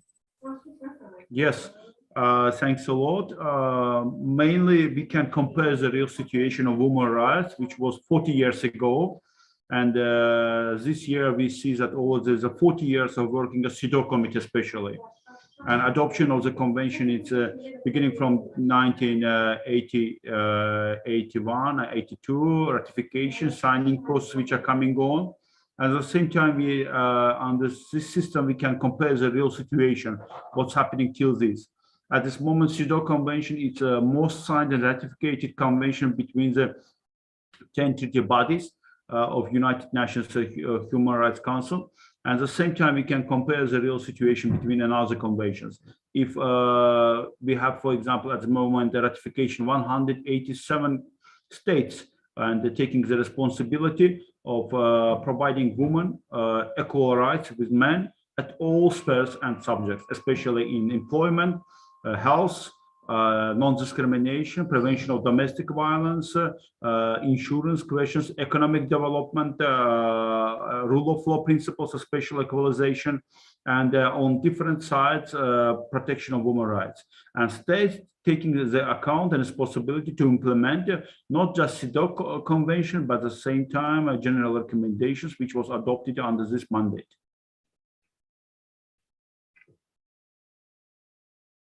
Just to go back to the history, just as a preliminary, the convention came into effect after quite a long engagement with the countries, because there was a declaration, wasn't there, a declaration of women's rights before the convention came into effect.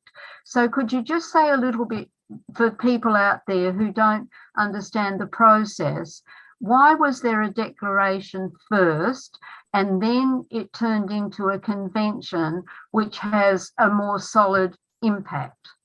Then we must go a little bit earlier, creation of United Nations. After the creation of United Nations and signing the Statute of the United Nations is beginning first human rights declaration in 1948, Universal Declaration of Human Rights, where including fully the main principles of the development and human rights principles. Afterwards, from 1953, beginning the process of women movement, women rights protection movement, where we see this underground, especially United Nations mandate preparation and participation, equalization of the women rights with equal representation of women in political and public decision-making procedures.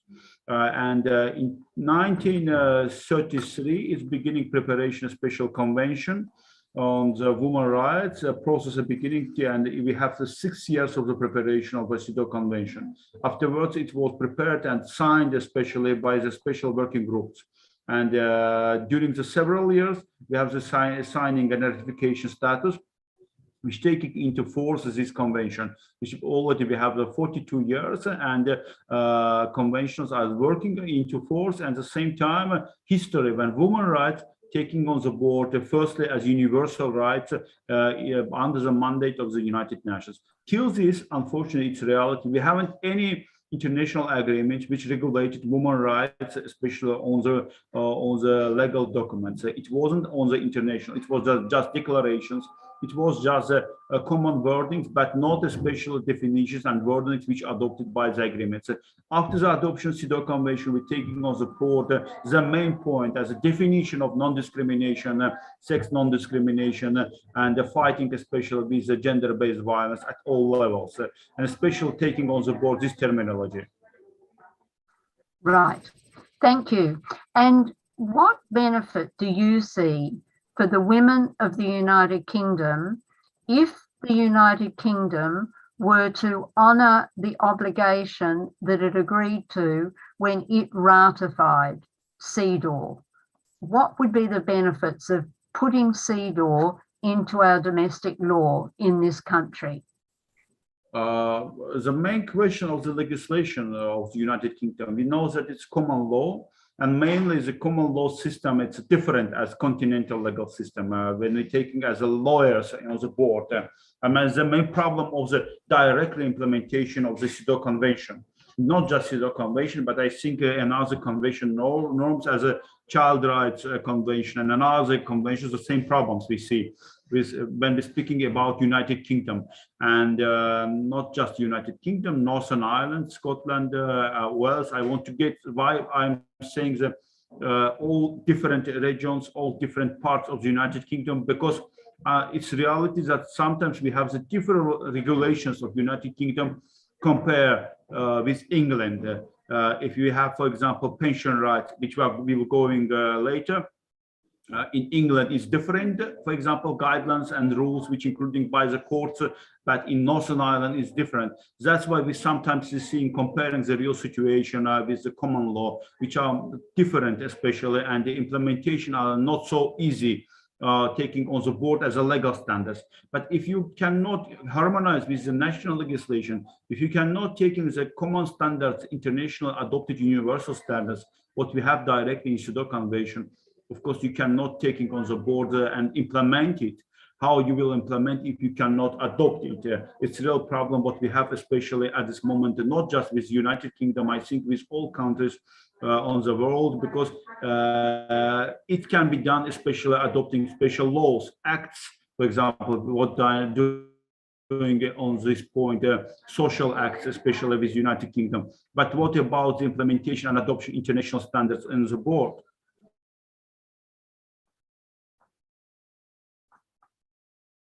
I think we've got a compare the real implementation, court decisions which are adopted by the courts. And I want to underline that it's very important when we compare the real situation, and we want to take on the board these points, not just the implementation coming when you have all of these legal law points, definitions, when you have these instruments already underlined. yes. I expect that it'd be in a way the same as a statute, that the Parliament would have to pass a statute, the Women's Bill of Rights, and then the courts would have to interpret the Women's Bill of Rights. Correct, that's right, through which would be the common law development. But could you outline the CEDAW committee observations and recommendations regarding the state pension age for women? In 2019, in March, the CEDAW committee did comment on this issue that's before this tribunal at the present time, about the age of the women under the State Pensions Act, and the way that their retirement age and the time that they could gain the pension had been changed. Could you tell us about that from the committee's perspective?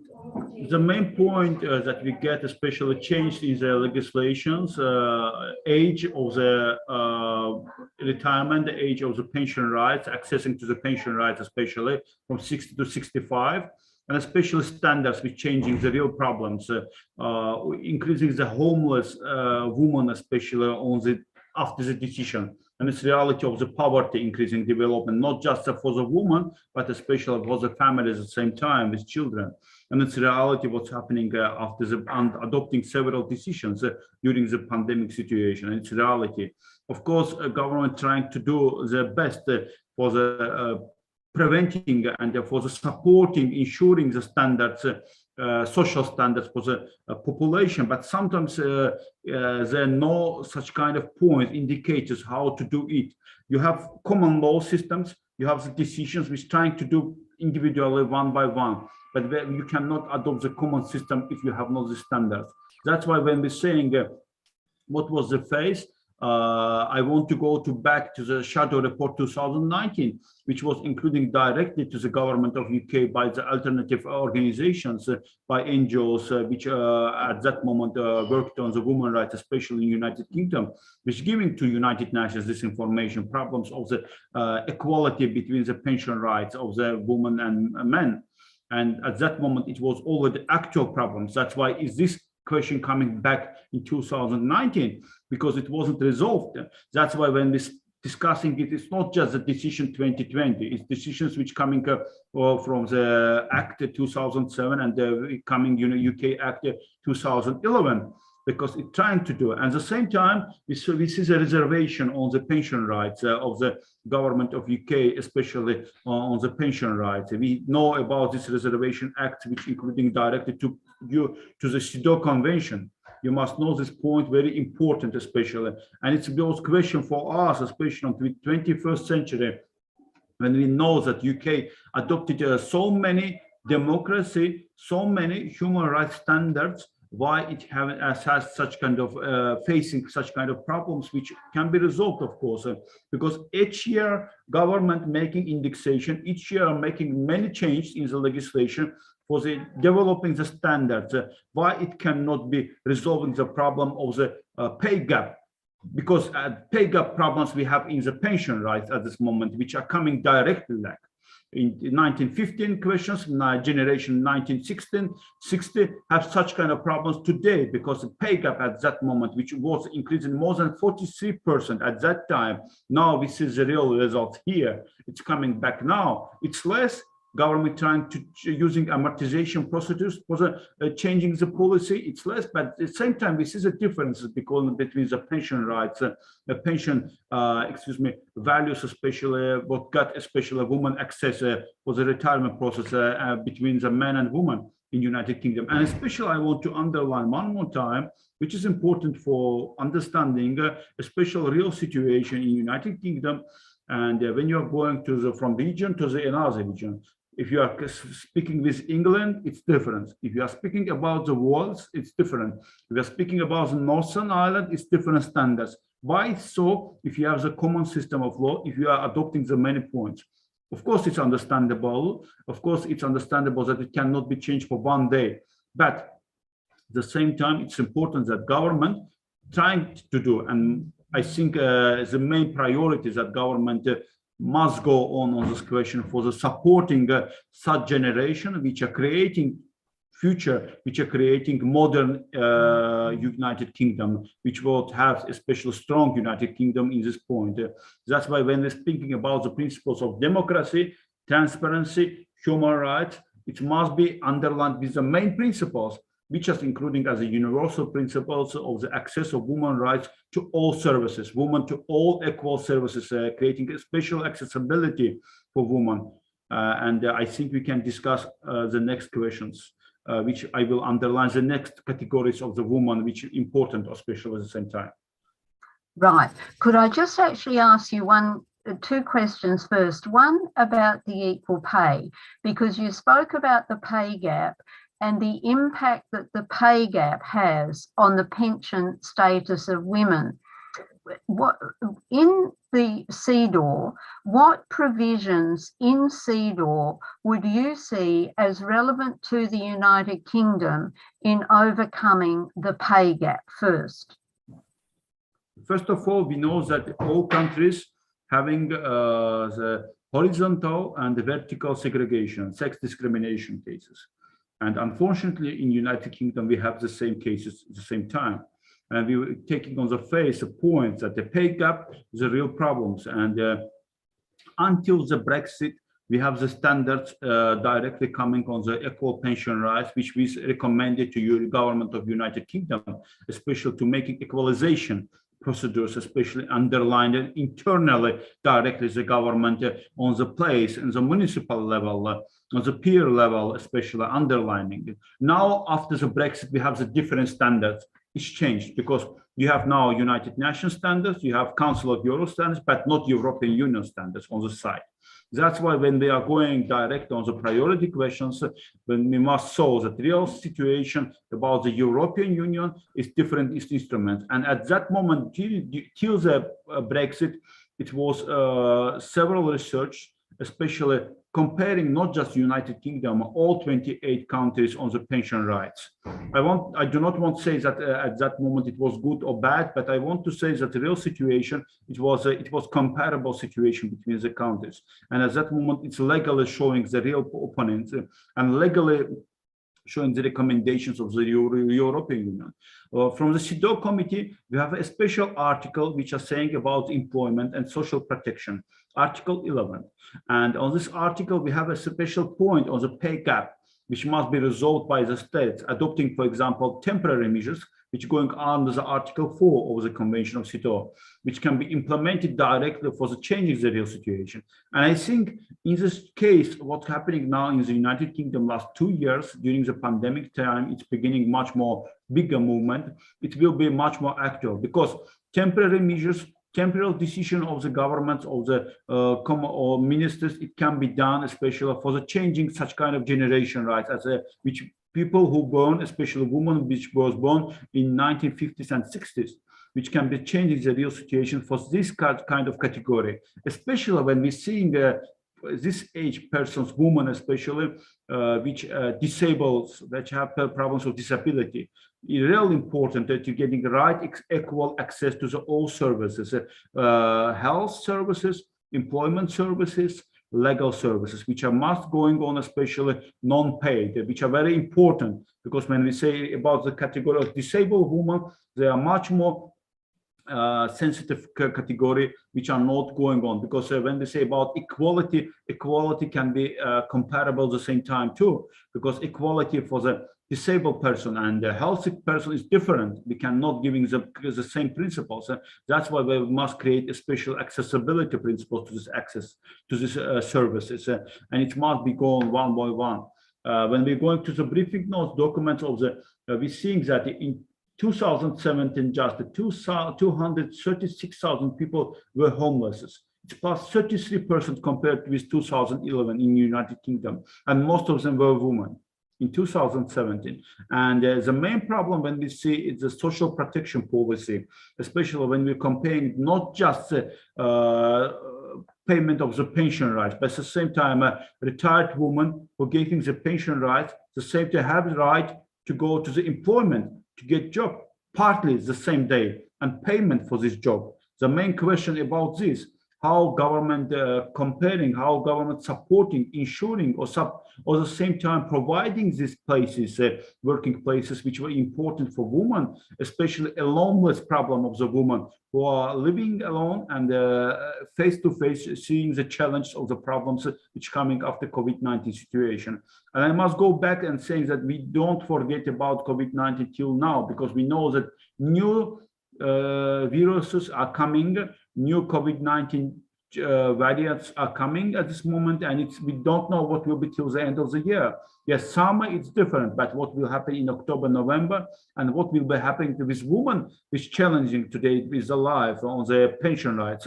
But the question not just the pension rights, the question about the rights on employment, the social protection policy, what doing a special government. And CEDAW committee in 2019 gave a special recommendations to the government to giving the equal situation, giving equal access for the women in pension rights on the social protection, and creating the standards, especially for all categories of women. You can find not just on the Article 11, but at the same time on the Article 14, disadvantaged groups of women, which are important, including all categories, and at the same time, women are under the age, disabled women, LGBTI women, and all categories which are included. Good. And if we look then specifically at the pensions rights issue, are there provisions specifically of CEDAW that could help 1950s women in this barrier that they're facing, or the discrimination that they're facing in relation to the pension rights? Any provisions of CEDAW that could specifically help the women in that regard?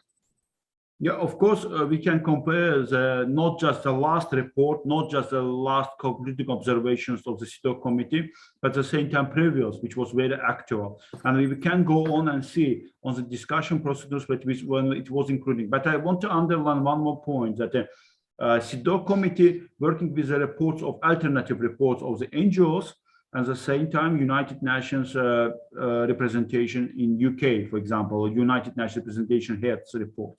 And if it's not including in the report of the alternative which coming to the CEDAW committee, sometimes we are limited in our decisions. That's why we are taking on the board very important questions, especially with coming directly from NGOs, public organizations, and ombudspersons, at the same time human rights organizations, at the same time from the state organizations reports and United Nations local organizations. If they are not including, for example, on the last discussions, it was discussed, but mainly it wasn't, for example, in the reports. That's why we are waiting for the next generation of the reports, which will be including directly in 2023, and will be going on. But I want to go to previous reports, which including direct provisions and directly proposals and recommendations of CEDAW committee on the pension rights, which including directly for UK government, that UK government will make the change on the pension right equalization, especially on this point. It's giving especially to prepare a special social policy which will be ready for this. And in the recommendation, the last recommendations, we have a special recommendation on the concluding observation. We have the special recommendation on social policy, state social policy, which must go on directed to transformation and including all possible services for the woman at all sites, especially disabled woman, woman under the age of 60, and at the same time different categories of the woman which have such kind of problems. Because when we say about I am going back, we must resolve unemployment question. We must resolve a pay gap question. We must resolve questions of the hate speech problems, especially directly in the internet. And it's reality. Today we have the good movement, especially what you did direction doing, especially in Sidonian law.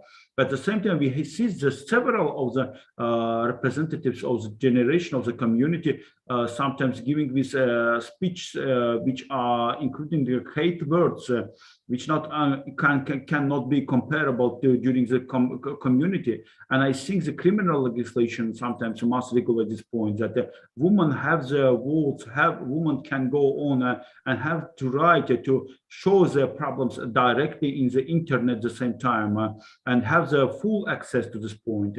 And sometimes we see these limitations. We see this hate speech and it directly, because during the sharing, for example, movement, I get such kind of message from the different members of the community. I will not go deeply to this question, but it's reality that I get questions, why you are interested so much in this question, in the discussion in United Kingdom.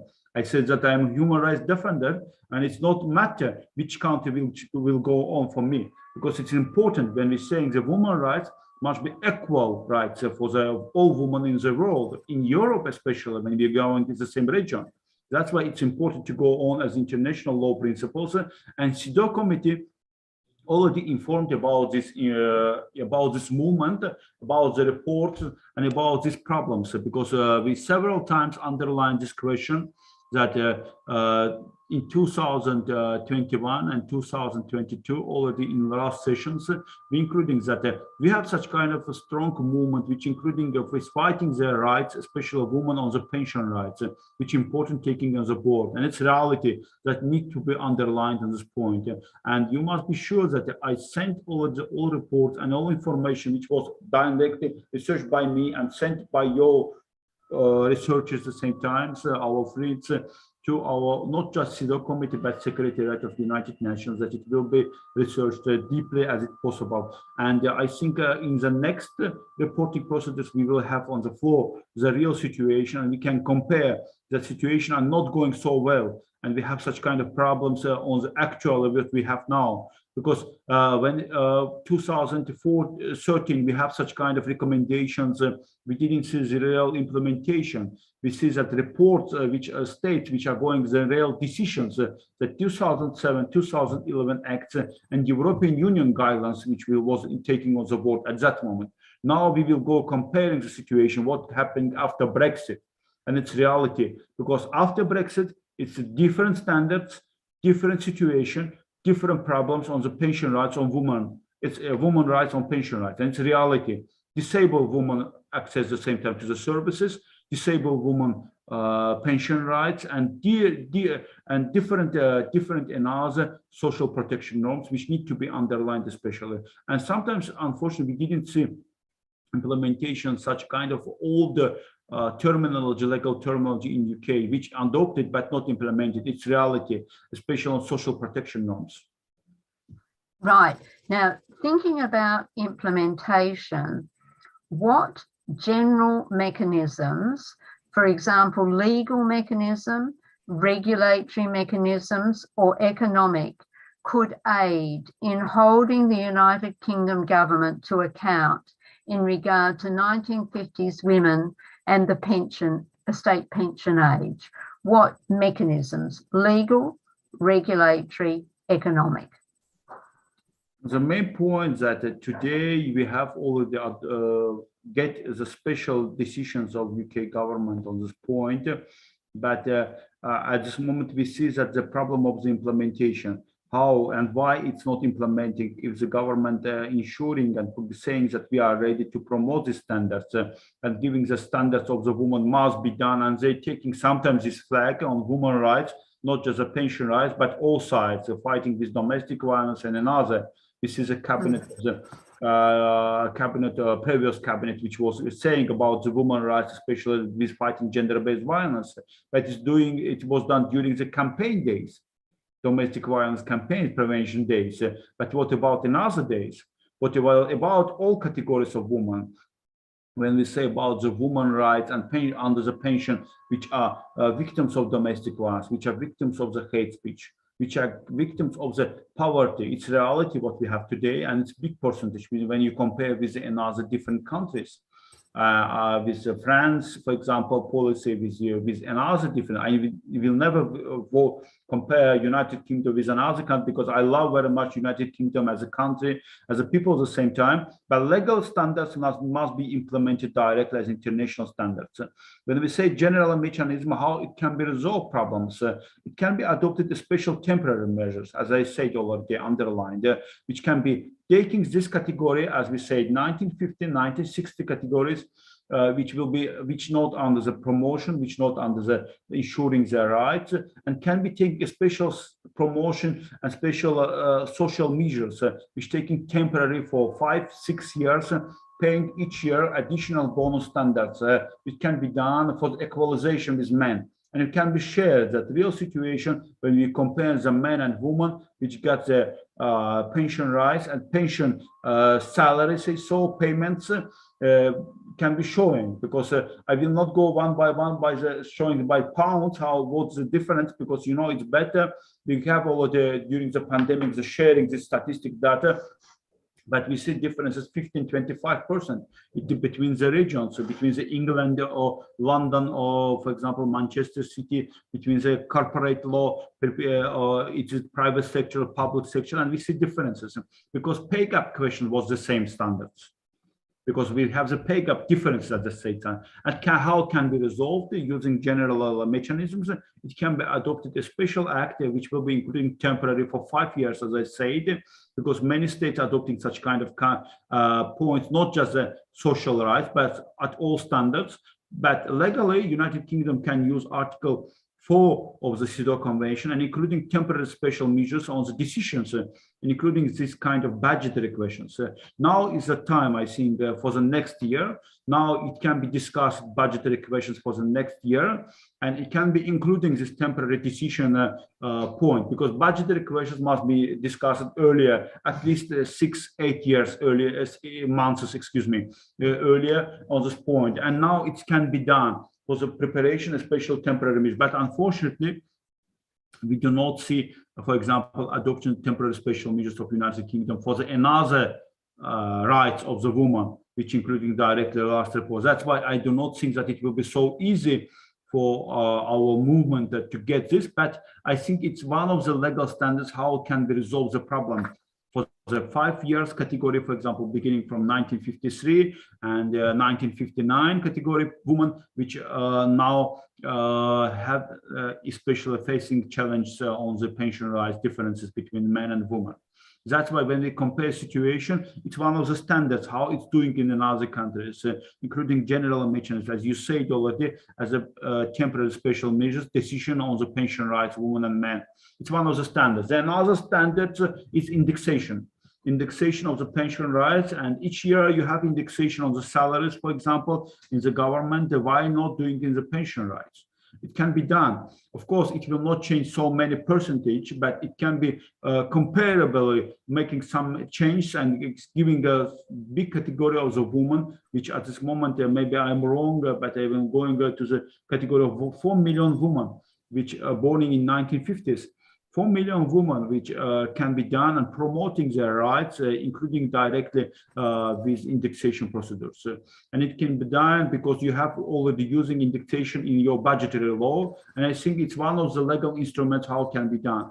But at the same time, we have the third category. How can we go on, especially when you say about the legal instruments, which we underline this point, and we see it especially in the inquiries questions and communications questions, when a woman or members, legal members, representatives of the woman, giving a special applications to the CEDAW committee on inquiries, especially what's the real situation in this country, and the applications including on the communications, the real problems. And it can be done for the future generation, for the equalization of their rights in the future, not seeing just category 1950, 1960, because pay gap questions we have in all countries now at the same time in United Kingdom. It's real problems now too. And the new generation, which are coming especially, mustn't facing this challenge, mustn't facing these problems as a pay gap, I think.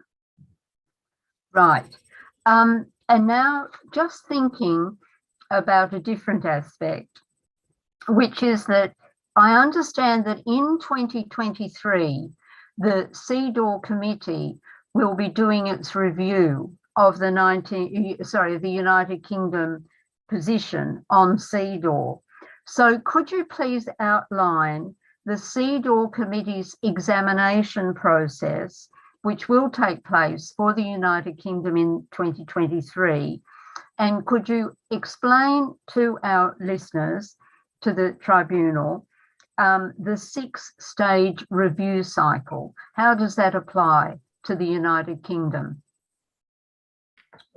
First of all, we have the list of the states which coming, and we have a backlog on the points, because you know the pandemic situation changes the real situation, and we cannot say in which month it will be, because during the year we have the 3 sessions. Maybe it will be middle session, maybe it will be until the end of the year 2023. But we're planning to get UK report on the floor, especially, and I think it will be discussed. But the real mechanism is that NGOs preparing a special reports, states preparing list of issues, which taking on the board. Now we didn't get report of the United Kingdom on the points, but United Kingdom government, I think, will give this report until the end of this year or beginning of the 2023.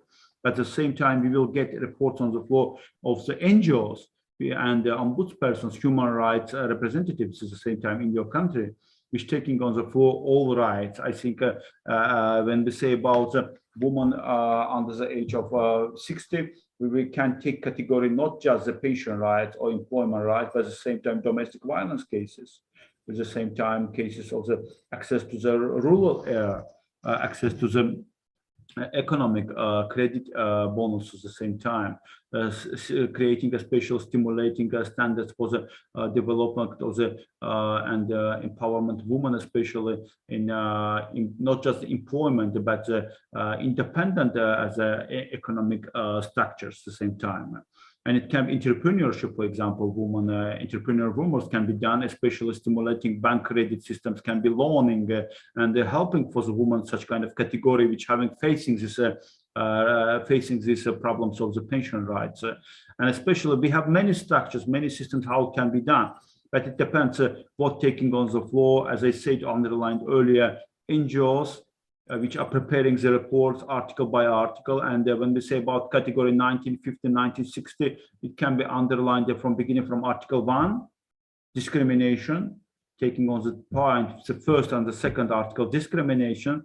The Article 5 is domestic violence and stereotypes, especially against the woman under the age, which we see in the internet and especially on the relation in the customers at the same time. And the article of the especially taking on the board employment and health, because access to the employment, to the social protection and health institutions challenging during the pandemic situation, and it's going deeper. But I want to underline that we're going directly to the special research which was prepared during this year, and we have the good information, what already done, good experience, but not at all spheres. It's reality. It's reality that it cannot be done at all spheres. And during COVID-19 situation, going deeper at all countries and United Kingdom at the same time.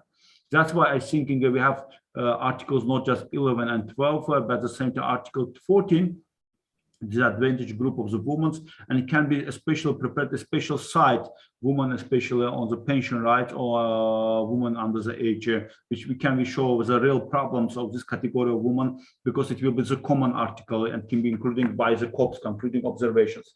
But it depends at the same time. I want to underline one more time the reports which will be taking on the floor From my side, I'm already, as I said already, informed the colleagues, CEDAW committees that the real situation and the real problem situation on the access to the equal pension rights, access to the equal social rights, it's challenging the woman, especially on this category. But the real problems, when you didn't see the real problems on the paper, the same time we must protecting our objectivity, that it will not be subject of the problem of that I'm not interested in this conflict situation or the interests. The main problem is this questioning and the legal standards when we say about the rule of law, transparency, democracy principles which are taking on the floor must be included by the experts at the same time. And that's why reports of the United Nations, representative of United Kingdom, especially which are representing there in your country, and reports of the NGOs which are preparing reports in your country, very important, that the right of the pension rights will be including in this, and a special article will be including in Article 11 or in other articles at the same time. And it will be the first legal instrument how it will take point one more time back. And we can compare reports in 2012 and the reports which will be 2023, 10 years comparison, and you can taking the real situation on the floor. Right. And when the committee does undertake this review of the United Kingdom's implementation or otherwise of CEDAW in 2023, what changes regarding 50s women and the state pension age will the CEDAW committee be expecting to see in the United Kingdom? I think it will be dialogue, of course, which each state we are going to. It's not, of course, it's one of the points is the monitoring of the real researching the system till the dialogue. But I think for us, it will be mainly the dialogue with the government. Because when we are going to the discussion, it's not showing that anybody guilty on the situation. Yeah. Because we're trying to show that it will be better line how to resolve the problems as an expert in your country, for example, how to resolve it better line, which kind of instrument can be used in your countries, how can be done by the resolving and using the new standards, high technology, for example, for mobile applications, or another new instrument, how can be resolving these problems, and including source programs, especially, which can be done. And especially important taking on the main articles, which are doing during the 2 years, firstly, not waiting 4 years, which will be implementing during the first 2 years by the government and giving follow-up report on this point. But I want to underline that during the discussion of the UK government, we see the real dialogue, and it was a good point of understanding. But it was the same time the problems, how we see it. Because in 2019 is about the process. I am going back, when we see the Brexit process, that's why standards internally in the country taking difference. That's why challenges are different. During the report 2009, it was fully different situation in the United Kingdom. Now we are going with a different legislation. Now we are going with different standards. Now we are taking the priority United Nations standards and at the same time trying to go directly to complete observations and trying to get on the floor and trying to show the states what the main problems and how can be resolved, especially this collapse. Because 2020 and 2021 was collapse for all world, especially COVID-19 virus situation. And it must be go on because we need to create such kind of standards, strong standards, which will be protect all categories of women, especially from the future problematic situation, because we don't know what can be done in the future. Maybe it will be new viruses, maybe it will be new crashes. We cannot see, maybe it's real world situations. That's why its standards and implementation policy must be ready for the preventing, for the protection and ensuring and providing such kind of rights. Good. But say in 2023, when the committee comes to look at how the United Kingdom has or hasn't progressed, if the committee's expectations on this issue of the 50s women and the pensions, if your expectations are not met, is there any action that the CEDAW committee can take to push or prompt the United Kingdom government to act with greater, I suppose, greater speed in terms of resolving the problem? As I already underlined, the main instruments is showing that the real problems and how to resolve it, using the new instruments, using the high technologies for resolving these problems, and showing the legal standards and the problems of the implementation. It can be comparing last 10 years what we have directly in your country and the real situation between the previous recommendations on the pension rights 2012, 2013, 2019, and the modern recommendations. And we will compare the real situation changed in your government. Of course, government adopted the many points, but the real situation that sometimes it's not so effective. And to making so many effective systems, it needs to be promptly, tested. That's why these instruments must be going and prepared as a universal standards, which are already including in the many countries. That's why when you have all your resources, you have the countries of three categories, which including direct on the pension rights. Modern countries, which not including the pay gap policies there, which included directly equality principles. For example, in Liechtenstein, in Luxembourg, and Belgium, where you have the standards equalization fully. And it's not depends of your salary sometimes. It's having if you're giving the man and showing the same instrument of the directly comparing the instruments. And that's why for us it's important. The next category is the category of the UK and another countries, which including in these countries especially, which trying to make equalize the system, which having the political will, but trying to do challenging, doing by the several decisions and the policies, but sometimes it's not so effective. And third category, for example, several Bulgaria, Romania, and other countries which challenging these questions and sometimes cannot using these instruments because of the problems of the economic problems which are taking on the floor for such kind of countries. That's why for UK, I think it will be better to go on with new standards, how to resolve it and showing it the main ways by the using high technology instruments. Good. Thanks so much. Now, also, I'd like to come to 2021, when the CEDAW committee recommended that the United Kingdom should establish a national machinery for the advancement of women. Can you explain this concept of a national machinery for the United Kingdom so that the women's position status can be advanced? And how would it be of benefit to women in general? So number one, what is this national machinery that the committee considers the United Kingdom should introduce? That's number one.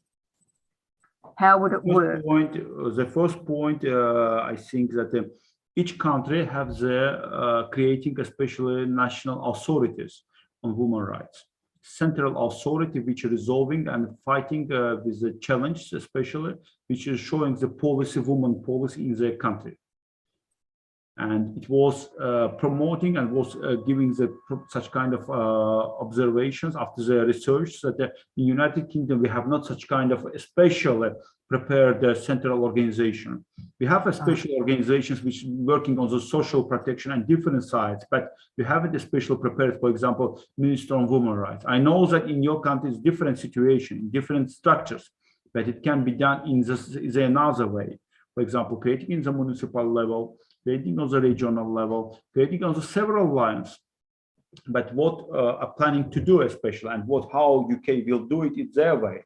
The main point of the CEDAW committee that it must be central authority on the women's rights, which will be working directly specialized on women's rights, which experts, with experts who are ready to working on the site, which are sensitive on women's rights, which are sensitive on the prevention of gender-based violence, which are ready on the pension rights for women, which are working especially on the equality at all sites, but not the members of the different ministerial level organizations, machineries. For example, social protection, internal affairs, it's fully different understanding because internal affairs is different.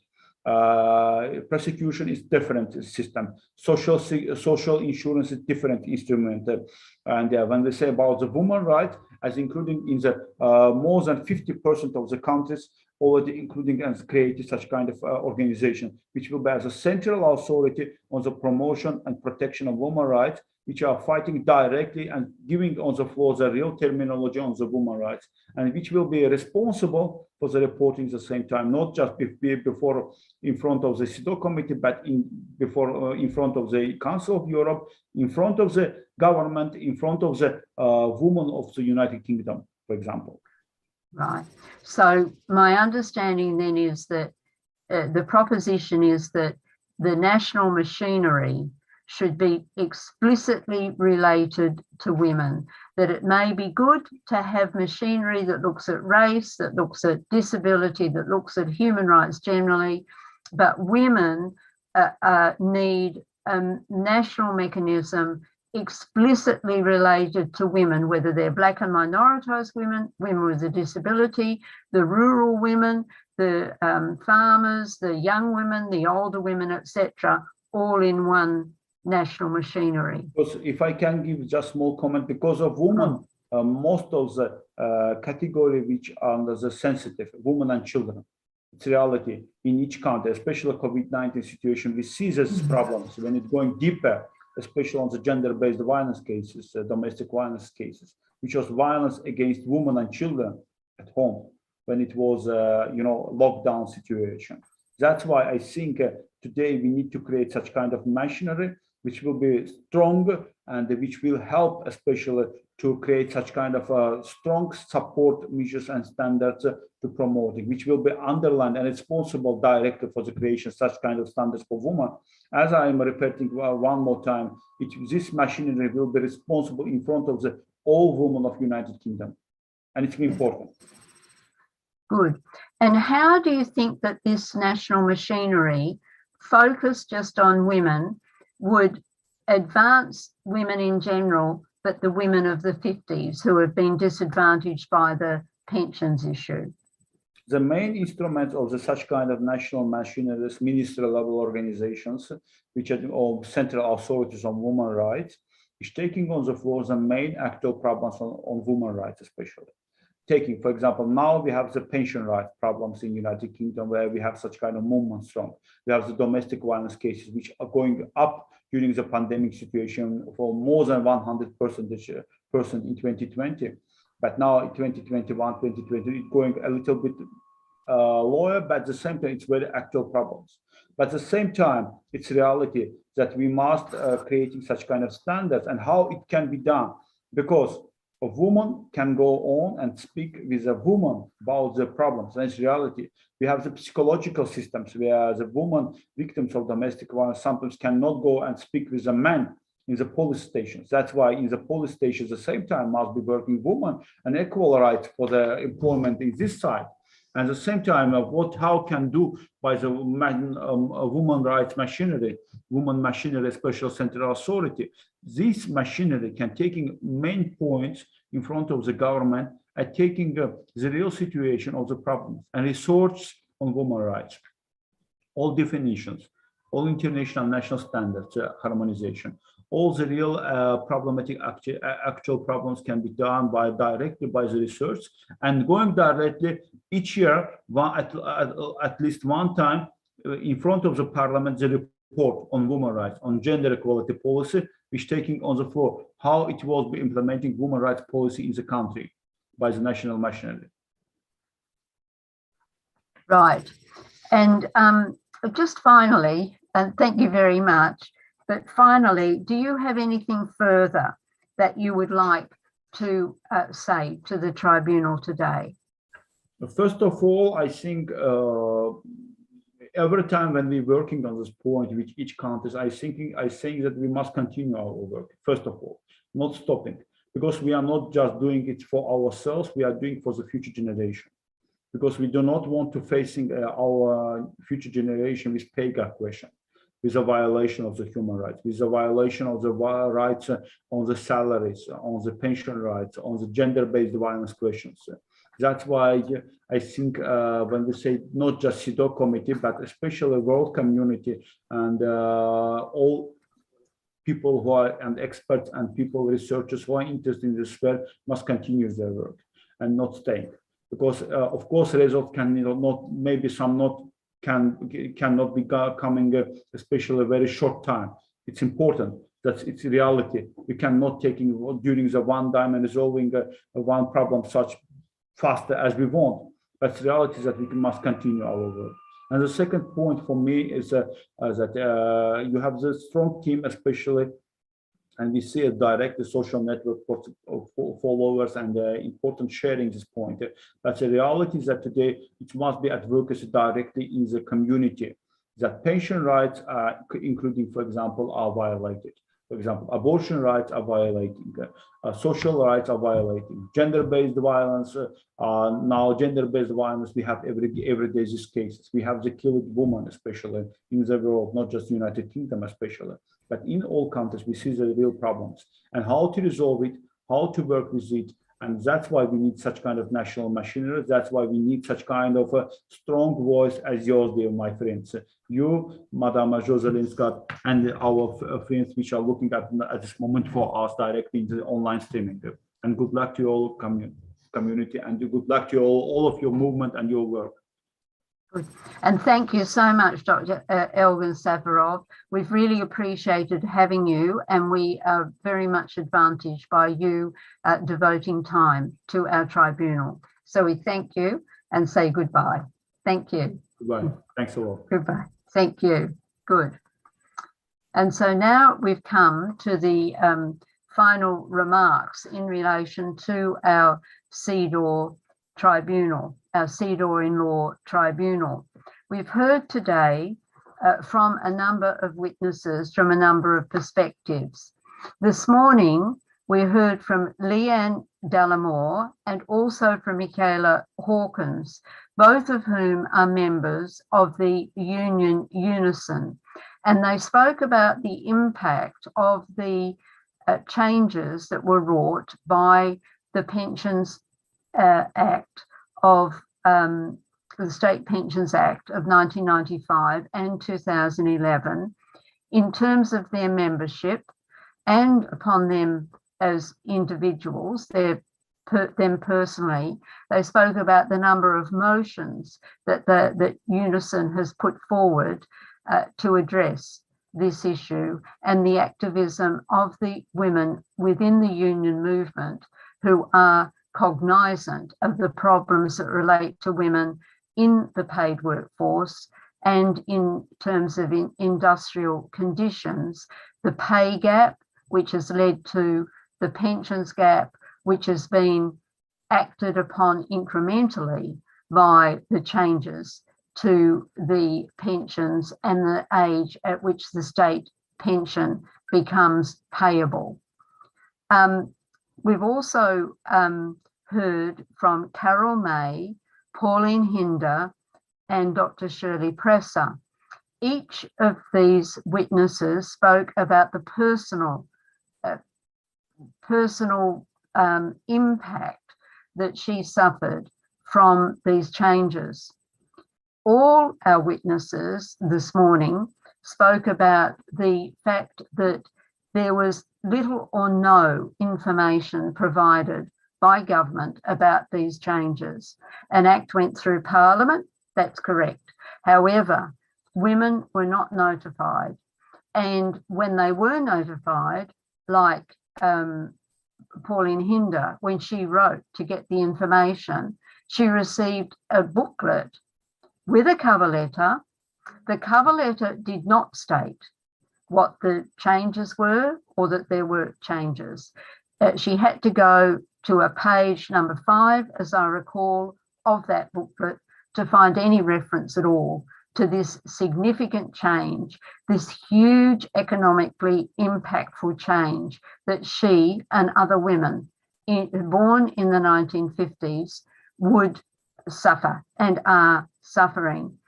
Carol May spoke about the impact on her and how it led, both she, Pauline Hinder, had also gone through divorce, as had Dr. Shirley Pressler. And this, of course, has a if I might put it in colloquial terms, a double whammy impact, because there's the impact, it's triple whammy actually. There's the impact of the unequal pay and the impact that that has on building up pension entitlements in any event.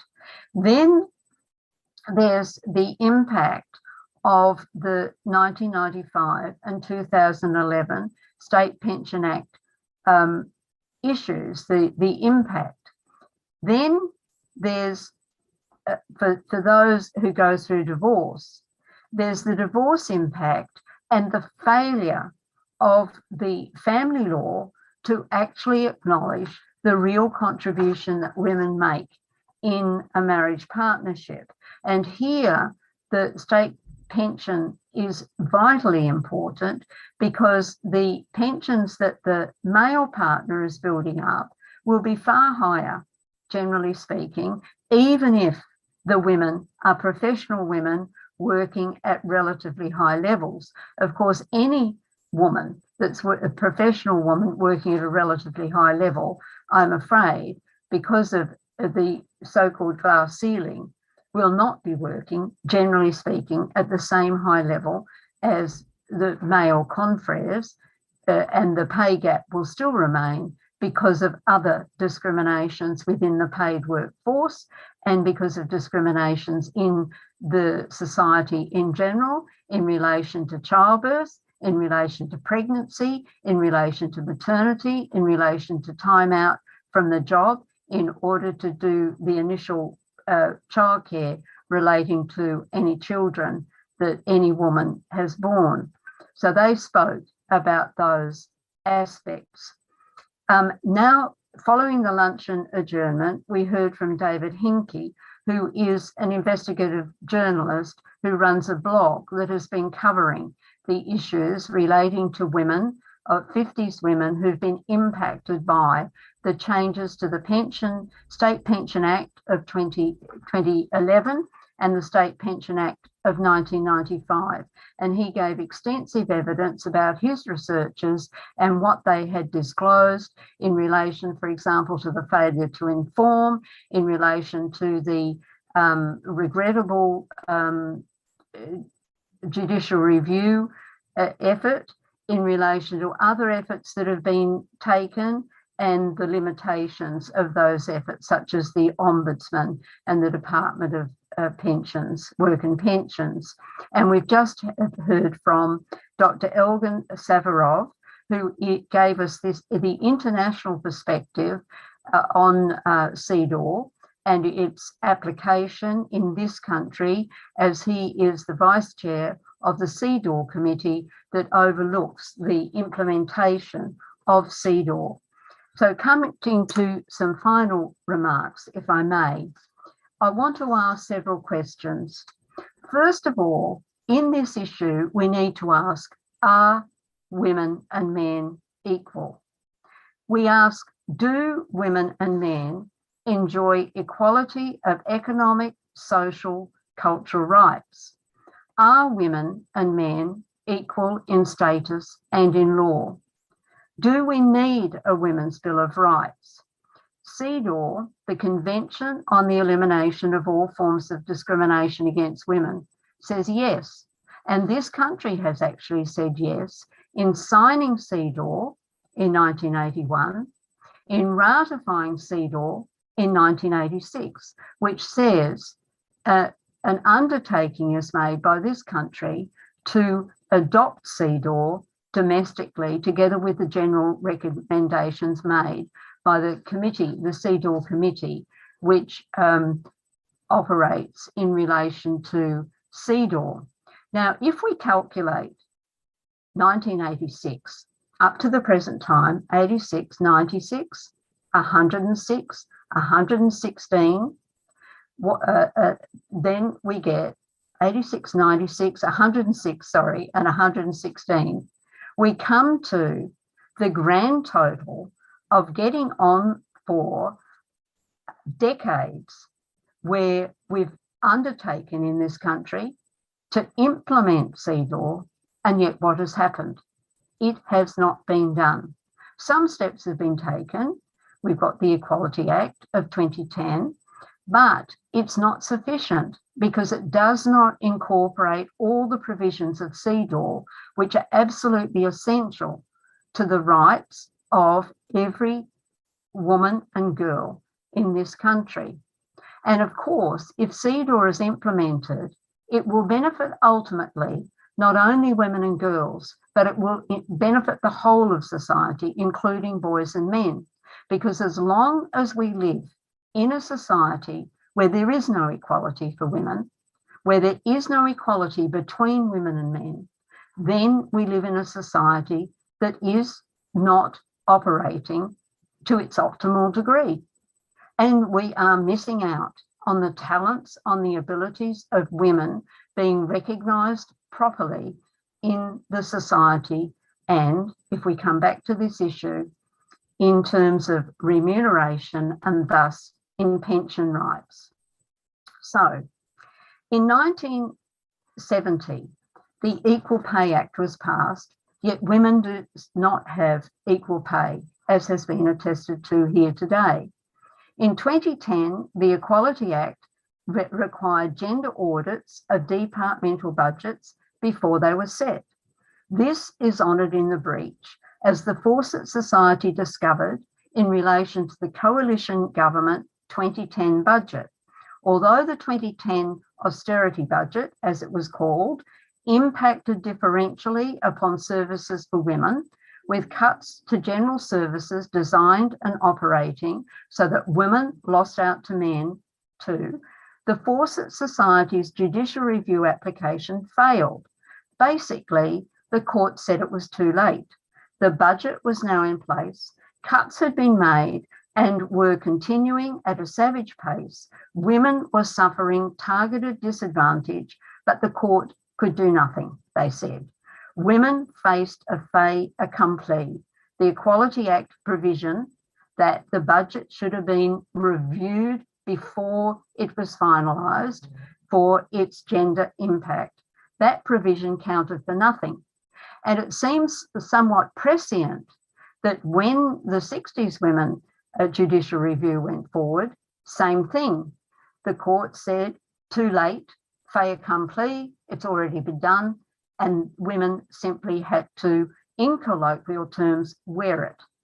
Well, in 1991, the House of Lords decision that rape in marriage is a crime came extremely late in the day, but nonetheless, it reversed a nonsense notion that had existed in this country because the Chief Justice of England, Chief Justice Hale, in 1640, and then published in 1736, said rape in marriage did not exist. Subtext, if it did, too bad, it's not a crime. Sitting on the last trial of witches in this country, Hale declared that he knew witches were real because his court had just found that they were guilty and therefore they were in his court. And anyway, the Bible affirmed it. This was conveniently overlooked, however, when his diktat was called upon to assert that no marital rape existed, or if it did, no husband could be prosecuted for it. Next, following earlier reforms, the 2003 Sexual Offences Act was supposed to fix rape law with clarity about what constitutes the crime, including definitions of consent. Yet women and girls continue to be raped almost with impunity, and the focus on consent turns the trial into a trial of the principal witness, the complainant, so-called, rather than focusing on what's gone on in the man's mind, what's gone on in the mind of the accused, what's gone on in terms of his conduct.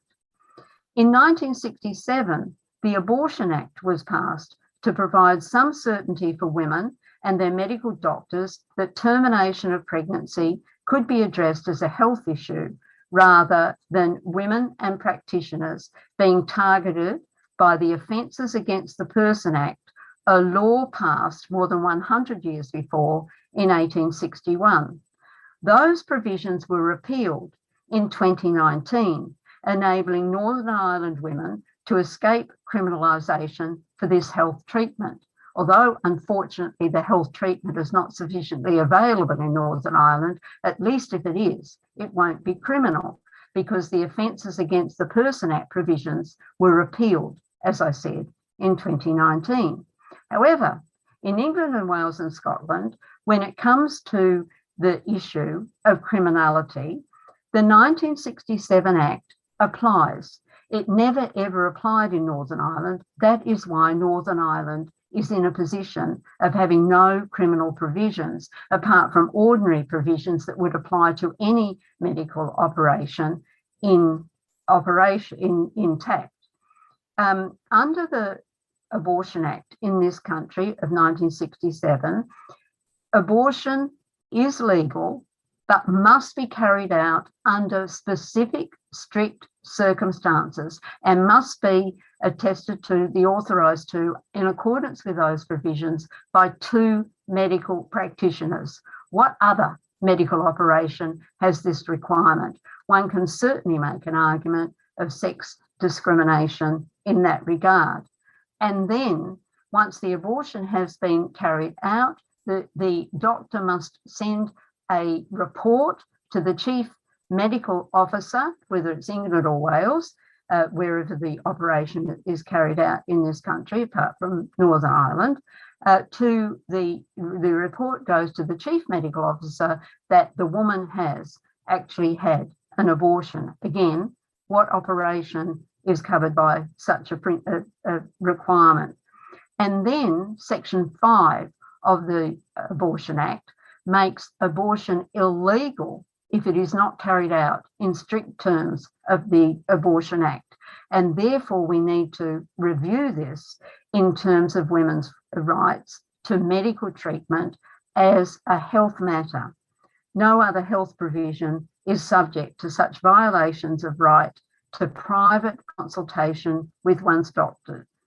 Witnesses before what was the CEDAW People's Tribunal in June last year outlined many injustices confronting women in the legal system and their daily lives.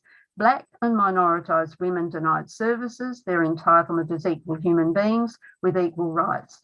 Discrimination experienced by women generally compounded several-fold, and this follows for women with a disability, women who are older women, and women who are living in rural areas, etc. And we therefore, that tribunal, in the President's report, concluded, in accordance with the evidence presented for it, that a Bill of Rights, a Women's Bill of Rights, is a necessity. I conclude this tribunal, this CEDAW tribunal today, CEDAW in Law Tribunal, on the issue of women's pension rights with this provision, that I will write a report. A report will emanate from this CEDAW in Law Tribunal on the rights of women in regard to pensions, and most explicitly in regard to the 1950s women who have been so badly impacted, as the evidence indicates, by the 1995 State Pension Act provisions and the 2011 State Pension Act provisions. What we need to conclude by saying is that, consistent with the call of the witnesses before the CEDAW People's Tribunal in 2021, and consistent with the call consistently from each of the witnesses in this CEDAW in Law Tribunal, the campaign for a Women's Bill of Rights must continue, and the campaign for the Women's Bill of Rights will continue under the CEDAW in Law Tribunal, the CEDAW in Law campaign, in order that women's rights can be properly recognised and affirmed in this country, consistent with the signing in 1981 of the CEDAW Convention, the ratification of the Convention in 1986. I end by saying thank you And thank you to all the witnesses. Thank you to the tremendous support in the background. Thank you to Anne Fenner for introducing each of the witnesses. Thank you to those others in the background whose names I shall recite in my own head, but I know that they, in their modesty, prefer not to have names mentioned, but their names will be affirmed in the report that comes from this CEDAW in-law tribunal on women's pension rights, on the 1950s women and their pension rights, their entitlements, and their entitlement to be regarded as humans with dignity and an entitlement to rights, pension rights, and all the rights to which women are entitled. Thank you.